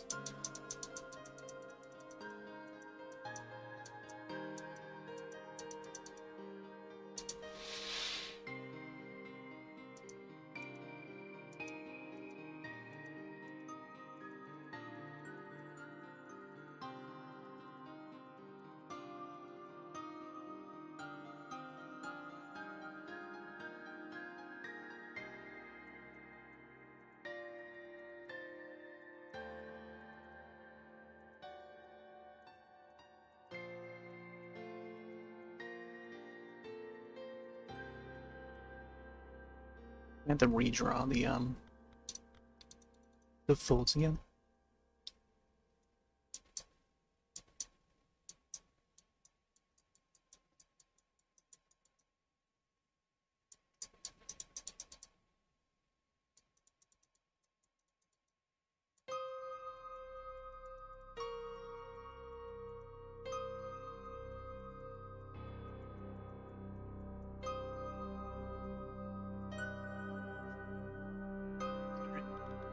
Let's add some more sparkle. Mr. Sparkle.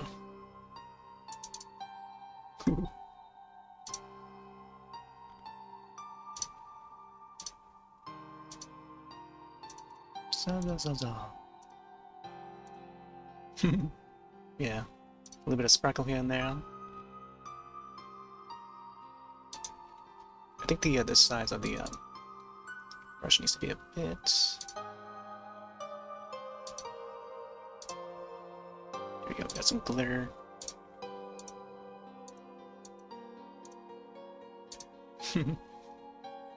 Really not too much glitter, but there you go. We got some there.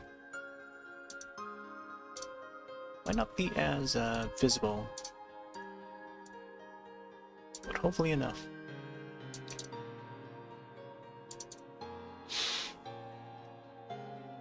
All right, yeah, just a little bit of something, you know. Now I feel like the lips should also have a little bit. Let's see.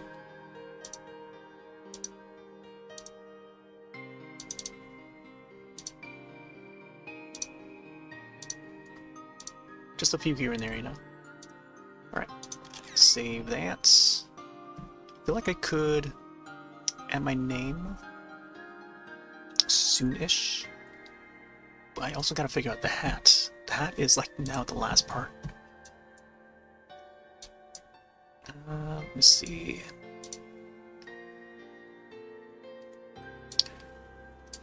Alright, let's focus on this hat for a bit.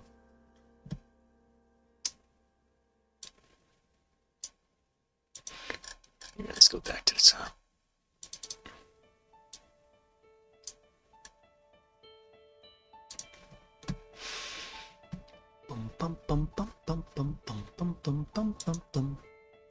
So the rim of the hat, it's a witch hat. It's mostly black. Oh, I forgot about this part here. Should probably lighten it up.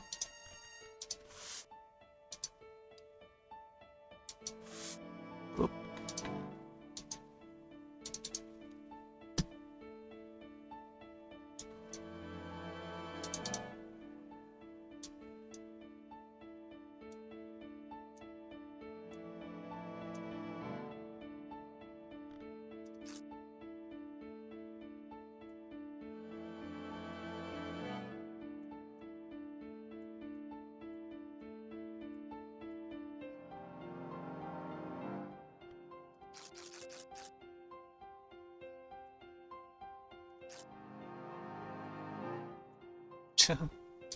Okay, never mind.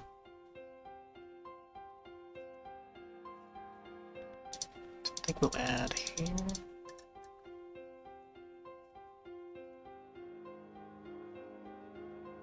Get wow, it's really pretty low. Pretty low is what I noticed.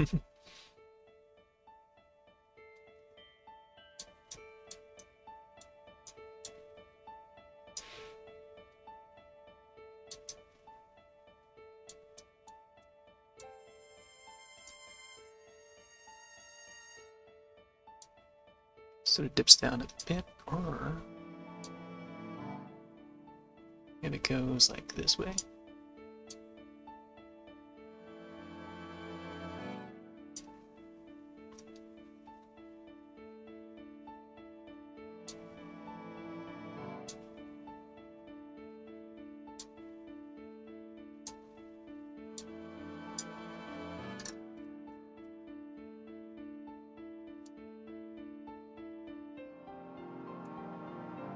And then that comes back around this way.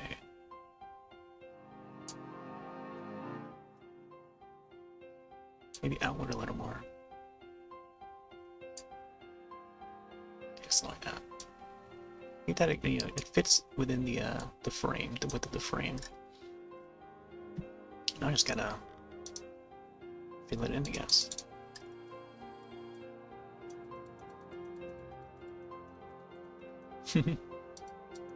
Simple as that.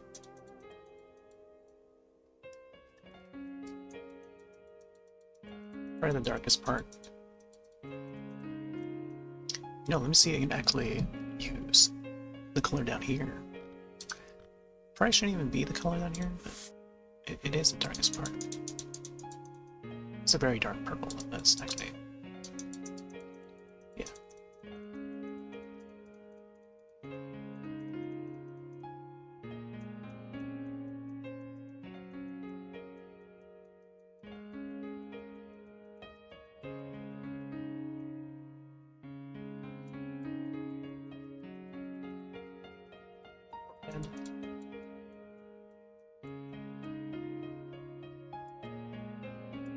Here. That's why the shadow for this part will be so important.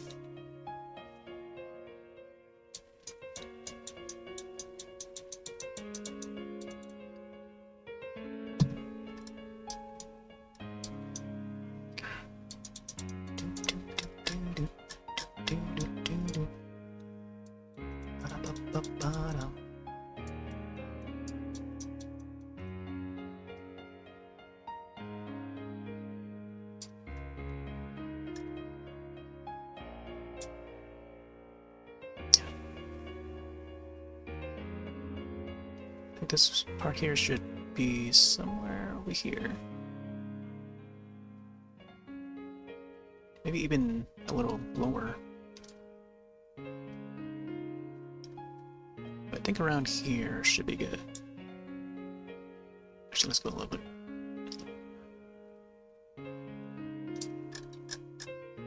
It has like slant a little bit, then go upward.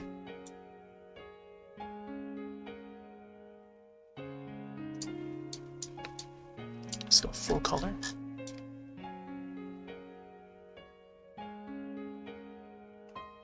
Gonna fill it up. Fill it up with darkness. Man, all that time just like doing those strands up there. Didn't want to spend too much time on that.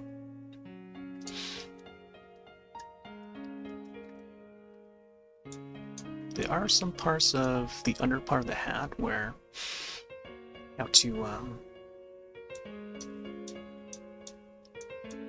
shine some light in. It's kind of like how I have it set on the cape there. What do you call that? Whoop.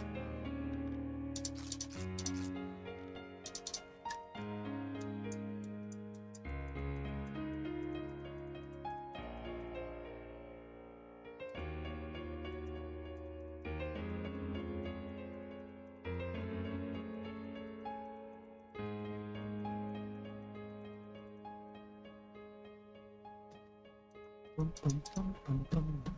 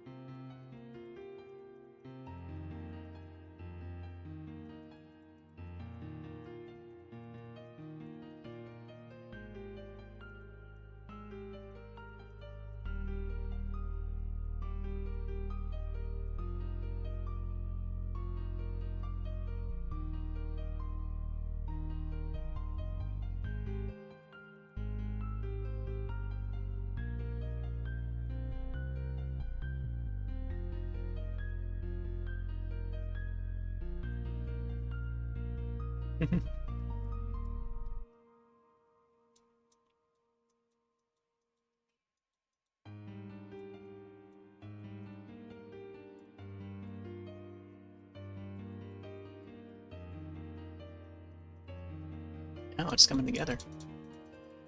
Come together right now. Oh, believe.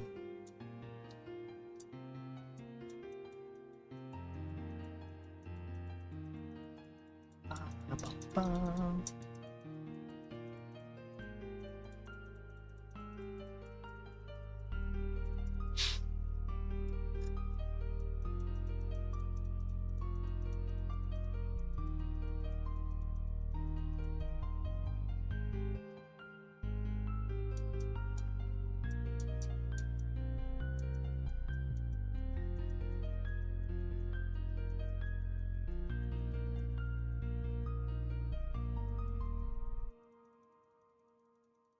It's not coloring over that part.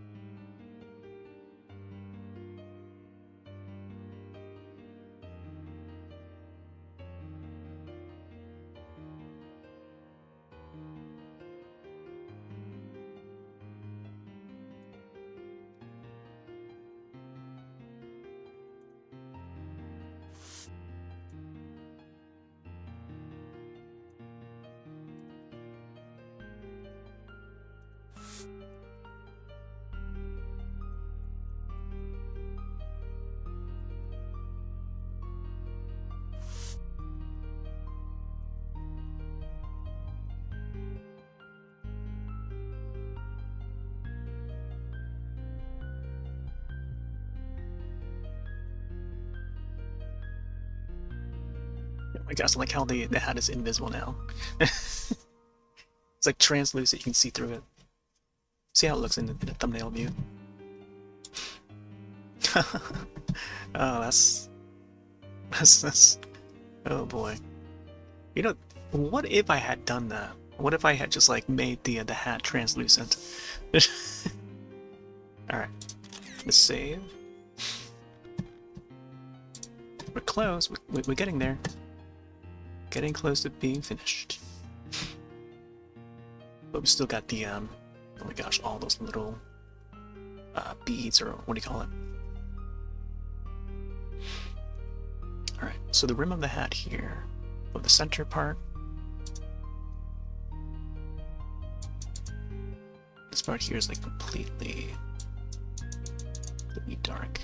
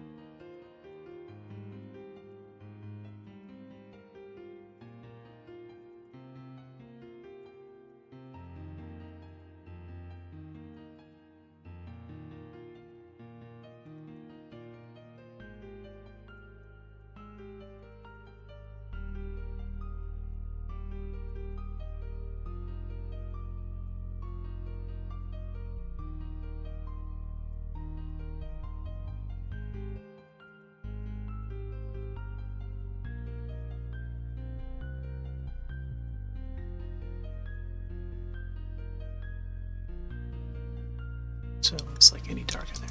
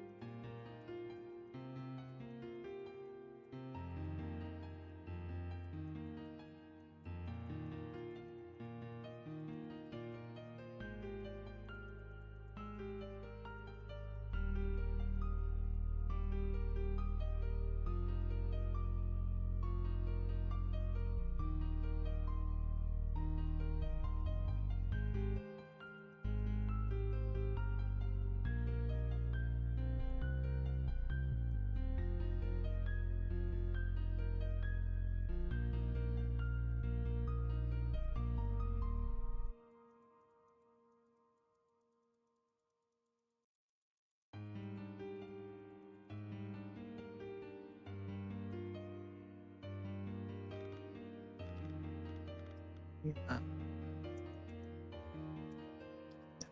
A little bit. I think it should be more grayish.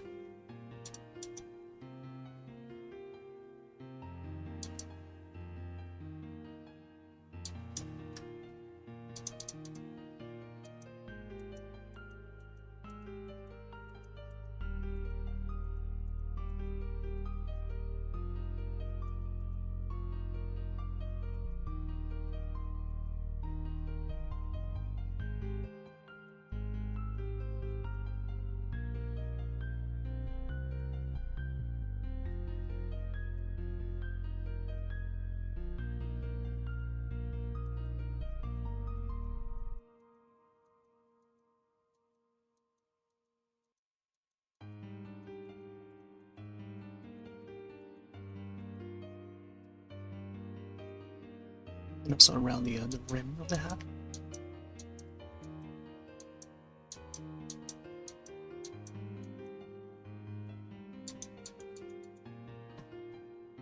Think of Kung Lao from Mortal Kombat. Wear this sharp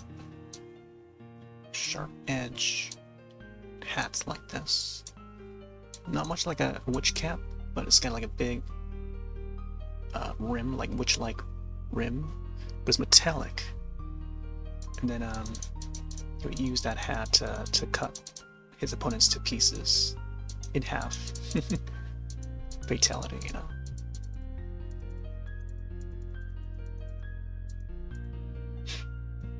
We gotta get that top part, man.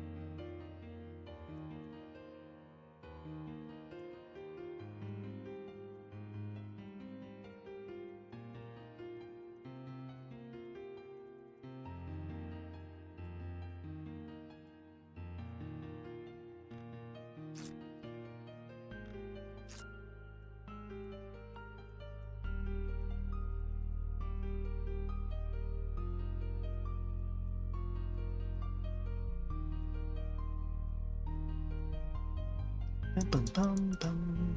Ba-da-ba-dum-ba-dum.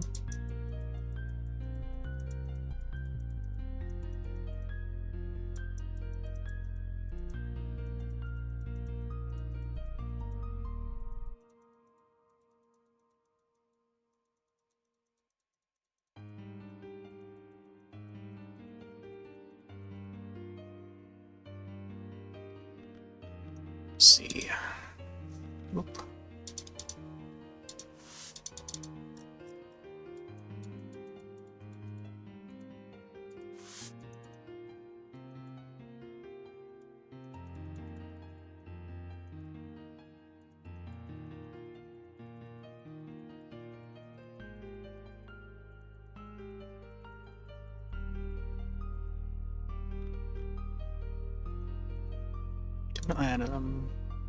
Do want to add a little bit of a little brightness there, but I'm not sure like how much brightness.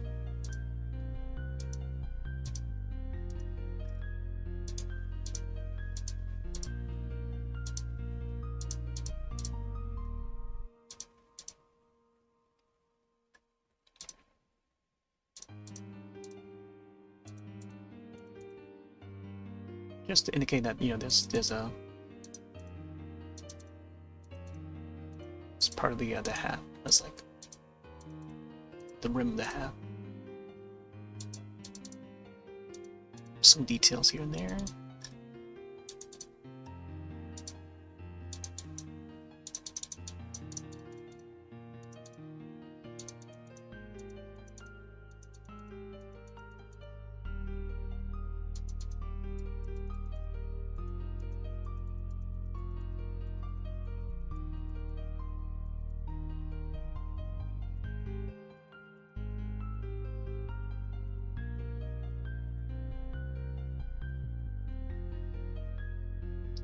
Do, do, do, do, do. Man, this has got to be like my best yacht. I can't wait to see her reaction to this. I do have to turn it into like a time-lapse video. I just gotta pick up a song. Pick out a song, and I gotta figure out what that song would be. I think I might just use I could do the Valhalla one, either Valhalla or maybe was also thinking to use maybe the cover of Endless Ocean that I did.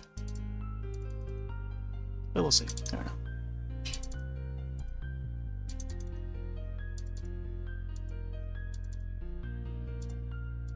Alright. I think next is adding the swirly, I don't know how those things are called. They look like they're like silvery. So there's part silver and then part purpley. And the other ones are like black, I think, on this side. It's almost like fish scales. It's gonna be tough to draw this one. Let's see. Let's test out. Actually, let's save it first. Save it, and then we'll add some here. Oh my gosh, yeah. I have to go over these and add them properly. I think it's probably best to go from up here to down here because they tend to overlap, that the scales would overlap each other. So maybe if I go... I also gotta pick a size too, so let me see. So maybe...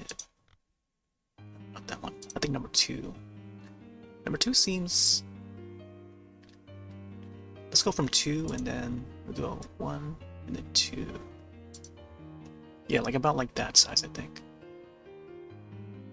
We'll go like fish scale.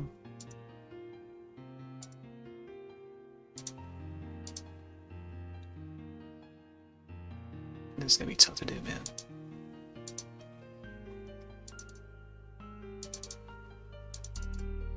I think that's supposed to be like more white, silvery, just to add the shine and stuff.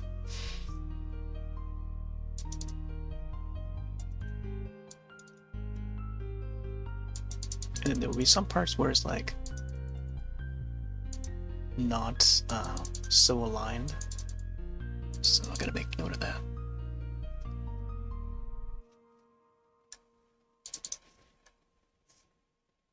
So maybe like a couple scales here would be off, you know? Let's go a little bit more brighter.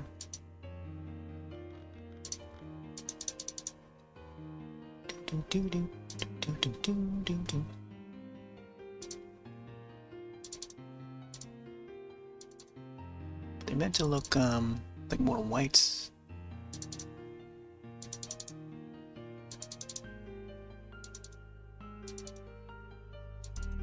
Oh, speaking of which, it's not Vitch, but speaking of which, but not the witch.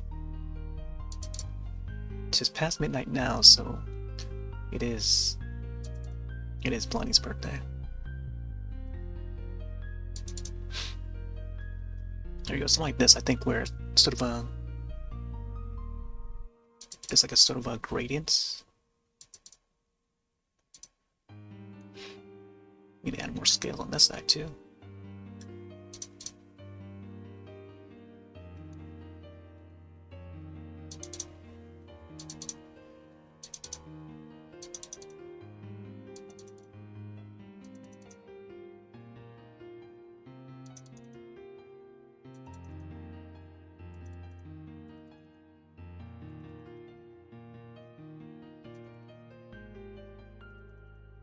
Like when I come back around this way, it starts to like resize.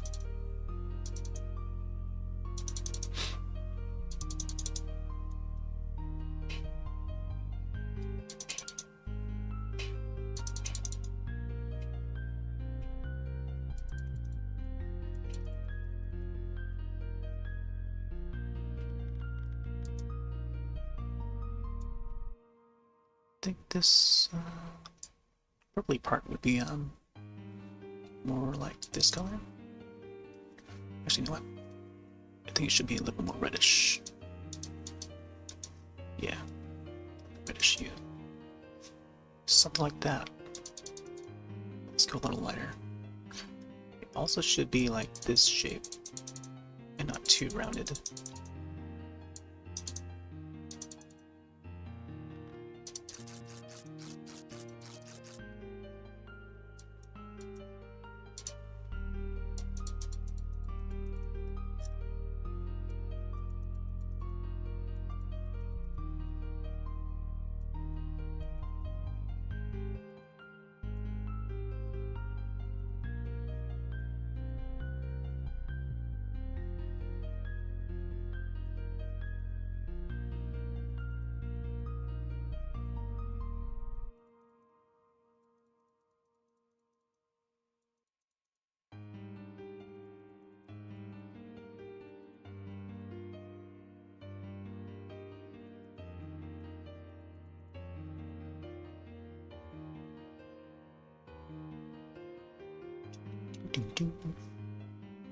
Maybe I'll go a little bit more darker on the purple.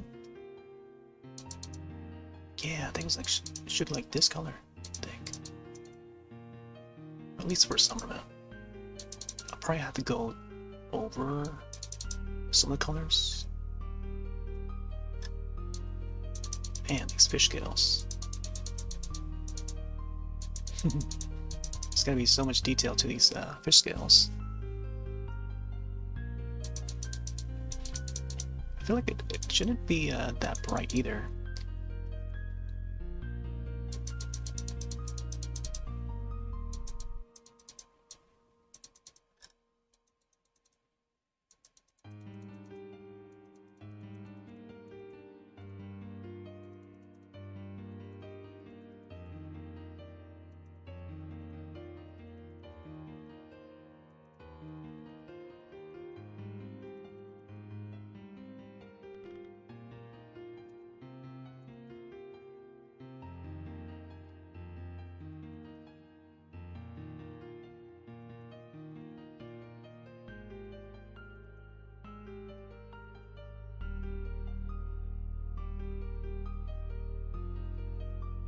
I think it's gotta be like the more redder color.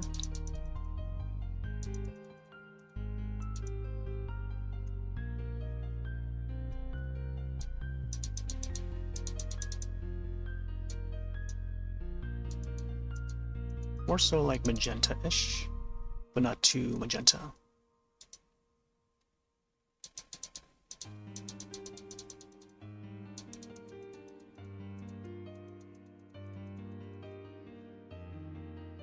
And some on this side too.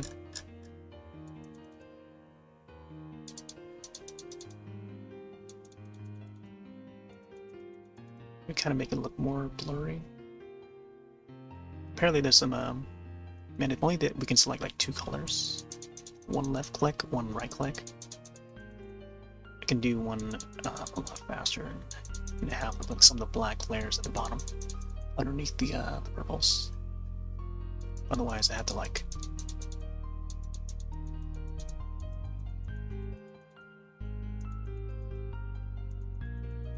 manually just go across this way. I feel I shouldn't worry too much about it.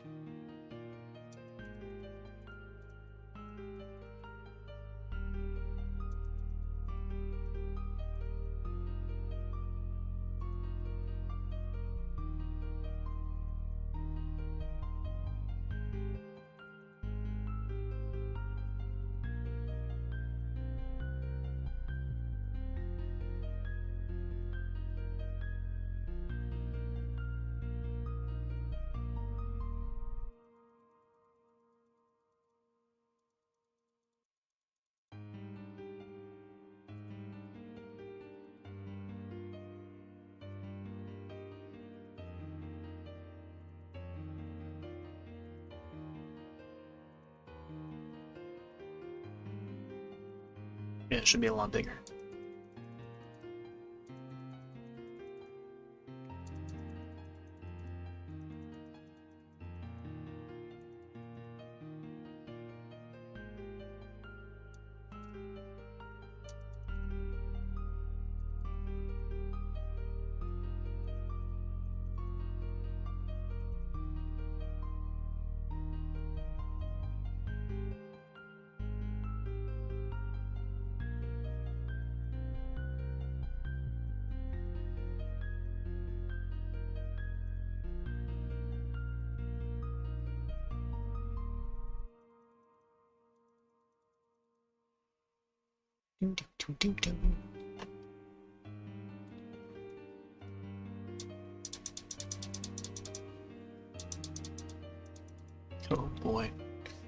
painstakingly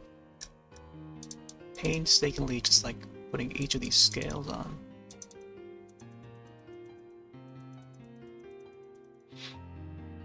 At this point, I'm just adding random dots. No way. Let's make sure that some parts here are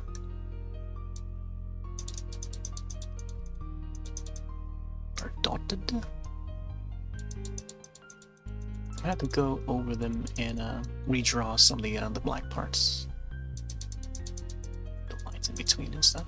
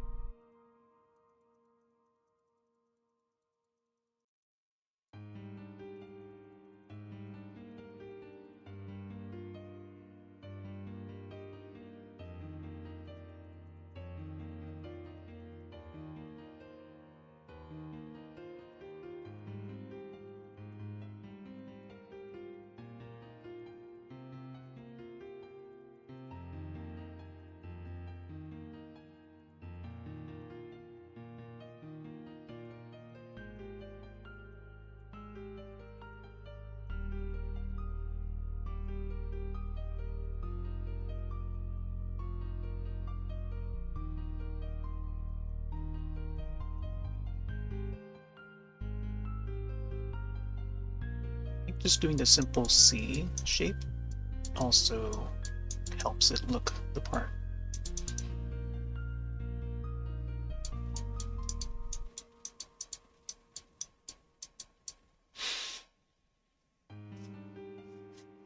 Let's see how it's looking. Oh yeah, stuff coming out. Man, holy moly. We did that. We did that. We're almost there. We're almost home. Almost home.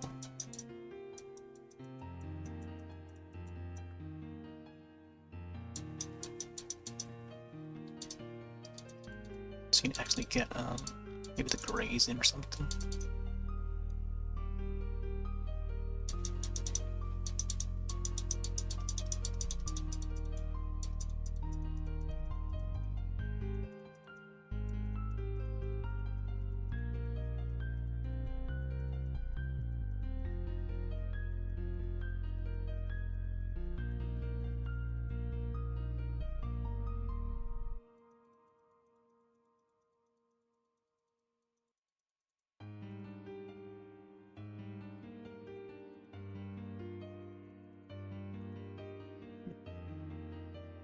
Let's randomly colorize some of the ones over here to gray.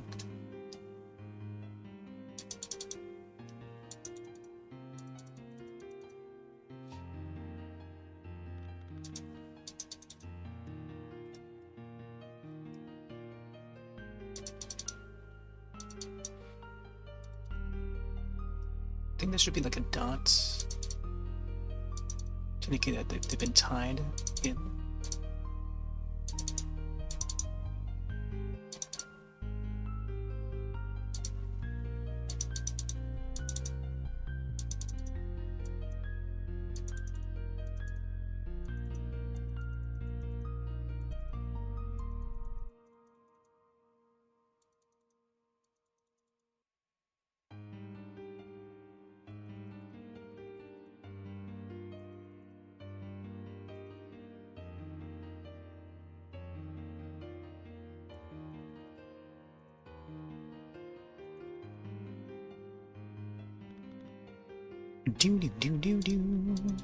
Let's get some of the scale on this side. Let's go a little bit darker.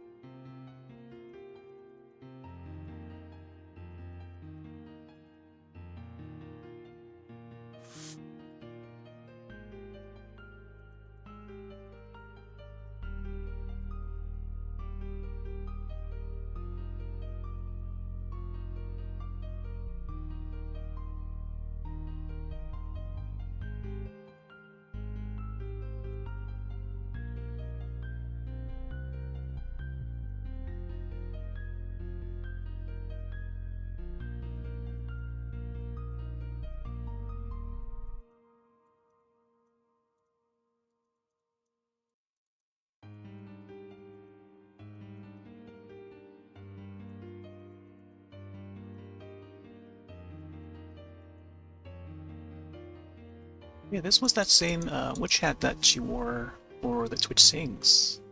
I remember. I do remember.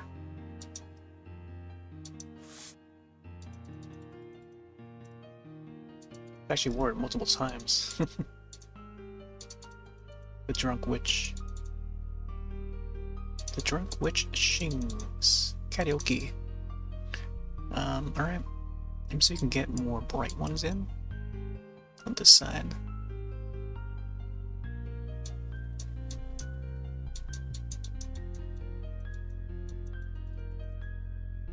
I think it should be more lighter though. Let me see. Let's get a lighter purple.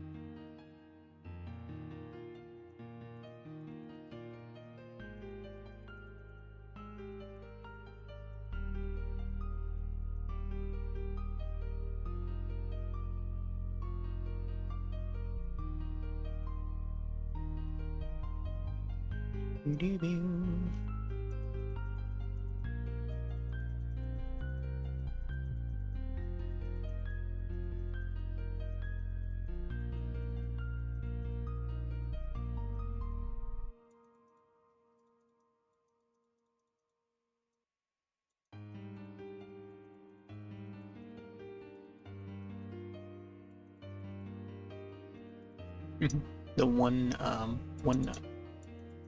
black scale there.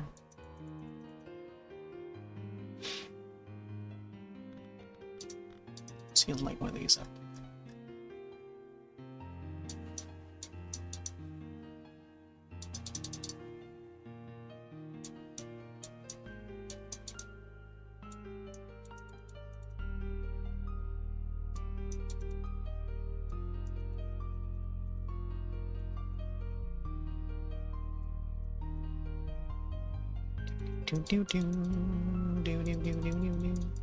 Yeah, I was a bit hesitant on putting the hat on, but now that I have it on, or, you know, got the hat drawn, it's like, wow. It definitely adds more to it. But I think the, let's see, I can probably fix this side up a little bit. It's just tough to get all the scales, though. Plus, you gotta have like all the lines and stuff. Knew it was gonna be a bit. It's gonna require a bit more time.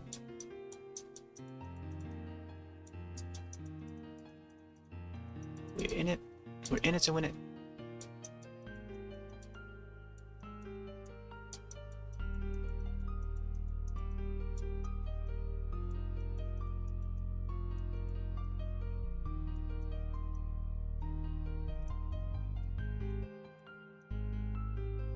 As long as we get like some parts of it, look in the part.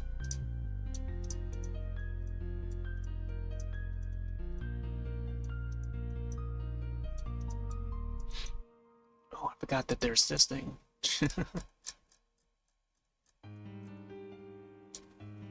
Oh, I forgot. Yeah, I forgot about that thing. Hey, it's alright. I think this would have helped make the oh yeah, the ovally parts. Yeah, this would have helped make the scales look more like scales. Oh well. I think we covered most part though.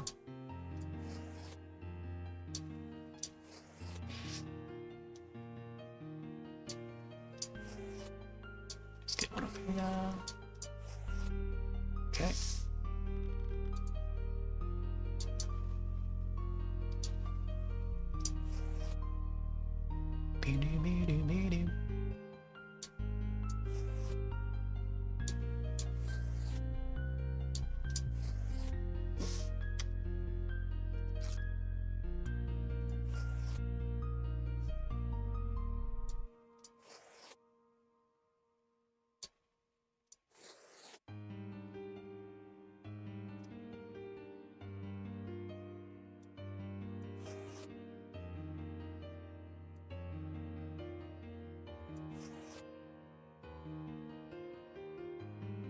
Alright. I think, really, let me shade some of this part out.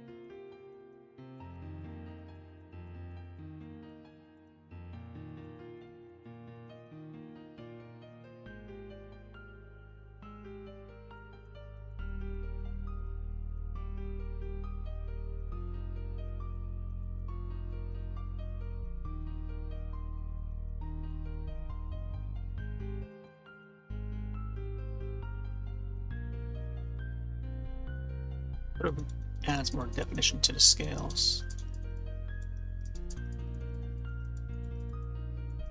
Bit random, but it works.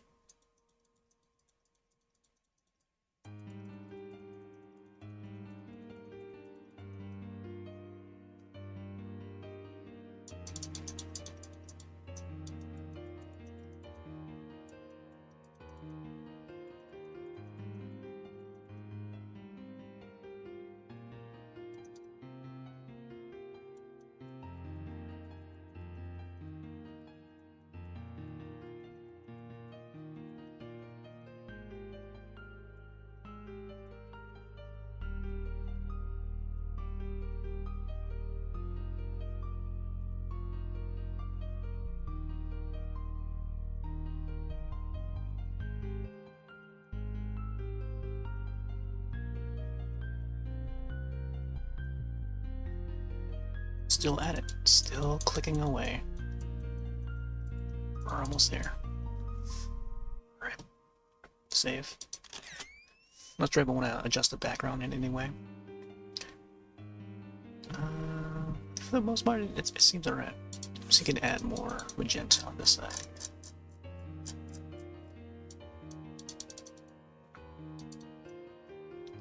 Maybe just have the fade.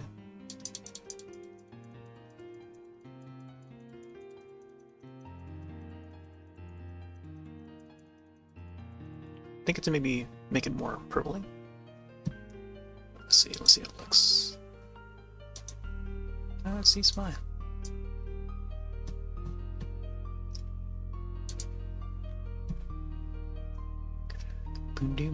Oh my gosh, my hand, man. You can also, you can kind of see like the reflection of the screen. Right, tilt the cam that way.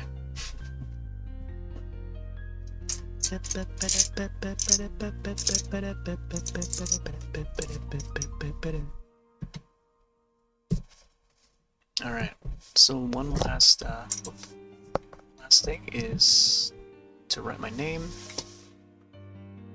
It's gonna be down here.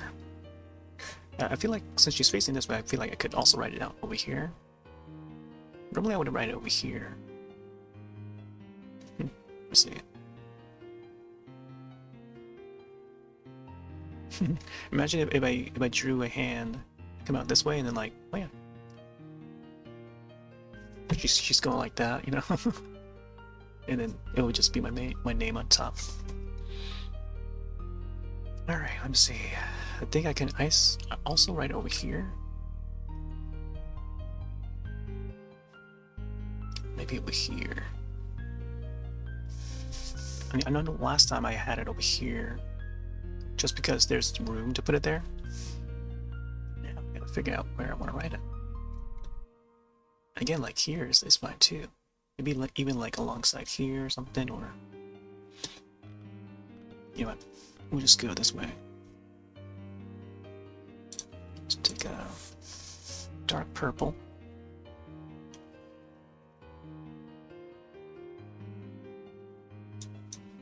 Well,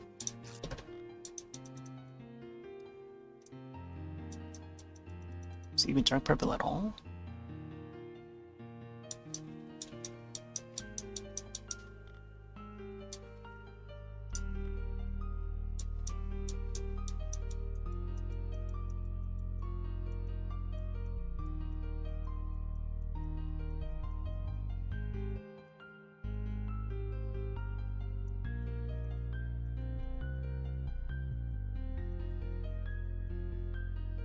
Last time I added a like a little heart.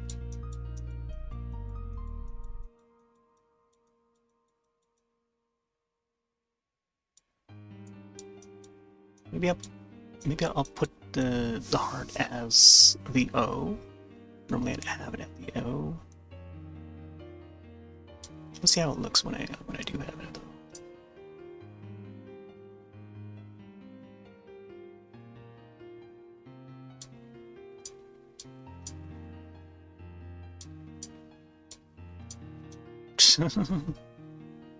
It's pretty cute.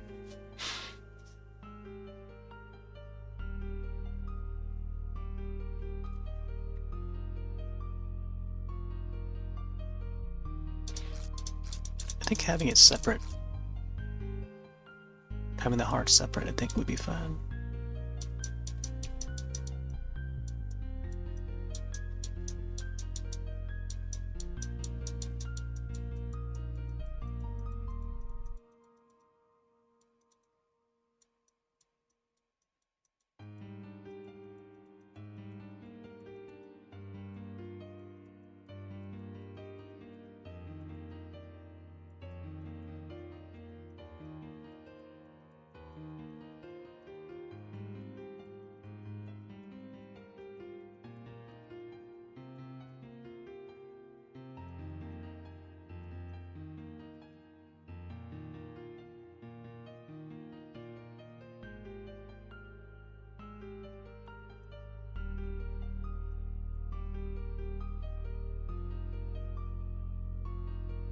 I gotta figure out where I want to place that heart. Maybe down here in the 2024 or something. Or maybe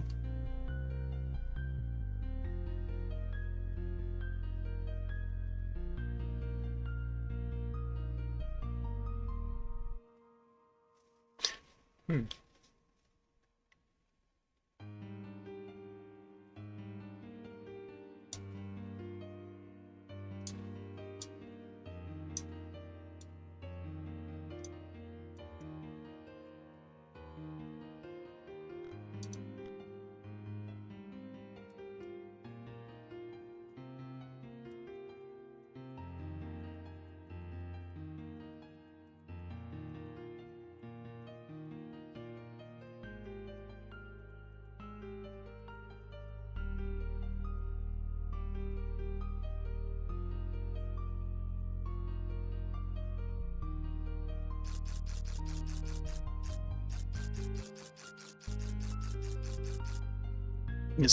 This is how far back we can go. I think having the heart. We'll go back and actually look that up again. Oh man, look at that. Look at that save.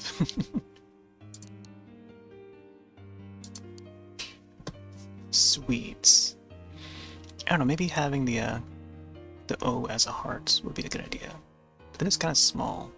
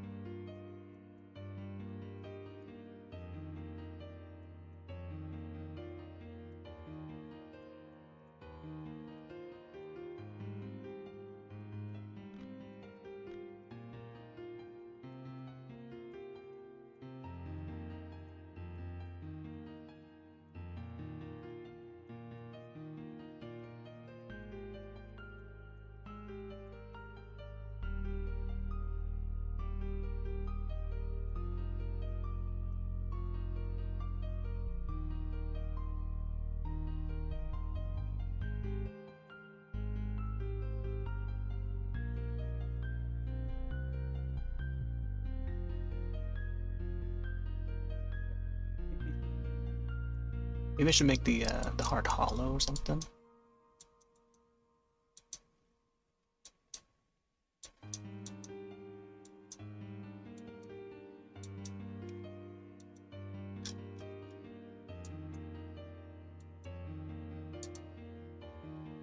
Let's get the year in there. Sometimes I won't add the year because it's just like. Whoop.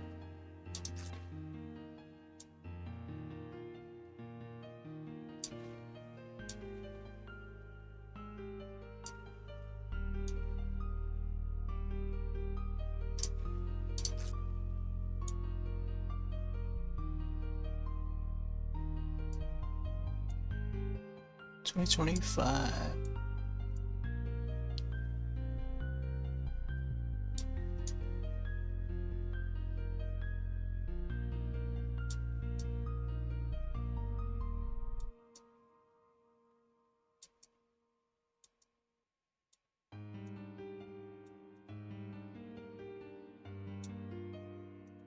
Kind of like a little bit faded.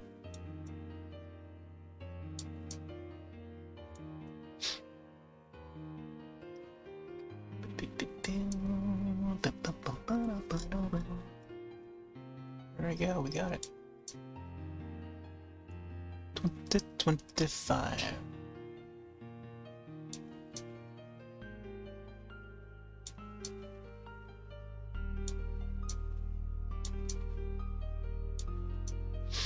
Alright, we'll save there. I think this is what I'm gonna call it. Finally, it's done. Happy birthday.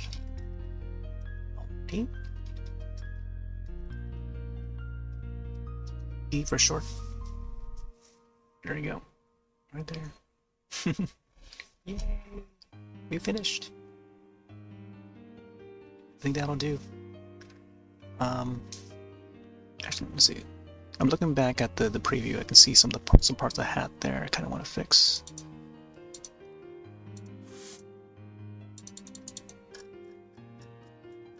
Let's slightly go. Oh, add more color here. Even though it has like a slight purple there, slight darker purple, but I want to also fade it out a little bit. There we go. Something like that. Let me see more of it.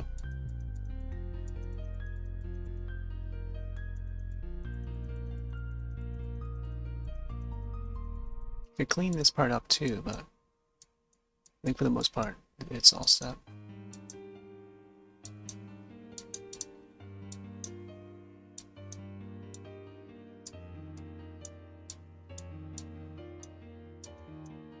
Smooth it out. There we go.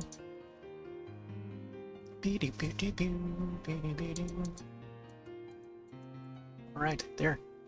Save. I'm not sure what to call this aside from the B35, but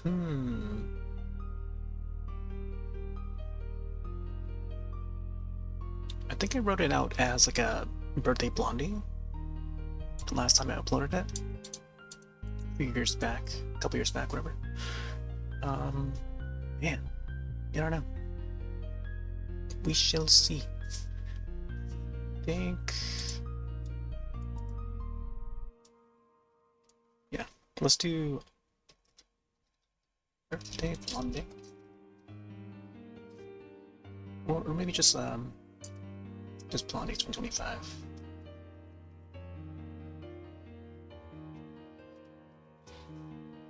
Yeah, because I only get to do these kind of drawings like once per year. 2 years, if anything. Oh, also, I feel like I need to add more shadow underneath here. So let me see that. Let's get more shadows.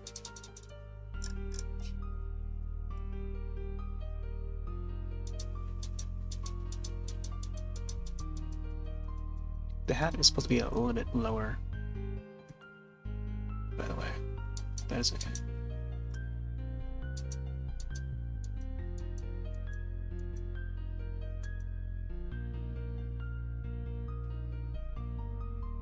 Alright, I think that's good.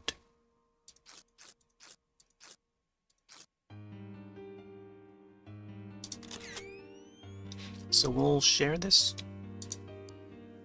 to both Scribble and Steam. We do the upload. Yeah. Success. Let's do Steam. I think we'll call this birthday blondie. I might keep it to maybe friend only. I don't know. Yeah, we'll do public. She is on my friend list. Wow, man, we spent like 6 hours. Alright, well, I guess we'll leave like this for next couple minutes while we close out. Thanks all for hanging out. Thanks for looking. Thanks for listening. Not sure what I'll have for tomorrow. We'll have to figure it out. But yeah, I'll have to like download the videos, past archives for tonight and then previous night, and then start going with the time-lapse video and have it ready for tomorrow. Anyways, I'm gonna take off for now. Have yourselves a wonderful night and or day. I'll see you in the next one. Later.